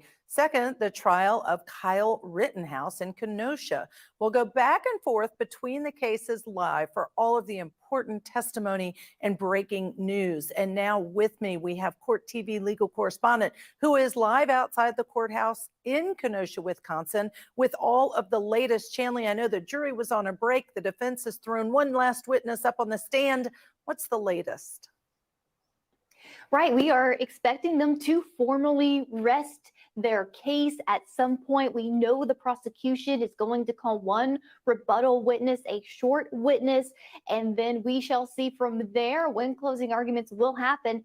But a lot has happened today. The defense calling several more witnesses, including a use of force expert, Dr. John Black, who talked about the timing, how quick all of the gunshots were, and the circumstances surrounding Kyle Rittenhouse in those seconds and minutes. In fact, he broke down the video for this jury. The jury really watching along, but because he used a lot of technical terms, Ashley, I didn't see as many notes being taken during his testimony. And then, of course, we heard from an officer at the Kenosha Police Department talking about the AR-15 and the re-racking possibilities that we know Gage Grosskreutz said that Kyle did that night before shooting him. And also we heard from Drew Hernandez, who was on the scene with a body cam video, a cell phone video, and more visual elements for this jury to take in. And again, going back to that defense theory of Joseph Rosenbaum being an agitator and, according to the defense, a threat to Kyle Rittenhouse. So it's been a full day so far, and a lot of back and forth about the video editing currently. Also, I must mention the jury did also see those pictures from Nick DeBruin, that freelance photographer who testified earlier in the defense case, talked about his photos that night. The jury was actually able to see those also today. Right. Yeah. A lot going on, a lot of evidence being presented. Tell us, if you would, about what this judge, is your understanding, has said about when this case is actually going to go to the jury and whether or not they might be deliberating over the weekend. There was a moment earlier where the prosecution asked the judge to delay giving the jury the case until Monday so they could deliberate Monday and Tuesday the fate of Kyle Rittenhouse, because he said, based on how it's going, they plan to wrap up the evidence today and the jury instructions. That means they would instruct the jury and offer closings tomorrow. He said that would take up most of the day. We don't want to give the jurors the case, 3 or 4 o'clock tomorrow afternoon. And the judge said he was open to that idea, but that he took it under advisement to know for sure, depending on how it goes. So we shall see, but it's looking like they wouldn't get the case until Monday. And I just have to comment, this judge, I mean, he is so, to me, just kind of engaging in terms of how his report is, because I think he even expressed, in case I have buyer's remorse, and after hearing how this is going and how long it's taking, then I may want to reconsider and actually do it on the weekend. So he uses lots of different terms and expressions that I think attorneys there are probably familiar with and aware of the way that he runs his courtroom. All right, let me ask you this, Chanley, because I know you've been there in his courtroom. Have you seen consistency from him in terms of some of those things and the way he acts and behaves and engages with the people in the courtroom? This judge is a character. I don't think we've ever quite seen a judge like Judge Schrader inside of a courtroom. Until he basically exploded on the prosecutor yesterday, we had seen previous to that someone who was articulate, runs a tight ship inside his courtroom and is a stickler for certain standard operating procedures, but also at the same time seemed pretty affable, going through, working with the attorneys. But once he makes a decision, he's pretty stern about that. And that, of course, came to a head yesterday, as we know. And even today, I picked up a couple little comments between the judge to the prosecutor earlier while he was trying to cross a witness. So it still continues today. He still seems to be upset about what the prosecutor did yesterday, Ashley, and rightfully so. And he has not yet made that decision about the mistrial. Right. That's the other thing. Well, let's go back to court, because it looks like he is saying something now live in court. My understanding was it was beyond his scope of his expertise. I heard say No, I'm back, way back. All right. I'm still using watercolors. He is enlarging. He wants to enlarge the image, and he's inserting some pixels in there, and so he gives it a command to insert the pixels, and he doesn't know what color they're going to come out. Is that it? Is that it, sir? I would say, Your Honor, it's as to how that algorithm interpolates those pixels and where it places them goes outside the scope of my knowledge. Well, what do you, I mean no disrespect, what do you know? What I do know is that the process that I use to expand or enlarge this image and the interpolation method that was used. Anything beyond that within my software, with the software I use, I do not have any additional And information. competing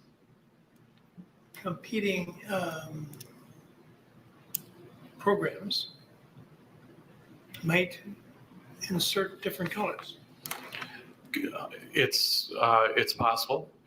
and you wouldn't have any way of knowing. I do not have any way to know if those different interpolation methods would issue different colors to different pixels. Now, what were you telling me? What I had asked him was, I wasn't telling you anything. What I asked a question that was objected to, which was there another method that could have been used? Which, and I think the wording that I had said was, wouldn't have changed the pixel colors, which if I drew the objection. And what was the objection? The objection, there's not testimony that any colors were changed. How would you know? He may or may not, but the way he asked it is assuming that colors changed. I'm happy to rephrase it. Go ahead. Is there another interpolation type of program that you're aware of that when pixels are expanded would keep the color constant through the expansion? I cannot speak to that. Would you agree the more pixels that you add, the more interpolation happens? Yes. So the question that I have, and then the argument is when you expand the photograph, you're adding pixels, but you can't tell the court what color is being added, if any. I cannot speak to that. No, that comes down to the programming the algorithm on the software. So the original still has colors and pixels. It's expanded, those pixels expand. The question is, do the colors stay constant? I do not know. So that's all I have.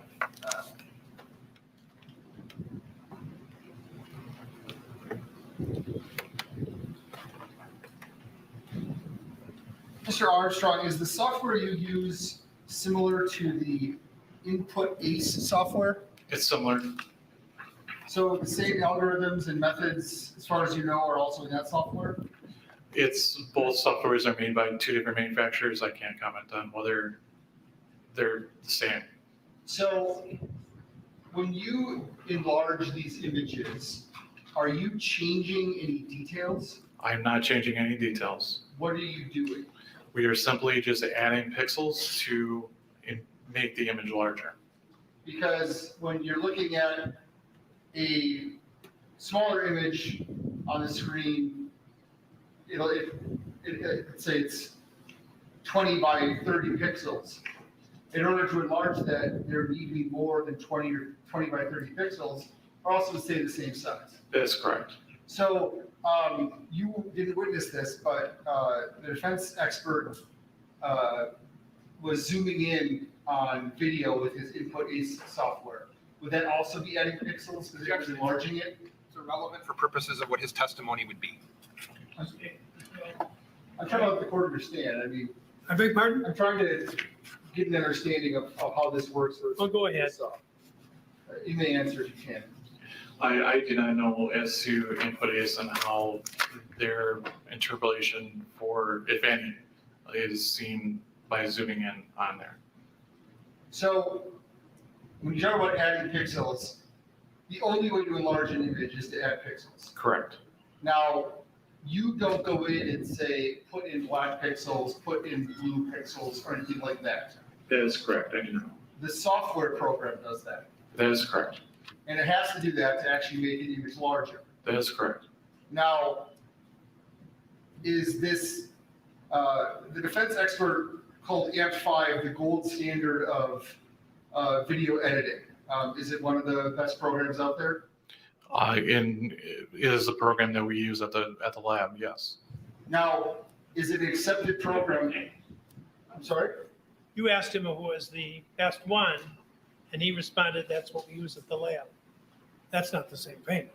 Or it doesn't establish that it is in fact the best. I understand. I can tell you, not everything the state supplies is top notch. And I'm not talking about the judges, by the way. I said not everything the state supplies is top notch. So is this the same process as when you hit like full screen on your computer? No. Now, this AMP5 software has an algorithm. And it was speaking to exactly. When you interpolate, there's an algorithm that fills in the image so that you can actually see it so that it's magnified. When you are dealing with looking at it from a preview, it uses its own nearest neighbor, but it does not add pixels in that preview. So these processes you use, are these the standards used in the forensic imaging that you do? Yes. And this is the kind of software that you are trained on? Yes. And this is an accepted software program in forensic imaging? Yes. And these are accepted procedures in forensic imaging? Yes. And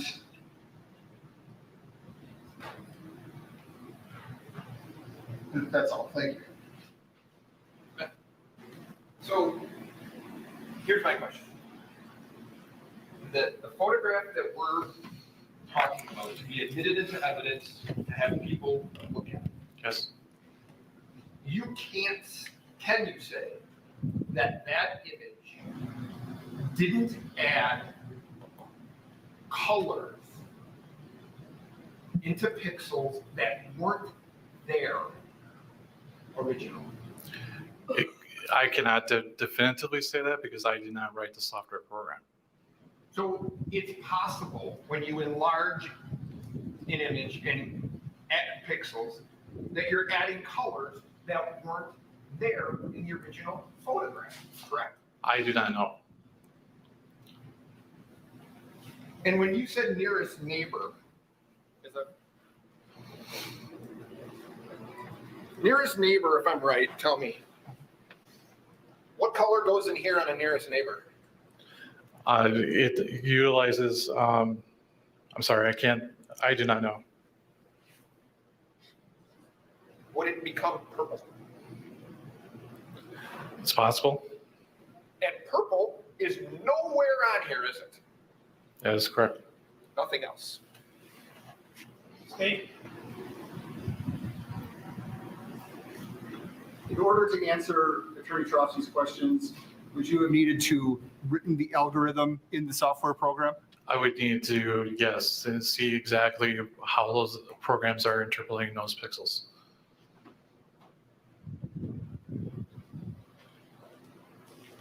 Do you ever check the enlarged image against the original image and see if there are consistencies?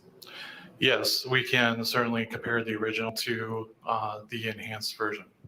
And is your work, and were these images and your work on these images peer reviewed by another forensic imaging specialist? Yes, that's correct. Nothing further. Judge, on that, I have a motion, but I don't have anything else to ask. You can step down, sir. Judge, based on his testimony, so what the state is trying to do is introduce a photograph that has been enlarged where this person, Mr. Armstrong, cannot testify that in fact colors weren't added that weren't there originally. And the photograph, I'm going to tell the court that the photograph that the state intends to offer, I believe they will be arguing, shows Mr. Rittenhouse doing something with his firearm. If it is not the same as the original, and colors were added to that. That is a distortion of what in fact the original photograph was. It should not be admitted because it's not relevant if he can't testify, and there's been no appropriate foundation that in fact it should be admitted if he can't testify that it didn't add colors, that colors that originally weren't there still aren't there. And I think under the circumstances, based on the evidence that you've heard today, you should not admit those photographs because they are not what I would consider to be mirror images of what the original photograph was. Judge, all due respect to your honor, I think the defense is trying to take advantage of your lack of knowledge about technology, which you've expressed. With the defense argument, you could never have an enlarged digital picture. All of Nathan, and I understand we didn't object to them, but all of Nathan DeBruin's pictures that he brought in on his own on these prints are enlarged digital images. If the defense is now trying to argue that enlarged digital images are not reliable, I mean, it's first of all hypocritical, but second of all, this is just not the age we're in. We are in an age where software is able to enlarge and do things. And yes, this image, we believe, although blurry because of the enlargement, does show, in rebuttal to Mr. Rittenhouse's testimony, does show him pointing his gun at individuals just before Mr. Rosenbaum chases him. The defense, this is clear in the drone video. We pointed it out in the drone video. The defendant denied it. This is an enlargement of that drone video so that we can see a better picture of it. This whole canard of adding pixels and changing color is a dishonest argument, and I believe the defense knows that. Their expert used a very similar software to zoom in and edit and change things, because if these things are reliable, and they are reliable, and that this is what is used by by forensic imaging, forensic scientists, it's the industry standard. So if we're gonna say that no technology can be brought in, no enlarged images can ever be brought in, that is a ridiculous standard. And we've heard from two experts now about how these algorithms are used and what they do. And simply because this evidence may be not beneficial to their client, and in fact, show their client is lying, they're stupid at this level to try and keep it out. And to me, I think making a dishonest argument based on a number of forensic scientists that have emailed me to discuss this issue with the Apple zooming, which I think was also a very similarly, I don't want to say dishonest, but inaccurate argument, simply trying to keep out these enlarged or cleaned up images that show that their client is lying. He pointed a gun before Joseph Rosenbaum chased him. And this is a rebuttal. This is rebuttal evidence. This is based on someone trained in this area who uses software that is certified in this area. He's trained in this area. This is what these forensic image specialists do. And it's peer reviewed by other forensic images, which frankly, Dr. Black's was not. And so this is actually a much higher standard than the evidence that Dr. Black got in. I understand we didn't object, but for them to have an expert come in, use a very similar software to do similar things, and then try to pretend this is all voodoo magic is preposterous. And well, wait a minute. A couple of things. Number one,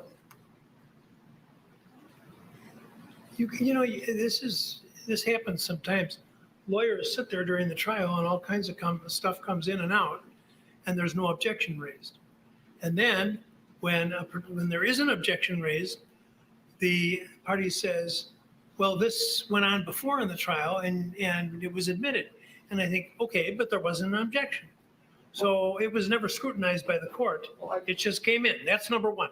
Number two, you're the proponent of the evidence. You have the burden of proof. They don't have to disprove the accuracy of this. You have to prove it. Number three, the witness was just here, and when he's asked, what does it depict in terms of whether the color is going to change or to what color, he says, I don't know. Now, this is the person who is providing your information to support your claim that it is an accurate depiction. I will tell you that I totally agree with your comment about my lack of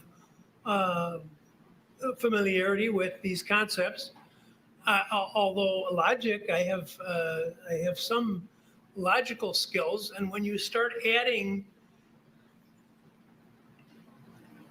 if I take this piece of paper and I start drawing squares on it, and and then I decide I'm going to put it on a bigger piece of paper, and I want to expand them, but I do it by creating even more squares, and I don't know what's going to go into those other squares. I mean, this is difficult a concept for me. Yes.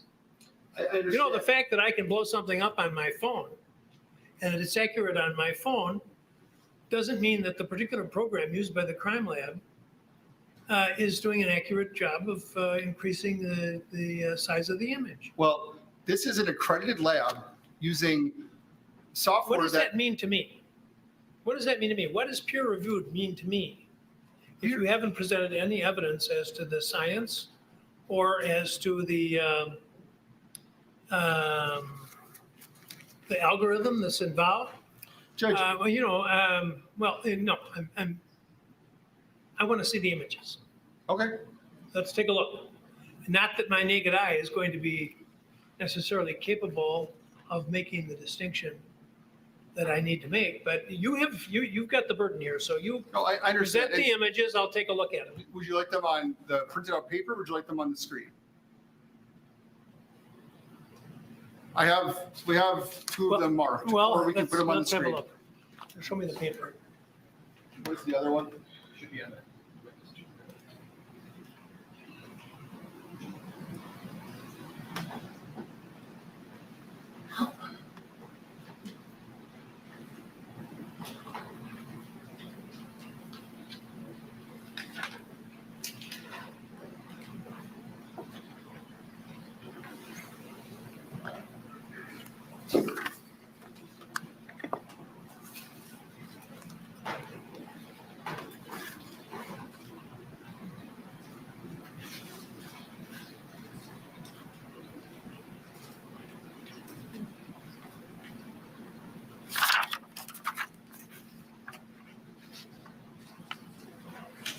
Yeah, you better put them up. I can't make anything out of these at all. Can you please put up the first exhibit?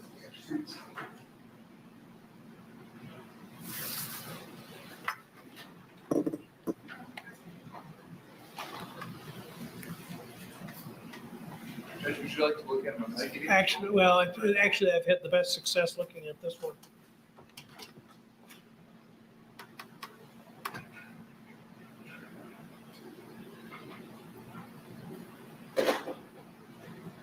Now, what is this depicting? Judge, this is a image from the drone video. It's the exact area where Mr. Rittenhouse looked and denied that that is him holding his weapon, pointing it at the Zeminskis. Okay, now you tell me, where's Zeminski? Where's the defendant? Where's? Zeminski is off screen because we asked it to be cropped. I beg your pardon? Zeminski is, I believe, off screen. The defendant is right under the sign, right in front of what would be the pole holding up the sign. And right next to him is the fire extinguisher that, as opposed to his actual testimony, is seen on the drone video gently placing on the ground. He then immediately raises up and raises his firearm and points it at the Zeminskis. The defendant denied this even after watching the drone video. This is a blown up image. Obviously it's blurry because it is blown up, but you can see the black firearm being held in his two hands, albeit it is blurry.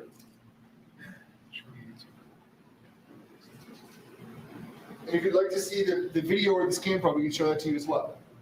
Let's have that. Have that up? Yep. Number 82, please. Ryan, 82.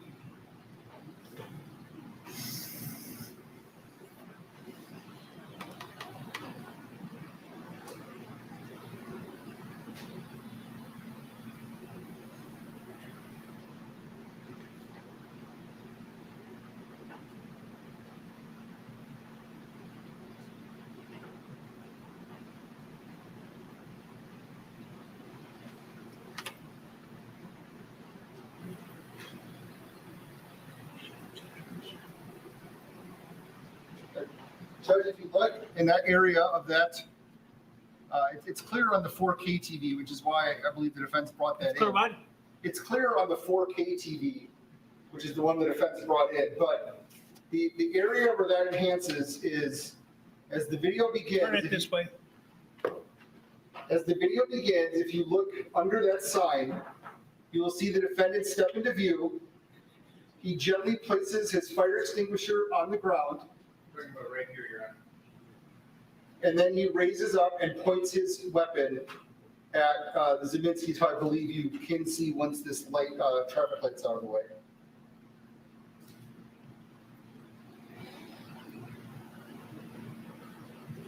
You play it, Brian?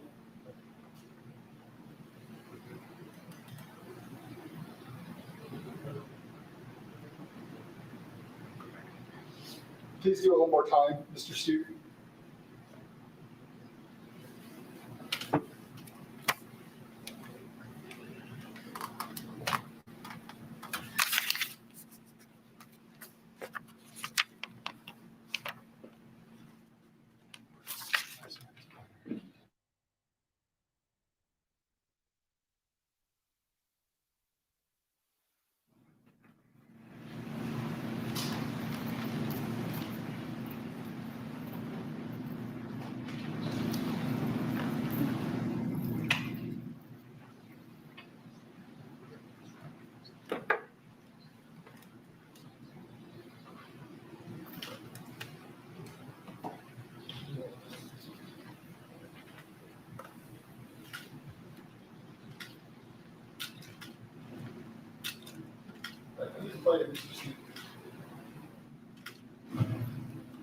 That's the defendant. Places the fire extinguisher down. He raises his weapon and points it at the back. He's pointing it right now, right here. He's still pointing it at them. Do it again, please. Back to the beginning.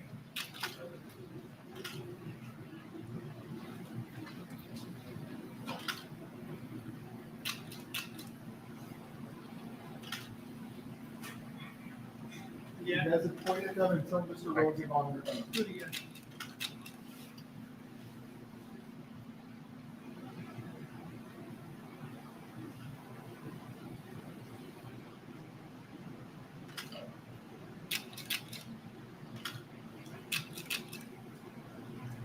Right there, he drops it. He runs.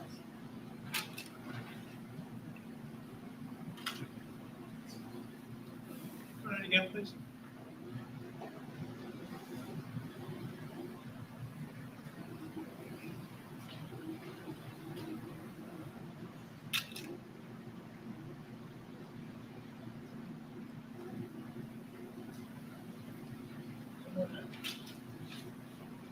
One more time, please.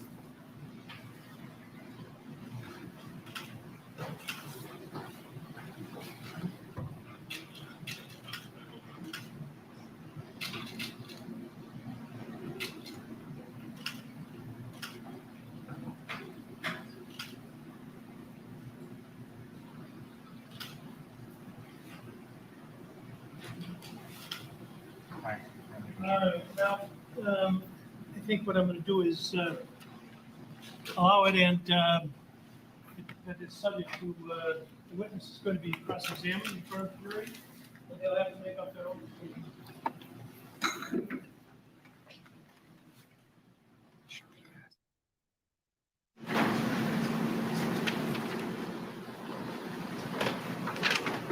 And Judge, just so I can be clear, he doesn't get to say what those images are, right?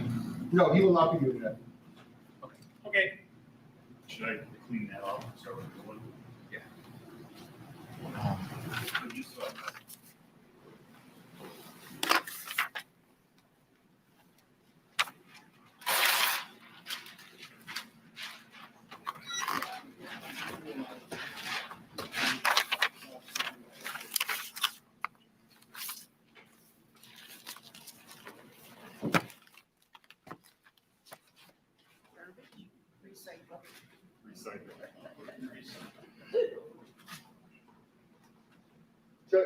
Judge, I know the defense is going to rest, and then we will call a rebuttal witness.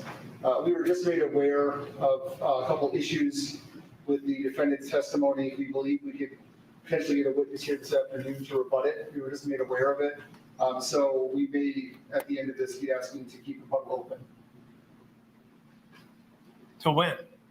Well, we're working to see if we can get a witness. It'd be a person from the Grays Lake Police Department to rebut the fact that Mr. Rittenhouse was issued a bulletproof vest by them. They indicate they did not issue him one.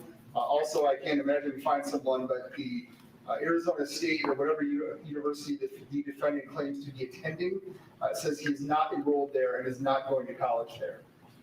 I don't imagine we can get a witness for that, but we, of course, will work on that. We can open his webpage, his student webpage. So, Well, I'm not going to cut off their right to rebuttal. All right, are we ready for the jury? Yes. Okay.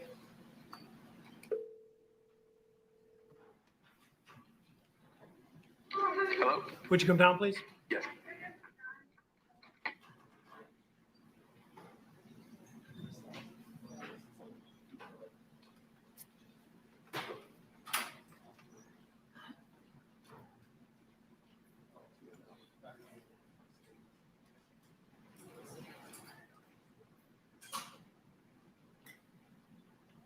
So a lot just happened, but it boils down to this. Are the enlarged digital images taken from the drone video that was flying overhead reliable and admissible? Or rather, as the defense contends, are they not reliable and therefore not admissible? And at the end of this discussion, the state just indicated, Judge, we may need to call other witnesses to talk about a bulletproof jacket and recall. And you can see the judge kind of said, well, let's just keep moving forward because you didn't develop that theme. So there's a lot going on, but the jury's entering the courtroom.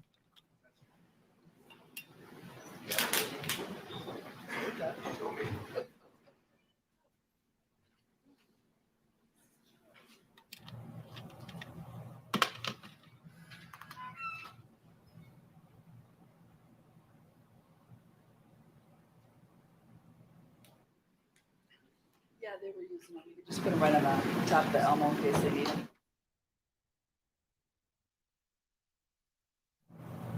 And the reason that last witness was testifying without the jury present is because it's, again, about the admissibility of a couple of photographs. And that's what the judge has to hear and make an evidentiary decision based on the law. It's not something the jury can hear until that decision's been made. And that's why they did that outside the presence of the jury. Of course, now the jury returns. We expect to hear the defense rest. At this time, the defense would move into exhibit 142 and 140, and we would rest. All right, any objection to 142 and 140? Subject to final review of 142, no. All right, received. Did you wish to present rebuttal? Yes, the state would call James Armstrong to the stand.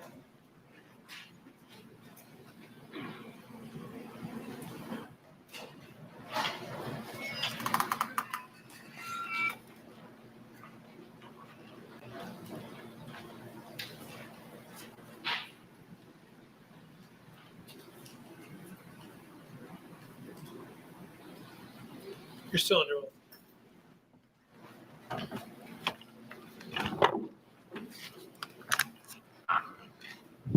Welcome back, Mr. Armstrong. Thank you. You testified a few days ago about some videos from a drone footage that were entered into evidence. Yes. Did you do any additional work on that drone footage? Yes, it was requested that I enhance a person near a vehicle underneath the sign. And how did you go about doing that? I took two different approaches. The first one, I frame averaged, which means that I selected a group of frames. From there, frame average. From there, I frame averaged those, stabilized first, then frame average. From there, went through and clarified it, which just means that we're using levels, we just brightened it up, and then enlarged it. And these practices you talked about, are these standards in the forensic imaging world? They are, yes. And so are these accepted practices in forensic imaging? They are. The software you used, is it accepted software program in forensic imaging? Yes. And was your work on these images did it go through the peer review process? I went through a peer review process by another qualified analyst. And did you write this software? I did not write this software. And this enlargement, does it use any kind of computer programs or systems to make the enlargement? Yes, it uses an algorithm to enlarge that image. And what kind of process or algorithm was used for the image with the individual under the sign? For the image underneath the sign, the image that is on towards the left, a smart resize, and then the image on the right was by cubic. And are these accepted procedures in forensic imaging? Yes. Yes, that's correct. And did you write the algorithms that do these procedures? I did not, no. So do you know the actual specifics of how the algorithms work? I do not, no. But they're part of a software program that is accepted in use in forensic imaging. Yes, that's correct.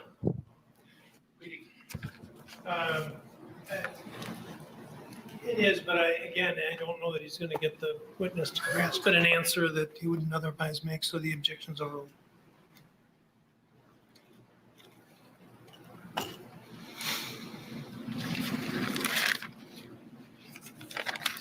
What is the software that you used? It is called Amped 5.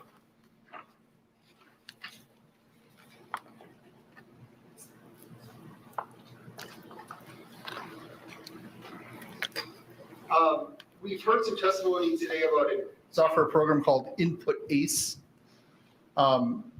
Is that a similar software program, to the best of your knowledge, to Amped 5? To the best of my knowledge, yes. To the best of your knowledge, did the crime lab have to choose between those two as to which software they would use? Yes, the Amped 5 was chosen. Were you part of that process? I was only part of the process of making the recommendation. Is that what you recommended? That was my choice, yes. Sorry? Relevance. It's relevant. That was my choice.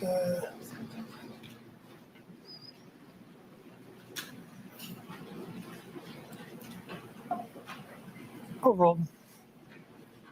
I think you said it was your choice. It was my recommendation to our technical unit leader it was my recommendation to our technical unit leader for my preference of software between the two. Let's show what's in marked as States Exhibit 155. Do you recognize this? Yes, that appears to be the report print that I created. A report print. And this report print has two images on it. That is correct. And is it a true and accurate representation of the report you created? It appears to be so, yes. And you said there were some differences between the algorithms used on the images? Yes, that is correct. And what is the difference? The difference being is that with regards to the clarification techniques on the image on the left, that was frame averaging. The image on the right, the difference being is that just a single frame was used. And I put a piece of paper down in front of you. Do you mind flipping that over? What's the number on top of that one? Exhibit S156. Do you recognize that? Yes, that is report print number 2. And what is report print number 2? Report print number 2 is clarified and enlarged files or images that I produced. And where were these, where were you looking to enhance these images from? We were looking to enhance the the area where 2 individuals are observed. And so this is a different part of the drone video than the first exhibit. That is correct. What did you do to produce these images? To produce these images, I just, again, clarified. So I use levels to brighten it up and then also to enlarge as well. And all the procedures you used standard and accepted in forensic imaging? Yes, that is correct. You actually created 6 more reports as well? Correct, yes. And just to not go through every one, were they all created with standards of forensic imaging? Yes, that is correct. And you reviewed them and you know that the ones that the state's submitting are the ones that you submitted to us? That is correct. At this point, I would like to move all 8 into evidence and publish 155 and 156 to the jury. Subject to my previous objection. All right. Well, they're admitted subject to the cross-examination. So can I publish them? Not yet. Okay. I have no further questions.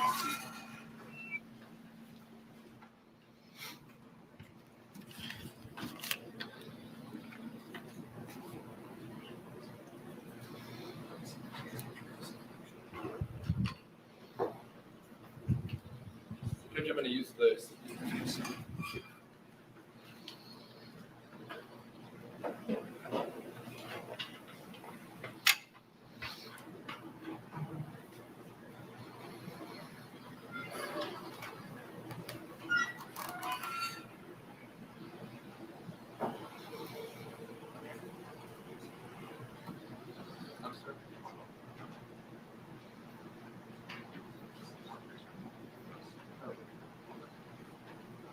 Sheriff, you can't see this, can you?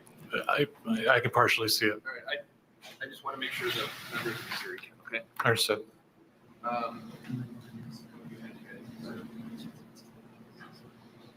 So the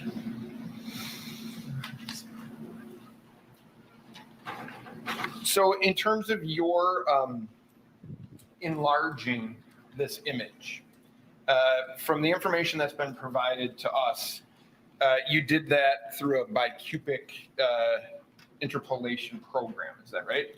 I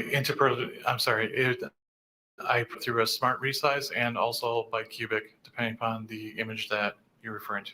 Okay, and when you're making the image larger, you're adding pixels to that image. Is that right? That is correct. Okay. So my question to you, in terms of your work on this, is in a situation where each individual pixel, you'd agree, has a color, if there's color involved, right? That is correct. Okay, so if these pixels are blue, and we know from the original that these pixels are red, when you're expanding the image, you're adding pixels, correct? You are adding pixels, yes.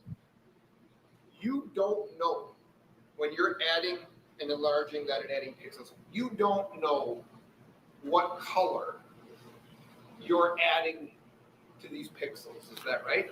I do not know the interpolation, the algorithm what it exactly is doing when it's adding those pixels. There are programs, if I'm right, are there programs that would just default it blue, even though it might not be? I do not know. Do you know if there's programs that would take the blue pixel and the red pixel, combine them, and make a color purple when it's actually not purple? I do not know. Does it change? So here's the question I have for you. So if you take a picture of me right here, and you expand it and blow it up, it's going to add pixels, so it might change. The pixels could become white for the color of my shirt or black for the color of my tie, correct? It's going to be sampling the pixels that from your example. Yeah. And and calculating those pixels out and then duplicating those pixels into that image. Can you do that again? What was your answer? I'm sorry, could you repeat your question? I'll try. So what we're doing here, what you've done is you've taken a still photograph, right? Yes. You've blown it up and added pixels to that photograph. That is correct. Okay. Those pixels have to contain or do contain information, right? That is correct. Some of that information is color, correct? That is correct. Okay, so if the best example I would give you is if you take a picture of my chest, my shirt, and you blow it up, you're going to be adding pixels around my shirt and my tie, correct? Yes, that is correct. Okay, so the question is this. In terms of the accuracy of that enlarged image, you don't know whether those pixels are black for my tie or white for my shirt, right? I cannot speak to the algorithm that's being used and how it's interpreting it. And that, to be fair, that could distort or not make an accurate picture of what we're seeing, right? It's possible. Right. So the images, and when we're looking at smaller images that are blown up, adding color that's not actually there can make the photograph not accurate, right? But all the steps that were taken are repeatable. So what does that have to do with the fact that you don't know what the colors are added? You don't know the colors that are added. So how do you know that's accurate? I do not know to the algorithm and how it's using it. So when we're doing that on small images, like a marker in my hand or something like that, and you want to see what this is from a far distance away, it might be adding color that's not actually there, right? It may be. So the image that we're asking people to look at might not actually be an accurate You may note that representation. the questions being asked are the same ones that were asked outside the possible. presence of the jury. They're now being asked before the jury. The judge is going to have to decide whether or not these enlarged digital images are reliable and admissible or not. We're going to take a short break. We'll be right back on the other side. Welcome to Court TV Live, your front row seat to justice. It's a busy day here at Court TV, and it could go one way or the other. You have to look at everything in this case. He murdered our daughter. Did you take the hose and squeeze it? We are live in courtrooms across the country. This is true crime all the time. We continue our gavel to gavel coverage. Jury selection is underway. This is what I love to do.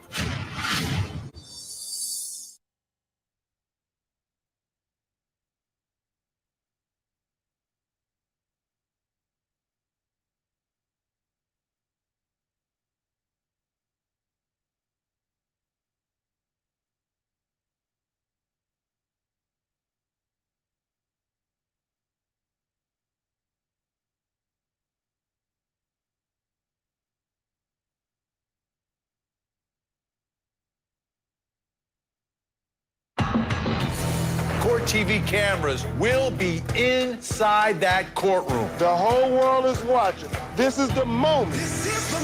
Testimony begins. Why, they can't murder these people. The jury has reached its verdict. It all comes down to this. Wow, jaws were dropping. The emotion is in the video. Live for every moment.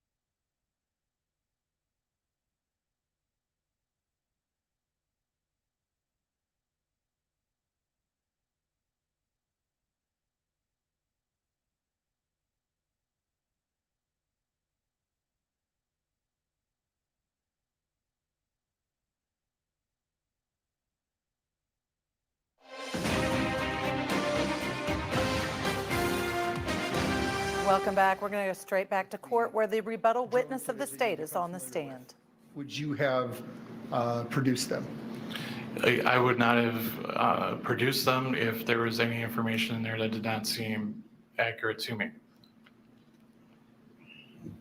So you do compare it to the original? I did not compare it to the original in this instance, no.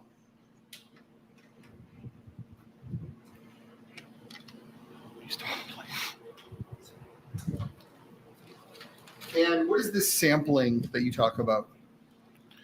The bicubic and smart resize.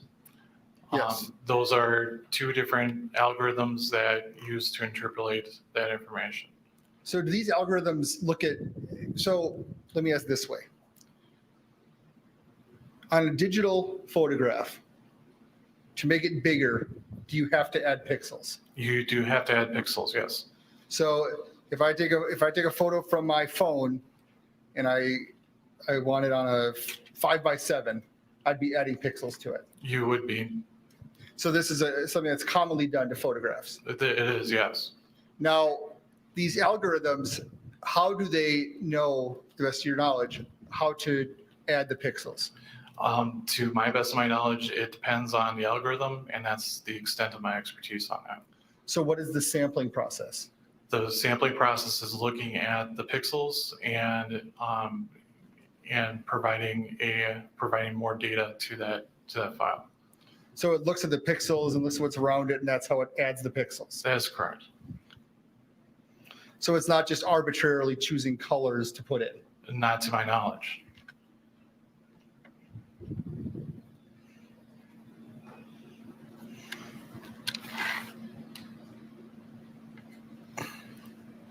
Nothing further, thank you. Sir, you never compared the photograph in front of you to the original? That's what you testified to? I did not compare the original. I did my analysis on that original video, but I didn't compare them side by side, no. Well, you were asked, you wouldn't submit it if you didn't think it was a fair and accurate representation and all that other stuff, right? Right. But you never looked at the two of them next to each other to confirm that, right? To confirm that, to compare the original to the exported file, no. And I know Mr. Krause talked about, you take a photograph of your family or whatever and you make it bigger, right? You're probably not as concerned in a family photograph that you're adding pixels and where colors are going as you might be in, for example, say, a homicide investigation, right? That is true. Okay. So making sure that the information that's added to these pictures, and the information is in the pixels, making sure that's accurate, that's an important part of your responsibilities, correct? That would be, yes. And you don't Really a procedural matter, but the outcome of this means pictures for the prosecution come into evidence from the drone video or they don't. Now, we're still expecting today, we'll hear if the prosecution has any other rebuttal witnesses or not, and also about jury instructions. Stay tuned. We'll be right back here on Court TV, your front row seat to justice.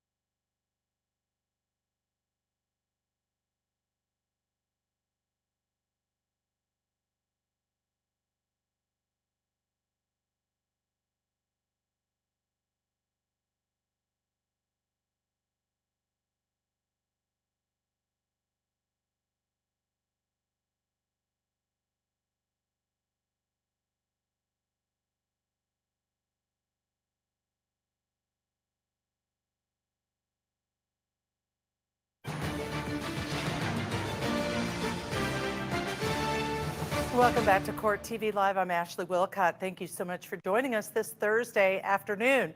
Court TV cameras are monitoring two big trials. First of all, the murder trial over the killing of Ahmaud Arbery, and second, the trial of Kyle Rittenhouse in Wisconsin. We will go back and forth between the cases live for important testimony and breaking news. Now, I do want to share with you that in the killing of Ahmaud Arbery, and this is Travis and Gregory McMichael, two of the defendants, and the third defendant is William Roddy Bryan. They have stopped for the day, so the jury has been excused for the day. They're not in court currently. However, in the Rittenhouse case, let's go back to court and see what's going on with the judge in this case. I'm not sure if we finalized our request. Certainly on count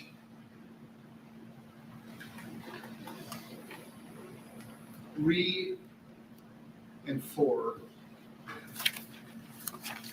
I think we discuss on other counts, but the first degree homicide, first degree intentional homicide, we will ask for all lesser included. The attempted homicide to engage gross credits, we ask for I believe there's only one lesser included. We are not inclined to ask for lesser included on the reckless endangering safety charges.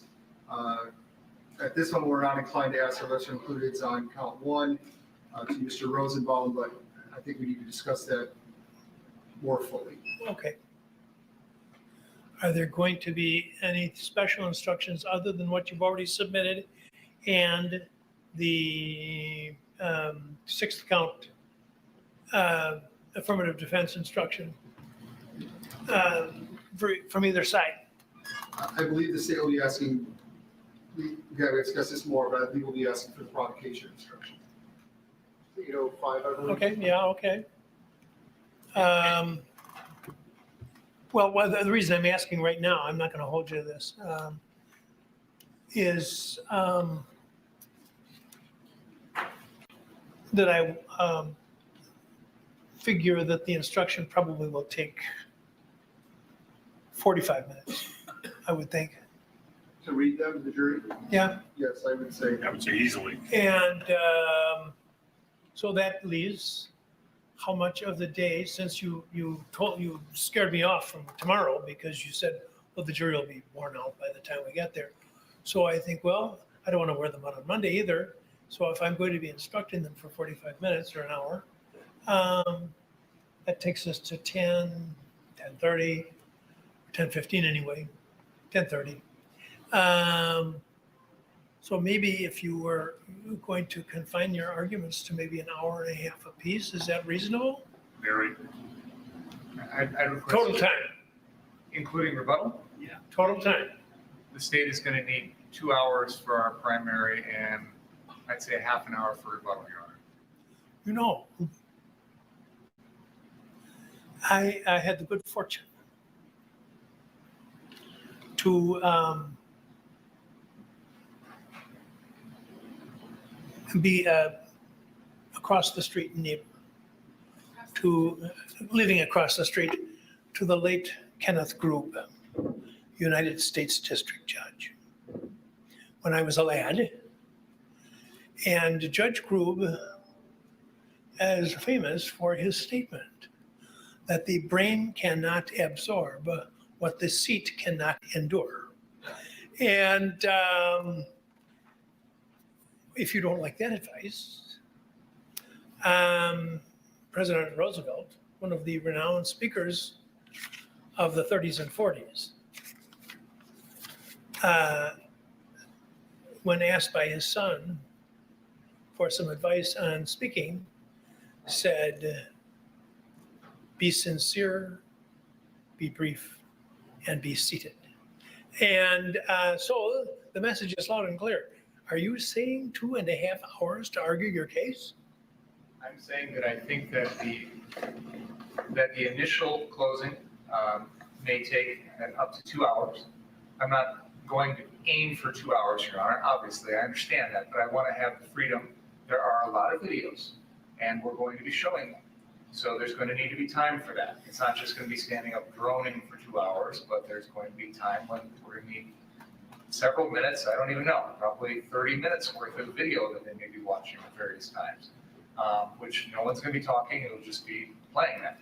And I certainly don't want to be in a situation where our allotted time for closings, you propose an hour and a half, for example, we do an hour and 10 minutes or whatever to save 20 for rebuttal.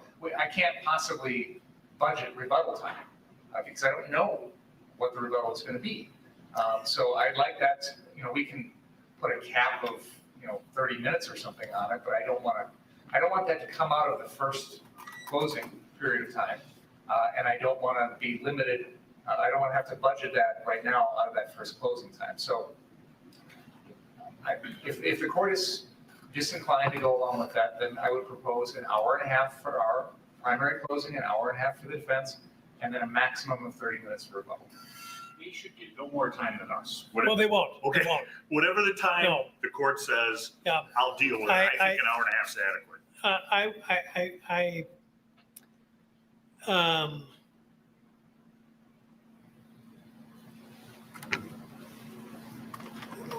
I agree with you that, and you make a good point about the number of exhibits. And so I'm going to indulge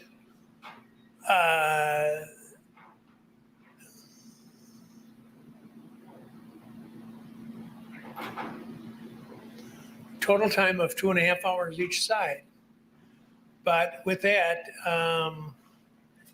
I'm usually pretty permissive when people go a little bit longer than they should. I note it to the jury so that the jurors can make their own. All right, I want to if go they now get to annoyed, Court they get TV annoyed. legal correspondent Shanley Painter, who's live outside the courthouse in Kenosha.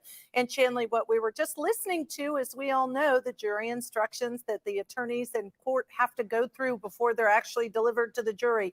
What we've learned is we can expect that those go in the morning, 45 minutes to an hour. After that we're going to hear the closing statements from the attorneys. And I think the judge is inclined to give each side 2.5 hours, which is the state's request. And then we'll be hearing or watching verdict watch. That's what it seems as to be. So this is moving quite along. Now, I don't know that did he actually decide that he wouldn't give the case to them tomorrow or Monday? I didn't hear that part of trying to listen, but this case has moved along. It was expected to last a couple of weeks, and now all the evidence is in. So hammering out these jury instructions, that's really important. It can seem kind of tedious and a lot of legalese, Ashley, as you know, but actually instructing the jury on how to apply the facts they've been hearing to the law is critical, especially in this case, given that there is an affirmative defense of self-defense and how they are to apply that to these charges. So it's also interesting. I believe I did hear one of the attorneys say that they would not be asking for any lesser included offenses. And that also is something that could also affect the outcome of this case, Ashley. I'm very surprised to hear they won't be asking for lesser included, because that's you get more bang for the buck, so to speak, right? So when you include those lesser included, it means that if they don't find of the most serious charges, then the jury goes to the next charge, the lesser included, to decide whether or not the defendant can be guilty of those. And so often we see prosecutors do want all of those counts, so they have the greatest chance. Shanley, what are your thoughts about this? Yeah, I agree with you. And here, given that it was a self-defense the lesser included would provide this jury an option, perhaps, if they felt that Kyle did reasonably believe his life was in danger, but he used unreasonable force. His force was deadly force was the wrong choice. That could be a lesser included, like a second-degree murder or a manslaughter, an imperfect self-defense type claim, which may be more likely for a conviction here for the prosecution. So that would be an effect here overall, because a lot of people believe that this was possibly overcharged for the first-degree intentional murder, given the evidence that we've seen come in over the last 8 days, Ashley. Right. Yeah, absolutely agree. And I know that you need to leave us right now, but you'll continue all your excellent reporting as always from Kenosha. And I want to bring in, joining me now, Amy Schultz, who's a criminal defense attorney from Wisconsin. Amy, I really want to pick your brain about this. And specifically, I want to start with the self-defense, because we know in this case that this defendant has claimed self-defense all along, from the opening statements all the way through the evidence presented. Help us understand what the self-defense law provides for and what has to happen in order for the jury to determine that it's self-defense. Yeah, well, in this situation, Mr. Rittenhouse is claiming that he was justified in the actions that he took that resulted in the death of Mr. Rosenbaum and Mr. Huber and the injury to Mr. Grosskreutz, because he was in reasonable fear of imminent death or great bodily harm from these people. So the state has to counter that now by saying that he was not in reasonable fear of that imminent death or great bodily harm if they want to defeat this self-defense claim. All right, so then let's look together at the counts that Kyle Rittenhouse is facing in this case. And these are by the prosecution. These are how he was charged. And the first and foremost is the reckless homicide. And this is the one with the use of a dangerous weapon, is also part of that count one, that the above named defendant, and that's obviously Kyle Rittenhouse, did recklessly cause the death of Joseph Rosenbaum under circumstances which show utter disregard for human life. The recklessly cause versus self-defense. That to me is what this boils down to, because we have the expert testimony about the minutes that were involved with the shootings and the pulling and the use of force. And to me, that goes to the reckless versus self-defense aspect of this case. Yeah, it certainly can. The argument here that the state is trying to make is that his behavior was reasonably certain to result in the death of a person. So firing his weapon at that range at Mr. Rosenbaum would have caused his death, and his actions were reckless in that manner. I don't know that it defeats self-defense. You can certainly still claim self-defense when the prosecution is alleging that your actions were reckless. Mr. Rittenhouse continues to maintain that he feared that Mr. Rosenbaum would take his weapon from him and use it against him. And whether that then put him in that reasonable fear of imminent death or great bodily harm is ultimately the question that the jury will be deciding. You know, there's been a lot of heated debate about whether or not this jury is going to convict Kyle Rittenhouse, because many are buying into the to the defense attorney's criminal defense of the self-defense, and are really buying into the fact that they don't think he did act recklessly in the first charge. But what does the prosecution really need to do to get a win in this case, in your opinion? Yeah, that is a steep hill for the prosecution to climb at this point. Unfortunately, unfortunately for the state, many of the witnesses that they presented offered testimony that largely bolstered Mr. Rittenhouse's self-defense claim.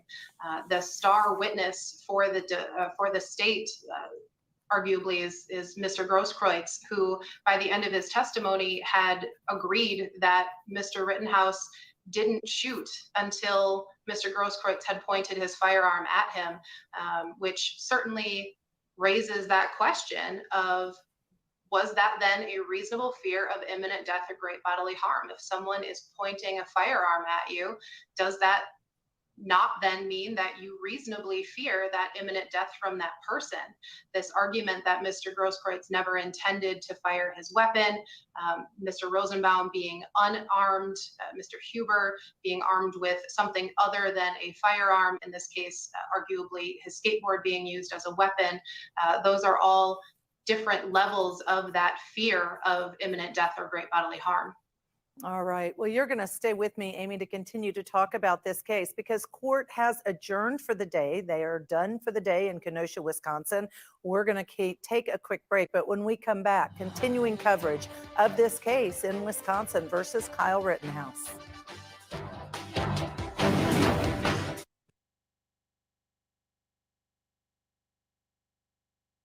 Sarah Boone is charged with second-degree murder after her boyfriend suffocated inside of a suitcase. She could have let him out. She could have saved his life, and she didn't.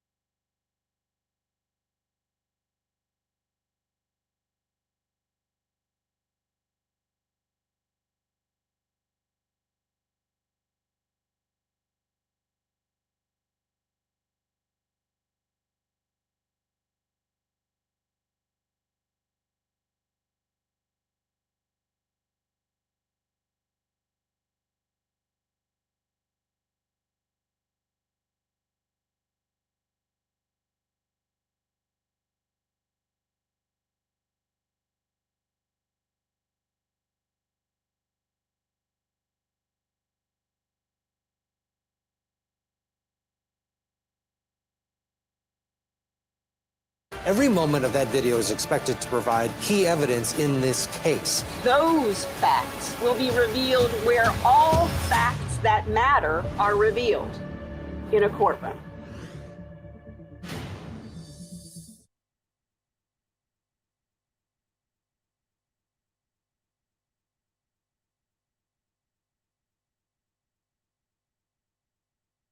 This is Court TV. What a day it has been as we continue our gavel-to-gavel coverage. Is there reasonable doubt? We'll find out. Welcome back to Court TV Live. Your front row seat to justice.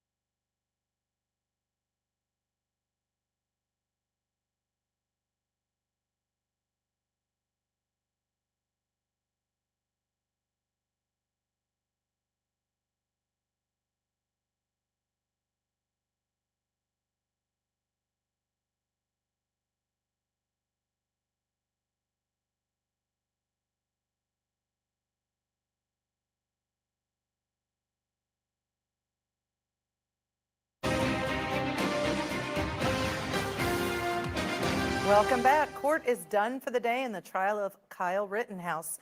Frank Hernandez, who says he's a professional news commentator, took the stand earlier today as a defense witness. But again, it was the state who had some tense moments with the witness. You see, right, Joseph Rosenbaum running after Kyle Rittenhouse. Is that about as close to the incident as you get? At the direct time of the shooting, yes. Did you see what Joseph Rosenbaum was doing as he was chasing Kyle Rittenhouse? So I was at the corner of the car source, and the first thing I did identify was that Rosenbaum was charging Kyle Rittenhouse from behind. And then as he's charging him into the car source parking lot, a firearm goes off. You can see it in the frame at the top of the car. Can I ask you to stop you for a second? Yeah. Did you hear that real time? Hear it and saw it in real time. Okay, go ahead. And as the first firearm goes off, Rosenbaum is already charging Kyle from behind, attempts to throw a bag at him, not sure what's inside of it. And Kyle is right at the corner, right there, the car source, and turns around, and Rosenbaum is lunging towards him very clearly, and Kyle fires. And do you see that with your eyes? Yes. That night? Okay. Your contact with Kyle that evening was just in terms of what you observed, I'm asking. Did you observe him acting in an aggressive manner to anyone that you observed? In no way, shape, or form. The first time I saw Kyle, he actually de-escalated a situation. Did you observe him at any time that evening pointing his firearm at anybody or threatening anybody with that firearm? No.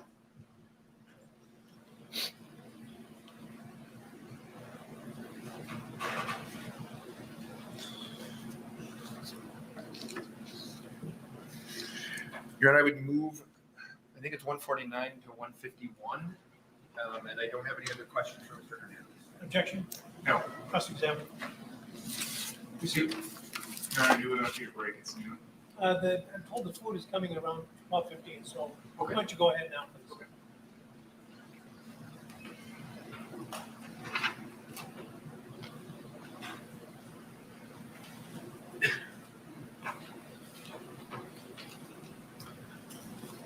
Good afternoon, Mr. Hernandez. Good afternoon. Where do you live normally?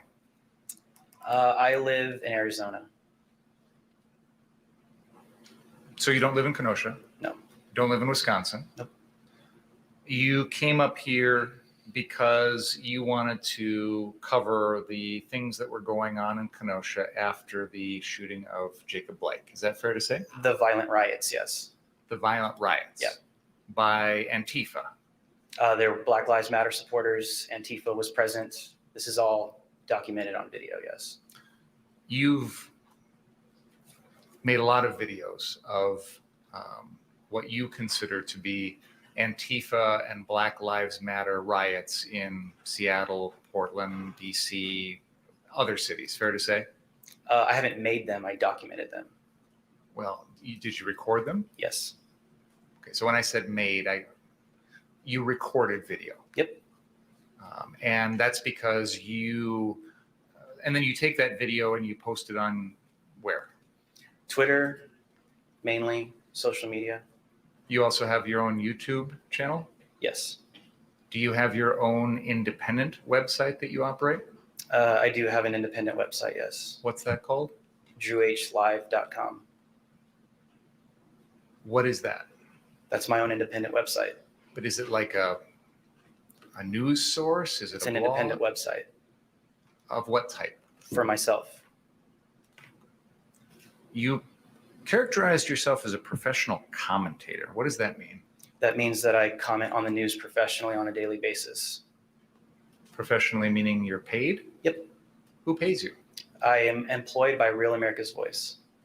Real America's Voice? Yes. What is that? That is a news commentary, breaking news website. They have their own apps and website. Other than getting paid by Real America's Voice, do you get paid by any other source to do your professional commentating? No. Is your Drew H Live website part of Real America's Voice? No. The things that you post on your website, Drew H Live, do you also share those with Real America's Voice? Depending on what's going on where I'm at. But this is unrelated to what happened in Kenosha because I was not employed by Real America's Voice at the time. That's something that's happened since then. Yes. And does Real America's Voice have any sort of political bias or agenda or anything like that? What is the balance? It goes to the bias of the witness, Your Honor. The bias in what respect? I assume that people, as I commented at the beginning, this is not a political trial. And I don't know how you would isolate a person's particular politics and determine that that person is going to evaluate the evidence one way or another. Okay, I'll move on. Your videos that you have captured of these incidents that you call riots, they're very slanted against the people who are rioting. You characterize them as Antifa, Black Lives Matter rioters, correct? Because they are rioting in the footage, yes, absolutely. And so you came here to Kenosha because you felt that's what was going on here. I felt like it could have possibly been a riot on the first night. So when I showed up, it turned out to be a very violent riot. And you continued to cover that on Sunday, Monday, and Tuesday night? I covered it Sunday night. I went back to Chicago Monday and then came back Tuesday. So you weren't here on Monday night at all? No. And on Tuesday night, you were recording video with your body cam? Yeah. You were also recording it with your cell phone? Yes. The last video that we just watched there of the shooting of Joseph Rosenbaum, was that recorded on your body cam or on your cell phone? Both. I just saw one video. Were there more than one video that you just shared with us? There's two. There's the body cam and then there's the cell phone as well. What was the one we just saw? I believe that may have been both. Where is the body cam located when you wear it on your body? Right here. And when you recorded the shooting of Joseph Rosenbaum, where were you holding your cell phone? Right here. Still with us, Amy Schultz, a criminal defense attorney from Wisconsin.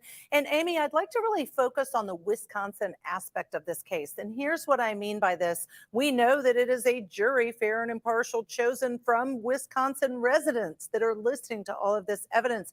How do you think that the exchange between the witness and the prosecutor plays to the jury from Wisconsin? I think a lot of that depends on where that particular juror's mind is as it relates to the evidence in this trial. I think that some of the exchanges have been fairly combative, and some of the exchanges have potentially turned off some jurors who think that Mr. Binger is being combative, being argumentative with these witnesses who aren't testifying the way he is hoping that they would. Jurors who are agreeing with the prosecution's arguments in this case probably find that his demeanor with these witnesses is exactly as it should be. So that's always the risk when you are trying a case to a jury, is how does your demeanor come off to each individual juror, and how can you strike that balance so that none of the jurors dislike how you are treating the witness. What's the water cooler talk, so to speak, about this case? So, you know, it's been in the news for since 2020. I mean, this was a racially divided issue that started all of the protests that he was then going because he says he wanted to help. So how were people talking about this case in terms of supporting Kyle Rittenhouse, or in the alternative saying, oh no, what he did was wrong, he needs to be held accountable? I think, as is true in a lot of the country, but especially in Wisconsin, people are very divided over this issue. And I think prior to the trial beginning, you would have found people on both sides who felt very adamant that Mr. Rittenhouse has committed homicide and should be jailed for the rest of his life. And you will also find other people who would say, no, he absolutely acted in self-defense, and this is 100% within his legal right to do so. He was attacked and he defended himself.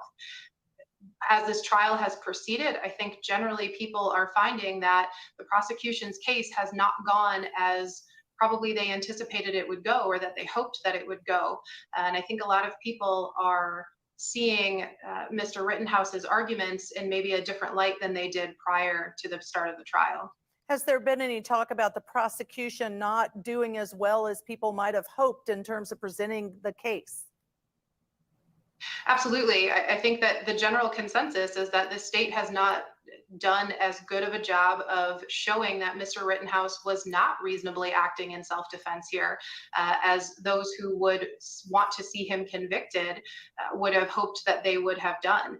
A lot of these witnesses seem to have testified either differently than the state anticipated, or certainly not as forcefully against Mr. Rittenhouse as the state would have hoped. All right, Amy, I appreciate your insight. You're going to stay with us. We're going to switch gears and talk about the McMichael Bryan trial that's going on in Brunswick, Georgia. And our own legal correspondent, Julia Janae, is here with us next after a short break.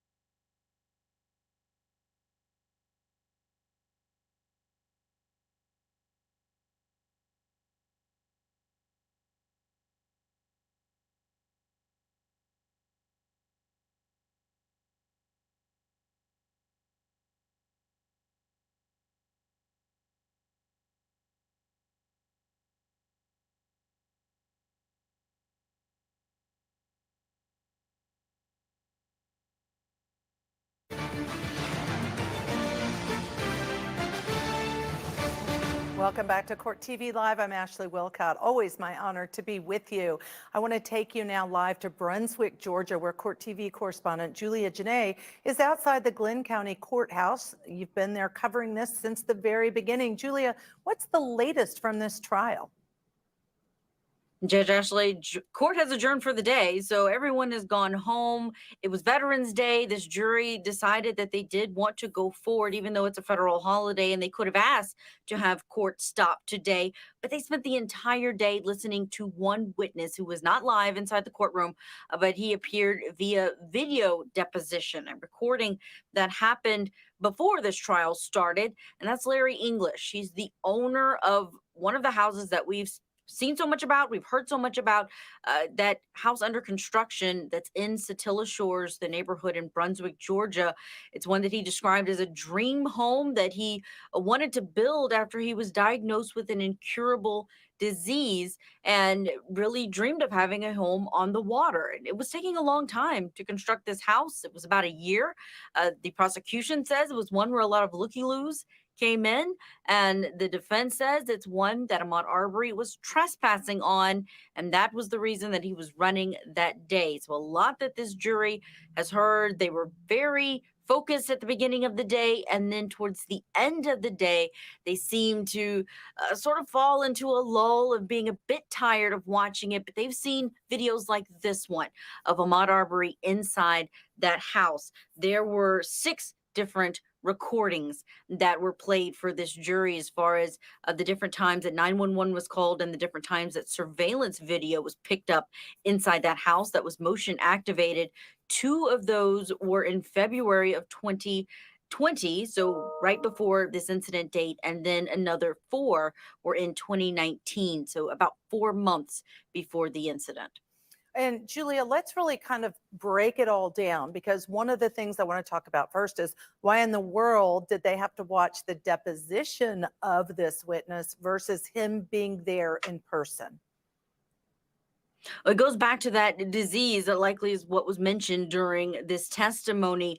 Larry English has often said that he is in ailing health, and really it was worrisome about how that would impact his ability to be here in court. So early on, there were media interviews that he declined when this case was grabbing all of the headlines and national attention. He had an attorney who really ran interference for him and put out statements saying that he is not doing well, but he is willing to put this statement in writing. He turned over those videos to the media as well of the surveillance inside his home. So that video deposition was done to protect his testimony, and also because he was going to be an unavailable witness, also due to the fact that COVID-19 still an issue. The numbers were very high here, according to the judge. They've only recently started to go down, so not wanting to subject him to a trial where there's going to be so many people. Certainly appreciate that was the decision by the court. I hate to hear the reason that he may be unavailable, but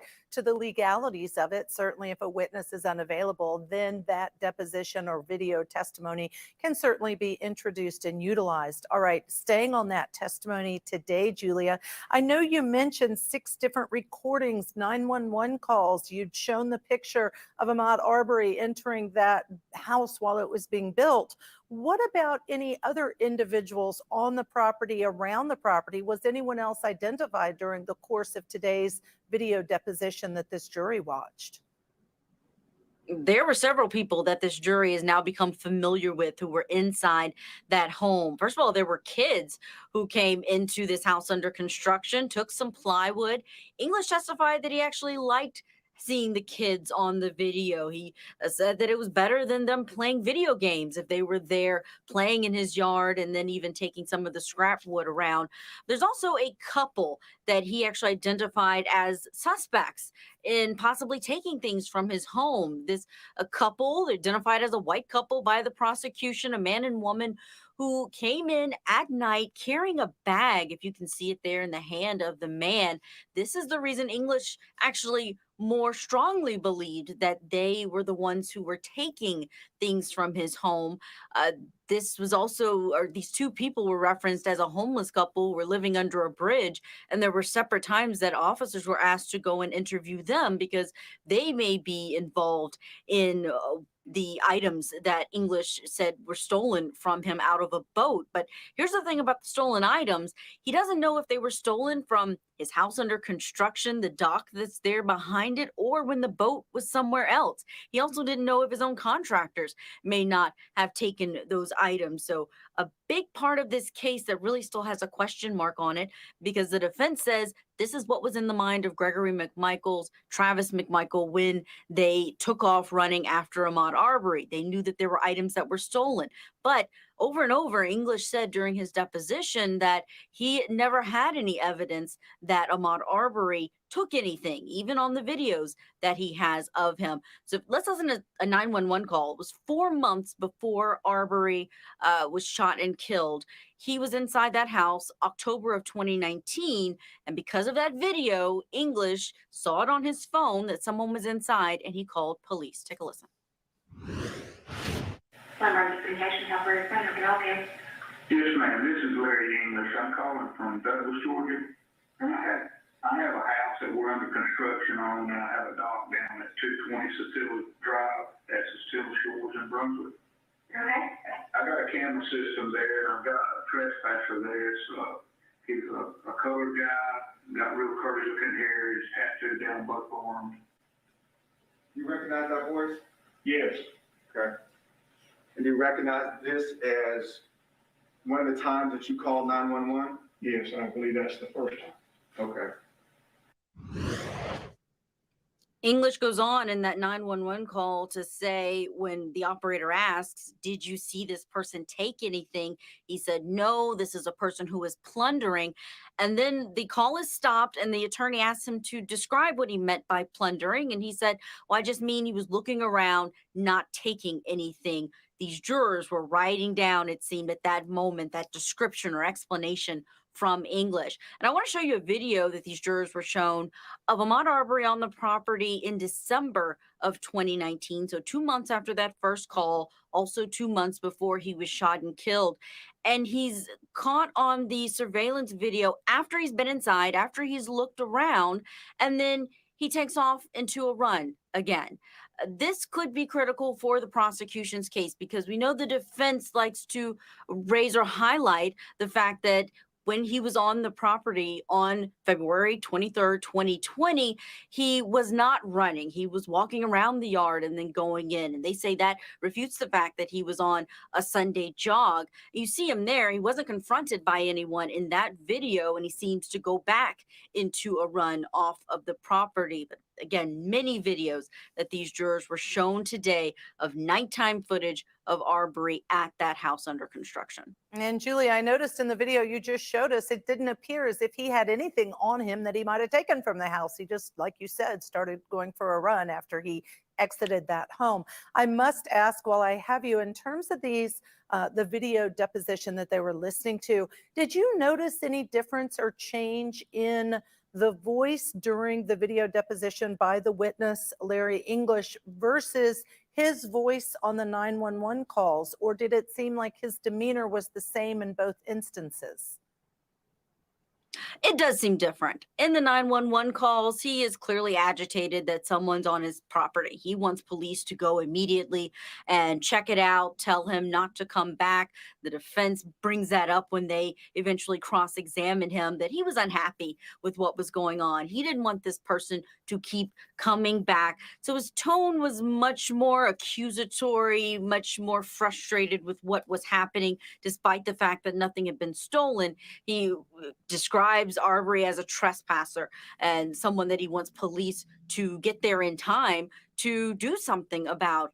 On the stand, when he's testifying, he seems more neutral about the presence of Arbery on his property. And the defense called him out on it. They asked him if he is reacting differently or changing his story, or rather, this was during redirect by the prosecution after the defense did their cross of him and asked him whether or not he was very upset that Arbery was on that property and was telling people.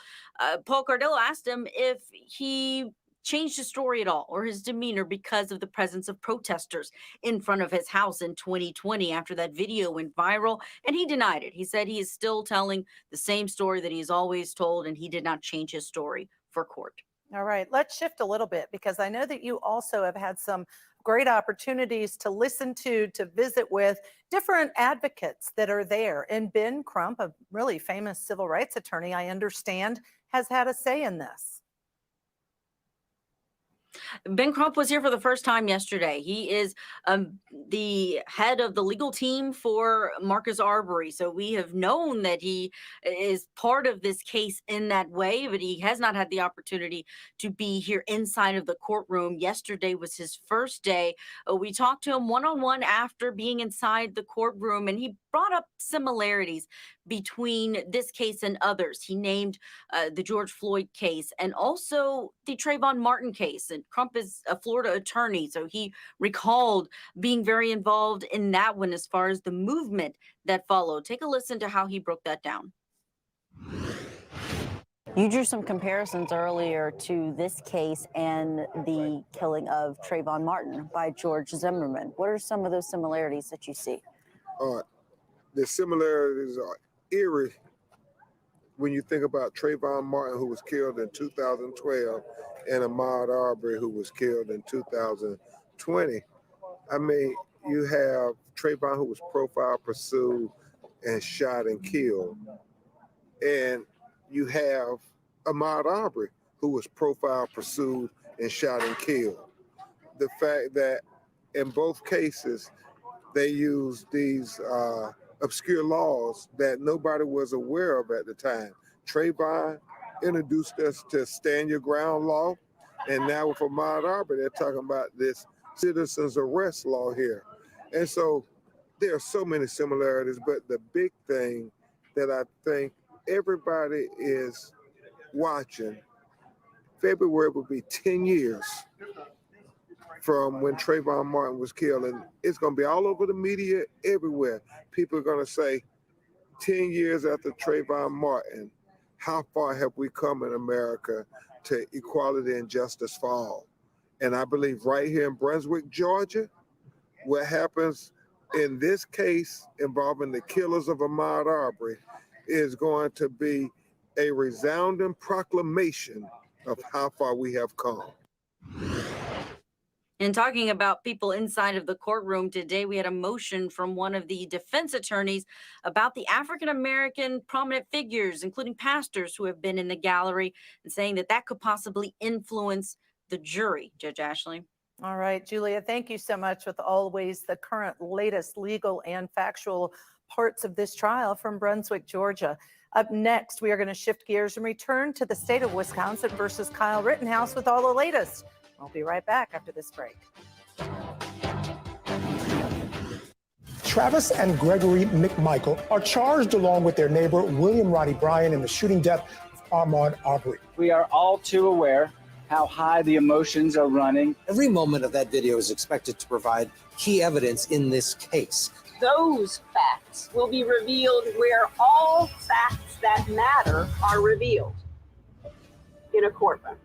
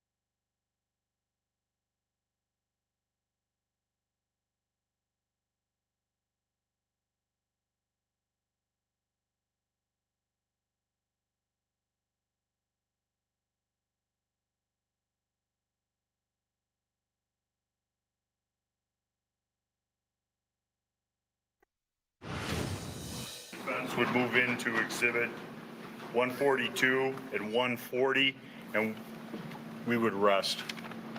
All right, any objection to 142 and 140? Subject to final review of 142, no. All right, received.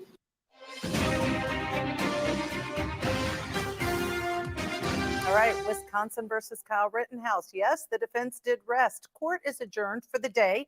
Here's what we can expect. Up tomorrow, we expect that they will resume court, that the jury instructions will be given by the judge. Those are expected by Judge Schrader. He said 45 minutes to an hour. Following that, both the prosecution and defense will have a total of 2.5 hours for their closing arguments. Now, that means, of course, that the prosecution has a closing argument, the defense has a closing argument. That will then be followed by the rebuttal, and the state can spend no more than 2.5 hours for both of those pieces of their closing argument. Now, this case may hinge on the testimony of Kyle Rittenhouse, who has testified in his defense that it was self-defense. Let's watch together some of his cross-examination by the prosecutor, Thomas Binger. So you're a certified EMT, and you said yes, correct? Yes. That was a lie, correct? I'm not an EMT. You're not a certified EMT. You're not an EMT of any kind. You weren't on that night, correct? Yes. So you lied to him, correct? I told him I was an EMT, but I wasn't. And you knew you were being interviewed by someone in the media when you told that lie, didn't you? Yes. And you talked about trying to provide medical help, but there's no one around that needs medical help at the 59th Street car source at that point, is there? Not that I noticed. So you don't have any purpose there anymore, do you? Other than... So why not go home? Because I was going to help people provide first aid and medical assistance. But that wasn't the reason you were there that night. You were there that night to protect the 59th Street car source. It was one of the reasons I was there. Part of my reasons of being there was to protect the car source properties and provide first aid and medical assistance. So you went out in the crowd, like we see in this video, looking for anyone who needed your help. If somebody asked if somebody said they need help, I would have helped them. So why go with Ryan Balch? Because you're safer and better in pairs when there's somebody else that's also with you. So when you crossed 60th, you were worried about your safety? A little bit. Even though you think this is not a hostile crowd and you're there to help them, you were still worried about your safety. That's why you needed Balch to back you up, right? I said I didn't think they were hostile towards me. I didn't say that they weren't a hostile crowd. Still with us, Amy Schultz, a criminal defense attorney from Wisconsin, here as a guest legal analyst. Let me ask you, Amy, the credibility of Kyle Rittenhouse is going to make a significant difference in this case, in my opinion. Tell us your opinion of his credibility. Yeah, Mr. Binger attempted to challenge his credibility by challenging these untruths that he told during that night, that he told someone he was a certified EMT when he's not. That's really the biggest lie. Mr. Rittenhouse refused to say that it was a lie. He was very well prepared for his testimony. But to challenge his credibility is critical in this case because the jury has to believe that he reasonably believed that he needed to do what he did in order to prevent his own death or great bodily harm. And if the jury finds that they can't believe what he has said based on other things that he said that night that we have now learned are not true, that could really be a turning point for the prosecution. Did you find him believable? And I really am referring specifically on direct examination when he broke down. Kyle broke down, started crying. And again, very divisive responses. Some people found it so credible, believable. He just had a breakdown. And there were others who said the opposite end of the spectrum, which is, are you kidding me? He's absolutely faking. What was your opinion of him and his credibility? I can certainly understand why people see it both ways. And I think it comes down to what your opinion of this case is at this point. If you believe that Kyle acted reasonably and in self-defense, then you believe that his breakdown on the stand was legitimate and was him truly reliving the emotions of that night, the feelings that he was feeling as that happened. And I'm sorry that, to jump in. I'm going to stop you there only because we're out of time. Thank you so much for joining us. Thank you, viewers, for joining us with our live continuing coverage of 2 major trials nationwide. Also, up next, Michael Ayala will be in the anchor chair. You won't want to miss anything. He will have more on the Kyle Rittenhouse trial here on Court TV, your front row seat to justice.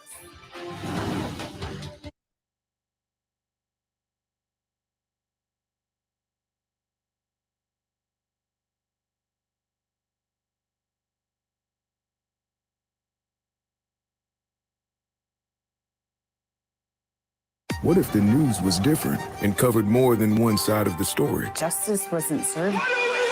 So you can make up your own mind. I love this so much. Introducing the new point of view. Yours. Newsy. Watch free 24-hour news.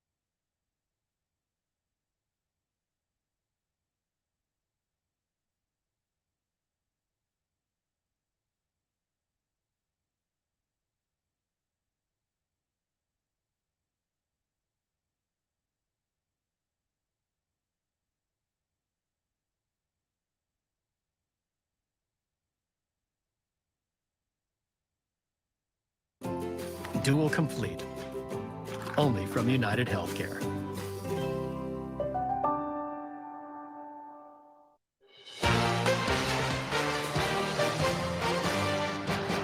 Hello and welcome back to Court TV Live. I'm Michael Ayala. Thank you so much for being with me this evening. Another impactful testimony day in the two trials that we're covering here on Court TV Live. Our Chanley Painter is live in Kenosha, Wisconsin, where the defense has rested its case in the Kyle Rittenhouse trial. And our Julia Janae is live in Brunswick, Georgia, where they have just wrapped up day 5 of testimony in the Ahmaud Arbery trial. All right, I want to start off in Brunswick with Court TV legal correspondent Julia Janae. Now, Julia, the jury heard from the owner of the property under construction that Ahmaud Arbery was seen inside. What did he have to say today? Hours of a video deposition for this jury today. They started the day very attentive, paying attention, taking things in by looking at this video, but by the end of the day, seeming to show some signs of wear. The reason Larry English, that homeowner, appeared by video deposition is he has had some medical challenges, and the court decided because he would possibly be an unavailable witness to do the testimony, the cross-examination, all of that beforehand. So this jury watched it all back.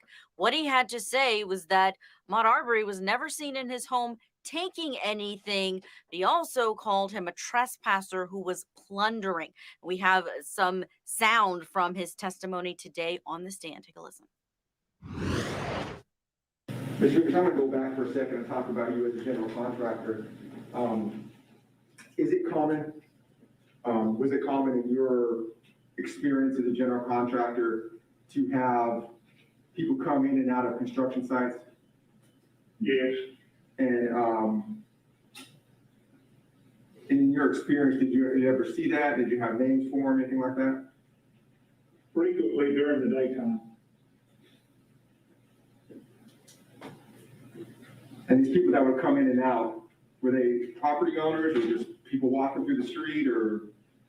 Some of them will just be people in the neighborhood, might ride down a golf cart on the weekend, go through and check out the progress. Sometimes you'd have a potential home builder, the prospect of home building, you want to come through to check the quality of the contractor out.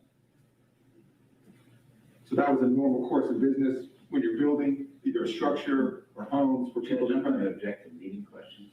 I'm so good.